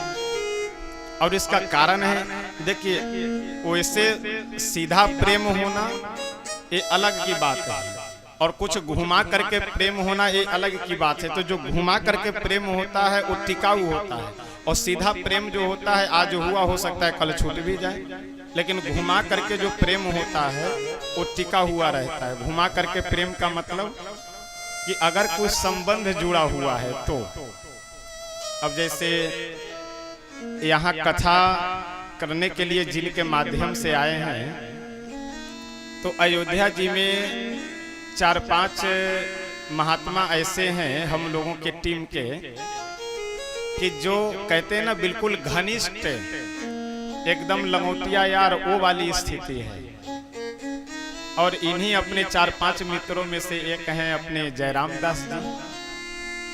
तो श्री जयराम दास जी महाराज के माध्यम से यहाँ कथा के लिए आए हैं और उनकी उनसे हमारी मित्रता है, तो उनसे हमारी मित्रता है और उनकी बहन होने के नाते मित्रवत भाव से हमारी भी ये बहन ही हुई और इनकी रिश्तेदारी इस परिवार में है, तो उस नाते से इस परिवार से भी एक अगर मित्रवत वाले रिश्ते में देखा जाए तो बहन की रिश्तेदारी इस परिवार में, तो फिर दूसरा परिवार हुआ ही नहीं, ये तो अपना ही परिवार है। इसी भाव से प्रारंभ से ही बिल्कुल अपनापन मान करके बीच में कई बार कई लोग बोले भी कि कई अव्यवस्था हो रही है, अगर कुछ अव्यवस्था हो तो उसको ध्यान में, अव्यवस्था के कोई मतलब ही नहीं है। और रही बात गलती, तो इस तरह की गलती तो हमेशा हुआ करे। अगर हम लोगों को मिलने जुलने में कथा इस तरह का कार्य तो हमेशा हुआ करे। अब इतना बड़ा आयोजन हो रहा है तो इसमें छोटी मोटी बातें हुआ करती हैं। अब जैसे एक दिन रात्रि में जनरेटर बंद हो गए तो सामान्य सी बातें हैं। अब हम लोग कोई ऐसे थोड़ी है कि हमेशा एकदम एसी में एसी लगा भी हो तो पंखे में रहने का प्रयास करते हैं, तो इसलिए कोई दिक्कत नहीं है। सुबह के समय में इसीलिए कहा गया कि मच्छरदानी की व्यवस्था हो जाए कि लाइट कटे तो कम से कम मच्छर न काटे। तो जो जो आवश्यकता हम लोगों की थी वो सब तो मांग मांग करके वैसे हम लोग पूरा करते रहे। जो हम लोगों को चाहिए वो मांगे और पूरा भी हुआ।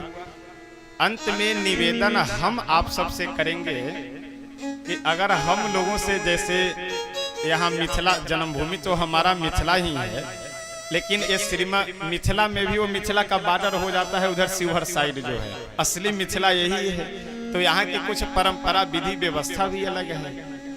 और बचपन से अयोध्या जी रहने के कारण यहाँ कुछ लौकिक विधि व्यवस्था जो होता है उन सब का उतना हमें ध्यान भी नहीं है, ज्ञान भी नहीं है।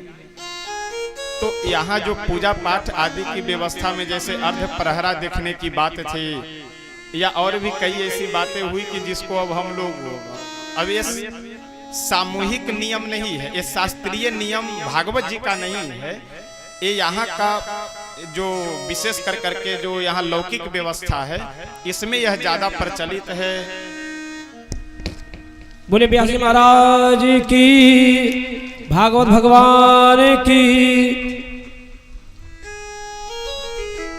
वैसे ये अर्ध प्रहरा तो देखा सब जगह जाता है, लेकिन इसके अलग अलग नाम है, अलग अलग व्यवस्था है। तो हम लोग अभी इस व्यवस्था में कभी नहीं थे, तो इन सब को देख करके अगर हम लोगों से चाहे पूजा पाठ में या गाने बजाने में और हमसे कथा करने में अगर कुछ भूल चूक हुई हो तो उनको आप सब क्षमा करेंगे, क्योंकि इस परिवार में ऐसे वृद्ध जन हैं जो अगर विचार किया जाए, एक दृष्टि से देखा जाए तो हमारे कहीं ना कहीं गुरु की श्रेणी में आएंगे, गुरु तुल्य होंगे। सबसे पहले तो इस कथा के जो मुख्य यजमान हैं उनके कनिष्ठ भ्राता छोटे भाई जो हमारे श्री डॉक्टर ब्रह्मदेव मिश्र जी ज्योतिष के प्रकांड विद्वान, तो एक दिन मैं निवेदन किया था कि हमारे जैसे आपके कई शिष्य होंगे। तो इसलिए इस परिवार से कई तरह के प्रेम है, हमें प्रसन्नता इसलिए है कि अपने परिवार में आकर के कथा किए और विद्वानों के बीच में बैठ करके कथा किए। तो इसलिए अगर कुछ आगे अब जैसे इस शरीर को छोड़ करके अगर जाने का जब समय आएगा तो उस समय कहने के लिए भी होगा कि मिथिला में कथा किए हुए हैं और मिथिला में भी मिथिला के विद्वानों के बीच बैठ करके कथा किए हैं। और कुछ भजन हो न हो और कुछ भक्ति हो न हो, लेकिन कम से कम इतना अधिकार बना हुआ रहेगा।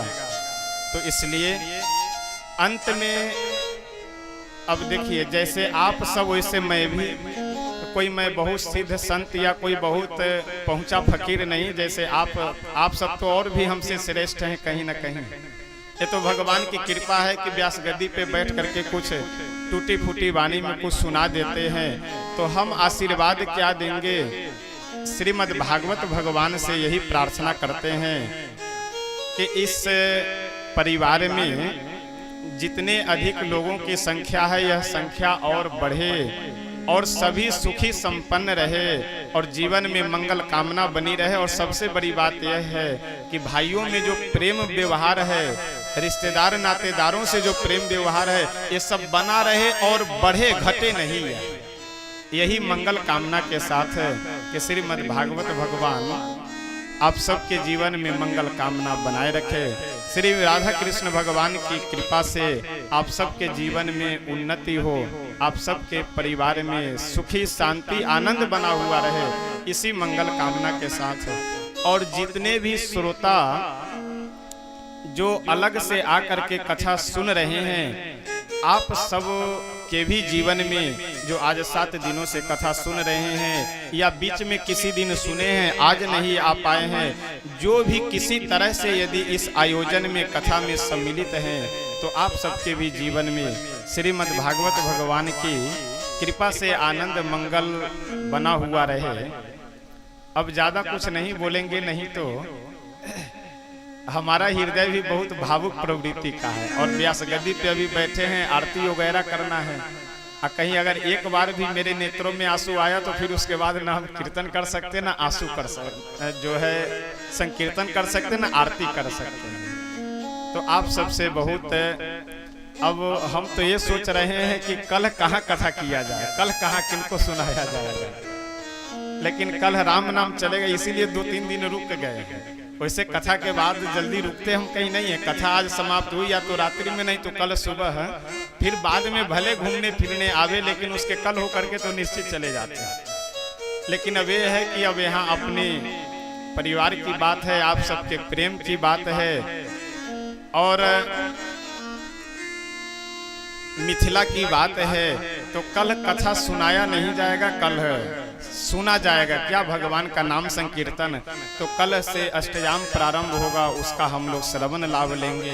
उसके बाद उपनयन आदि का संस्कार है, तो इसमें सम्मिलित होना भी पुण्य का विषय है। यानी हमारे जितने भी संस्कार हैं, चाहे वह उपनयन संस्कार हो, चाहे नामकरण हो अथवा विवाह आदि, इन सब संस्कारों में सम्मिलित होना, इसे देखना सुनना भी पुण्य की बात है। तो हमें दोनों लाभ होगा कि मिथिला में वास करने को मिलेगा, आप सबके साथ 1-2 दिन, क्योंकि कथा में तो बिल्कुल भाग दौड़ बनी रहती है। जैसे कथा समाप्त हुई वैसे भोजन करे, फिर आराम किए, फिर सुबह में उठे, जो सब अपने अपने काम में लगे हैं। तो इधर 1-2 दिन सब लोग शांति से बैठेंगे, कुछ बातचीत भी होगी और मिथिला में वास होगा, उपनयन संस्कार में सम्मिलित होंगे। और फिर उसके बाद तो जाना तो सबको है एक दिन। चली उड़ जा रे पंछी की, अब ये देश हुआ बेगाना। तो हम अगर 12 को जाएंगे तो आप लोग में से भी सब लोग, कोई 13 को, कोई 14 को, सब लोग तो लगभग परदेसी ही हैं। केवल इस घर में एक शायद बड़े वाले भैया यही तो यहाँ के स्वदेशी है, बाकी तो लगभग सब लोग परदेश ही रहने वाले हैं। तो बहुत अच्छा लगा। 7 दिनों में हम सब भगवान श्री राधा कृष्ण जी के लीला के माध्यम से हम सब यहाँ आनंद लाभ प्राप्त किए हैं। अभी आगे के भी जो भी संस्कार हैं वह सब भी शांति और आनंद मंगल के साथ में पूरा हो, हम सब के जीवन में आनंद बन। तो आप सब के लिए तो हम मंगल कामना कर रहे हैं श्री राधा कृष्ण भगवान से, श्री जगत जननी माता जानकी से, और आप सब मिल करके हमारे लिए मंगल कामना कर दीजिए, हमको आशीर्वाद दे दीजिए कि इसी तरह से भगवान की कथा कहने का, सुनने का सौभाग्य मिले। और जीवन में कुछ हमारी इच्छा ही नहीं है, बस कथा करें। इस कथा को सुन करके अगर 2-4 लोगों में भी परिवर्तन आता रहे तो यही हमारे कथा की विशेषता है।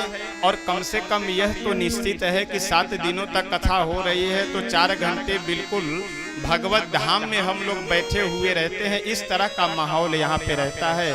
तो प्रतिदिन अनेक लोगों को भगवान की लीला का, कथा का श्रवण लाभ प्राप्त कराने का सौभाग्य मिलता रहे और भगवान श्री सीताराम जी की भक्ति मिले, श्री राधा कृष्ण भगवान की भक्ति मिले, यही चाहिए। और कोई विशेष इच्छा नहीं है कि बहुत ये हो जाए वो हो जाए, जो इच्छा है सो सब यही।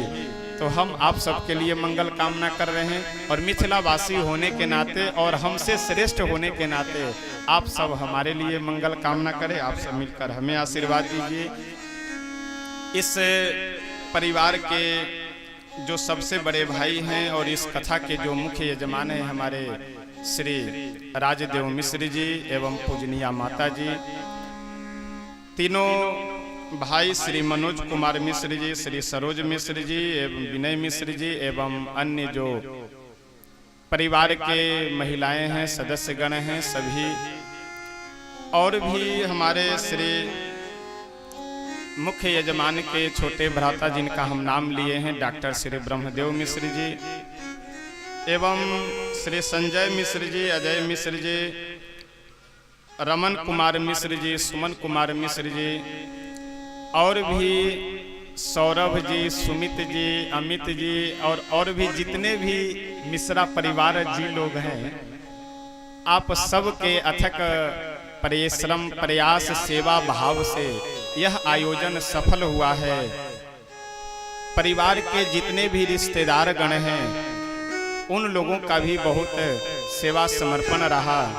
परिवार के जितनी बेटियां हैं उन लोगों का भी, अब नाम तो यहाँ नहीं है हमारे पास में और नाम सबका ले पाना संभव ही नहीं है, तो जितने बेटे बेटियां रिश्तेदार नातेदार सब लोगों के सेवा समर्पण से यह आयोजन निर्विघ्नता पूर्वक, यद्यपि इस समय निर्विघ्नता पूर्वक आयोजन सफल होने में संदेह रहता है, क्योंकि बारिश है, आंधी है, यदि अगर जोर से आंधी आ गई होती और यदि टेंट पंडाल फट गया होता तो फिर समस्या होती। लेकिन निर्विघ्नता पूर्वक यह श्रीमद् भागवत कथा सप्ताह ज्ञान यज्ञ समापन हुआ है।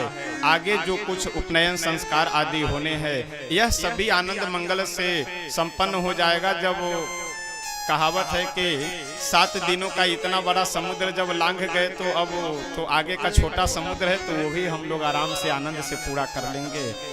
अब अपनी वाणी को आइए यहीं पे श्री राधा कृष्ण भगवान के चरणों में, श्री जगत जननी माँ जानकी जी के चरणों में, श्री उगना महादेव के चरणों में विराम देते हैं। कब के लिए? अनिश्चित काल के लिए। अब देखिए फिर कब इस तरह का संयोग बनता है।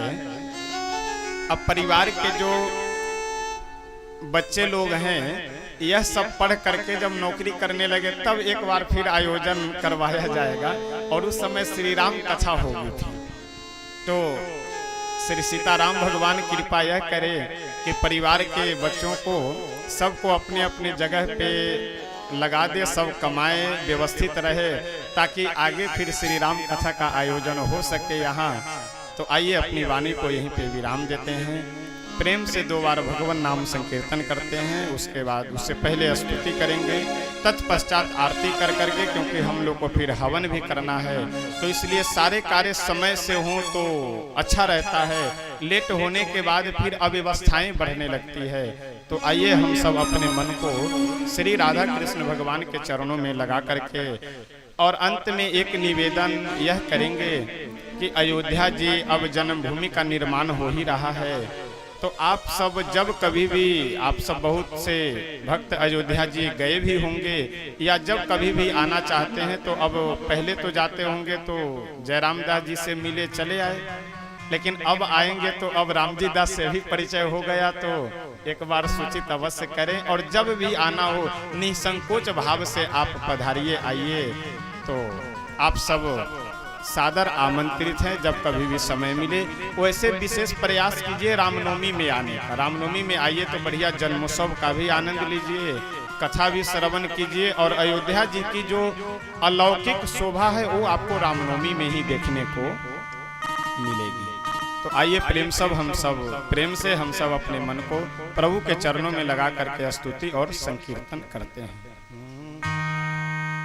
शरण में आए हम तुम्हारी, दया करो हे दयालु भगवान। शरण में आए हैं हम तुम्हारी, दया करो हे दयालु भगवान।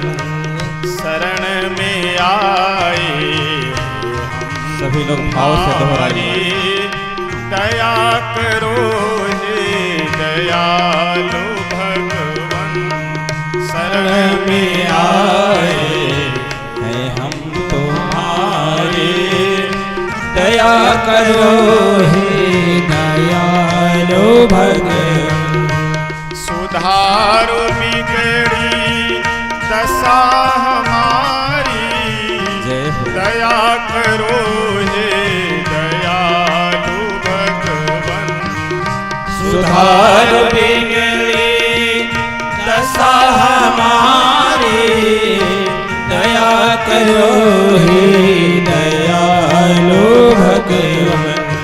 सुधारो बिगड़ी दशा हमारी, दया करो हे दयालु भगवान।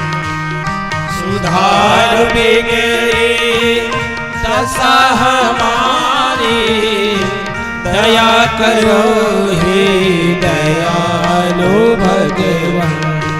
शरण में आए हैं हम तुम्हारे, दया करो हे दयालु भगवान। शरण में आए हैं हम तुम्हारी, दया करो हे दयालु भगवान। भले जो हैं हम तो हैं तुम्हारे, बुरे जो हैं हम तो हैं तुम्हारे।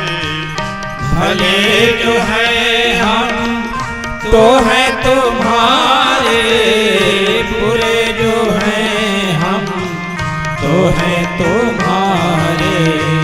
तुम्हारे होकर हो हम दुखारे, दया करो हे दयालु भगवान। तुम्हारे होकर हैं हम तुम्हारे, दया करो हे दयालु भगवान। शरण में आए हम तुम्हारे, दया करो हे दयालु भगवान।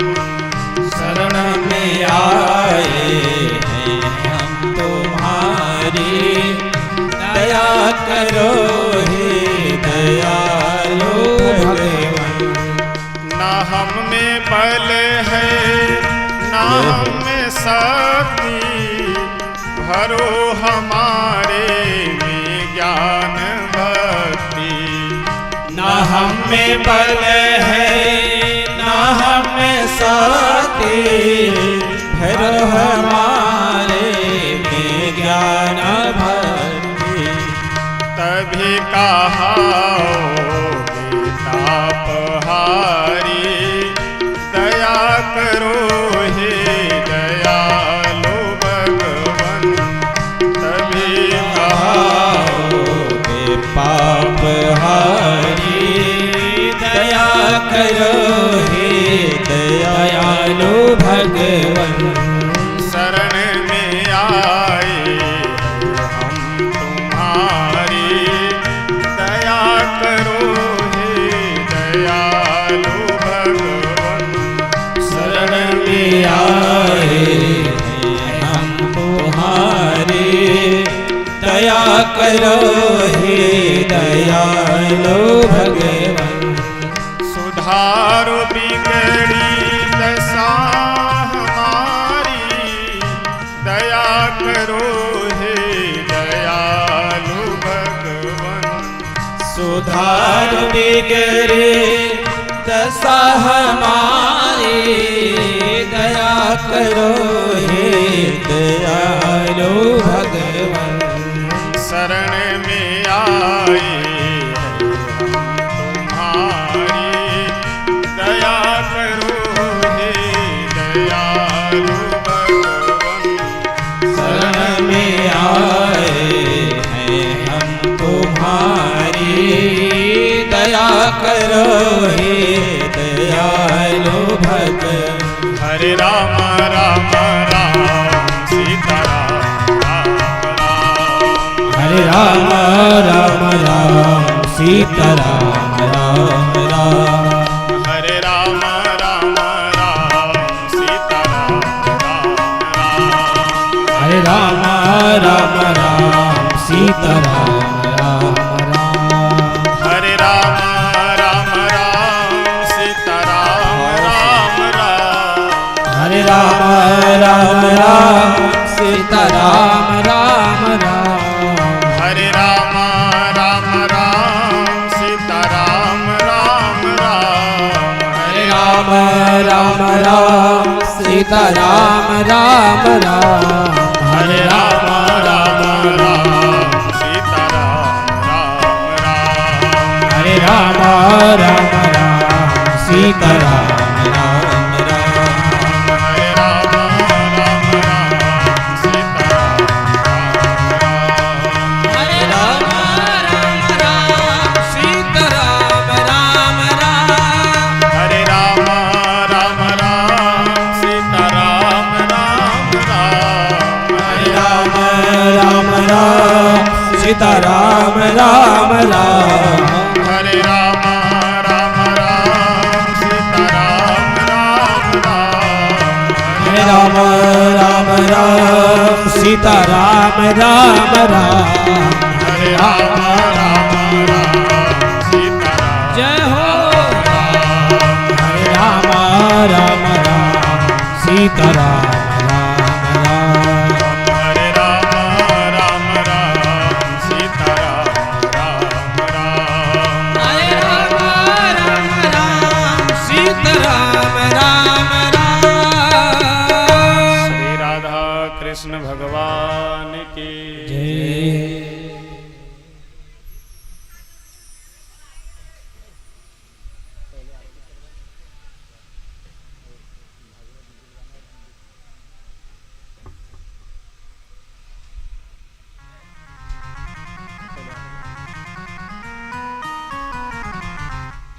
आप सब अपने अपने यथास्थान खड़े हो जाएं।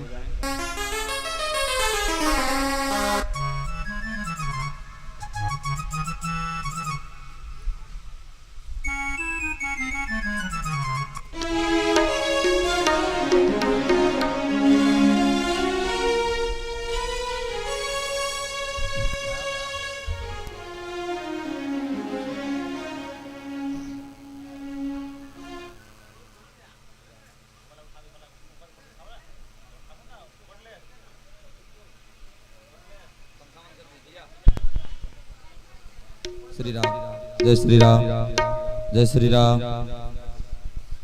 श्री राम।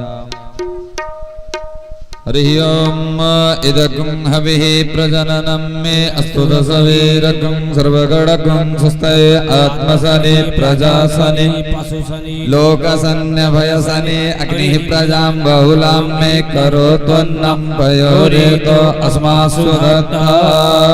चन्द्रमा मनसो जातचक्षुः सूर्यो अजायत द्वायुष प्राणसमुखादग्निरजायत। गिरिधर तेरे आरती गाऊं बांके बिहारी तेरी आरती गाऊं। हे गिरिधर तेरी आरती गाऊं बांके बिहारी तेरी आरती गाऊं।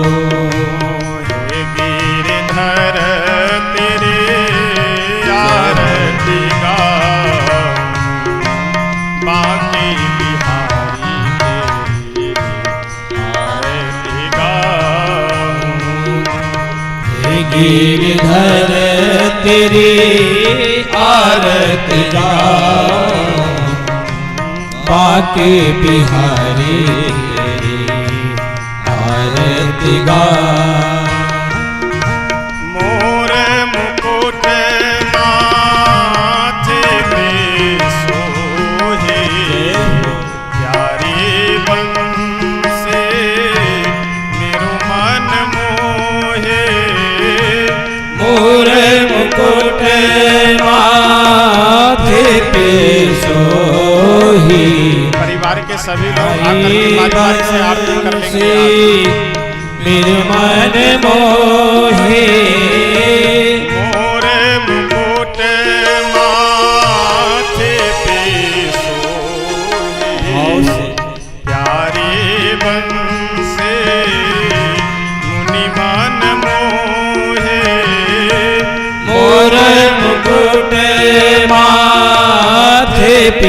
सोही प्यारी बंसी मुनि मन मोही।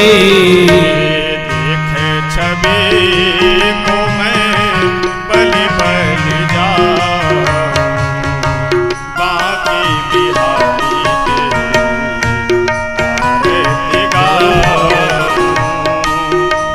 गिरधर तेरी आरती गाऊं, बाके बिहारी तेरी आरती गाऊं।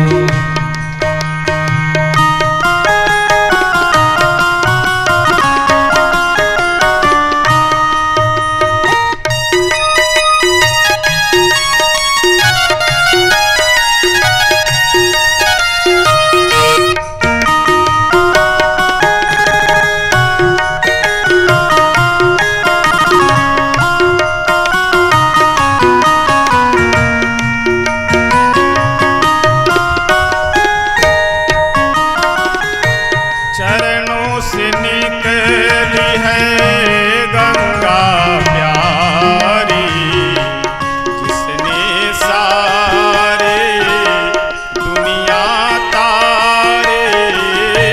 चरणों से निकली है गंगा प्यारी, जिसने सारी दुनिया है तारी। चरणों से निकली है गंगा प्यारी, जिसने सारे दुनिया तारे। चरणों से निकली है गंगा प्यारी, जिसने सारी दुनिया है तारे। उन चरणों को मैं दर्शन पाऊं, बाकी बिहारी के आरती गाऊं। गिरधर तेरी आरती गाऊं, बाके बिहारी तेरी आरती गाऊं। जय हो।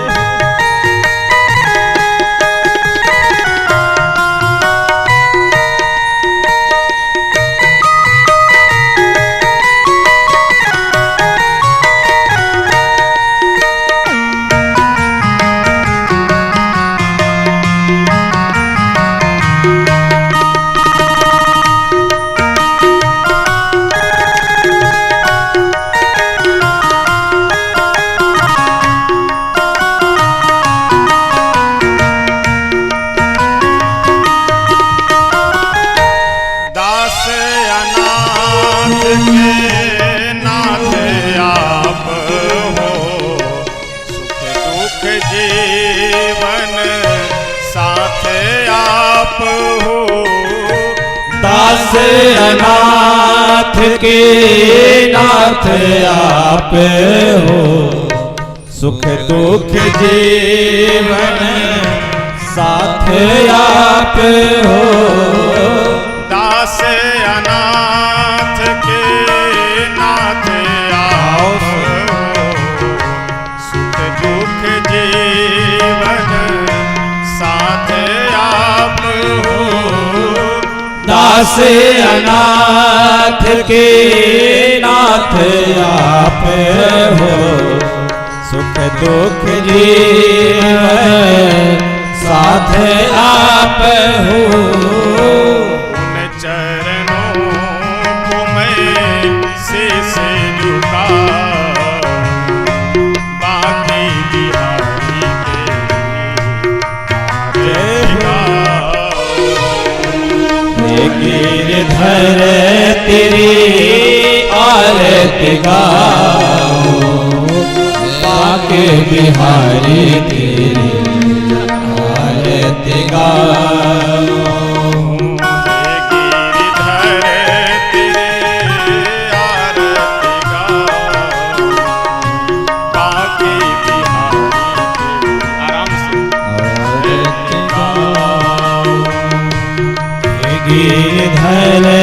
तेरी आरती गाओ, बाके बिहारी तेरी जय हो।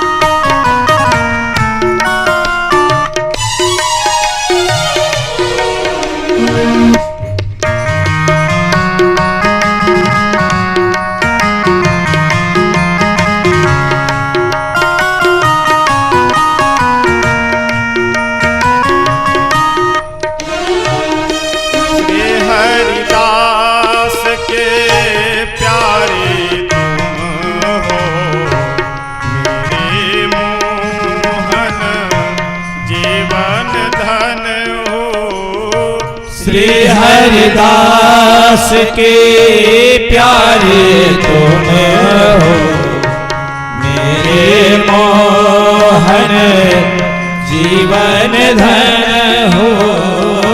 श्री हरिदास के प्यारे तुम हो, मेरे मोहन जीवन धन हो।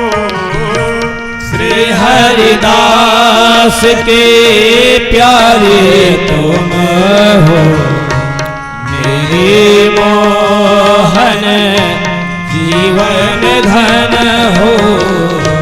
प्यारी छवि तेरे मन में बसाओ, बाकी बिहारी तेरी आरती गाओ,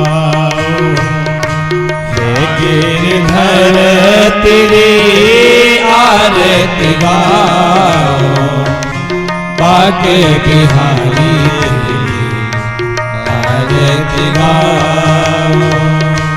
आरती गाऊं प्यारे तुझको रिझाऊं, आरती गाऊं प्यारे तुझको रिझाऊं।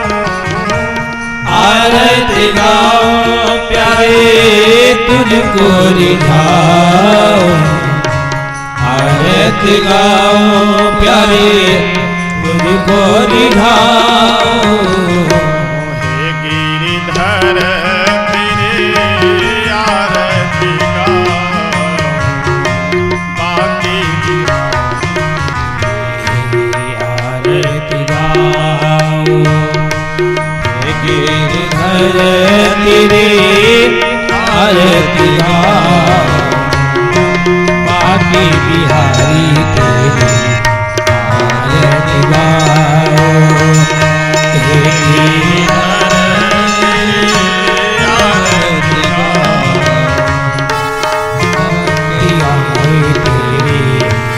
आरती गाओ। त्वमेव माता च पिता त्वमेव, त्वमेव बन्धो सखा त्वमेव, त्वमेव विद्या द्रविणं त्वमेव, त्वमेव सर्वं मम देवनी। कर्पूरगौरं करुणावतारं संसारसारं भुजगेन्द्रः, सदा वसन्तं हृदयारविन्दे भवं भवामि सहितं नमामि। हे गिरिधर तेरी आरती गाओ, बाकी बिहारी तेरी आरती गाओ। हे गिरिधर तेरी आरती गाओ, बाकी बिहारी तेरी आरती गाओ। हे गिरिधर तेरी आरती गाओ, बाकी बिहारी तेरी आरती गाओ, बाकी बिहारी तेरी आरती गाओ, बाकी बिहारी तेरी आरती गाओ।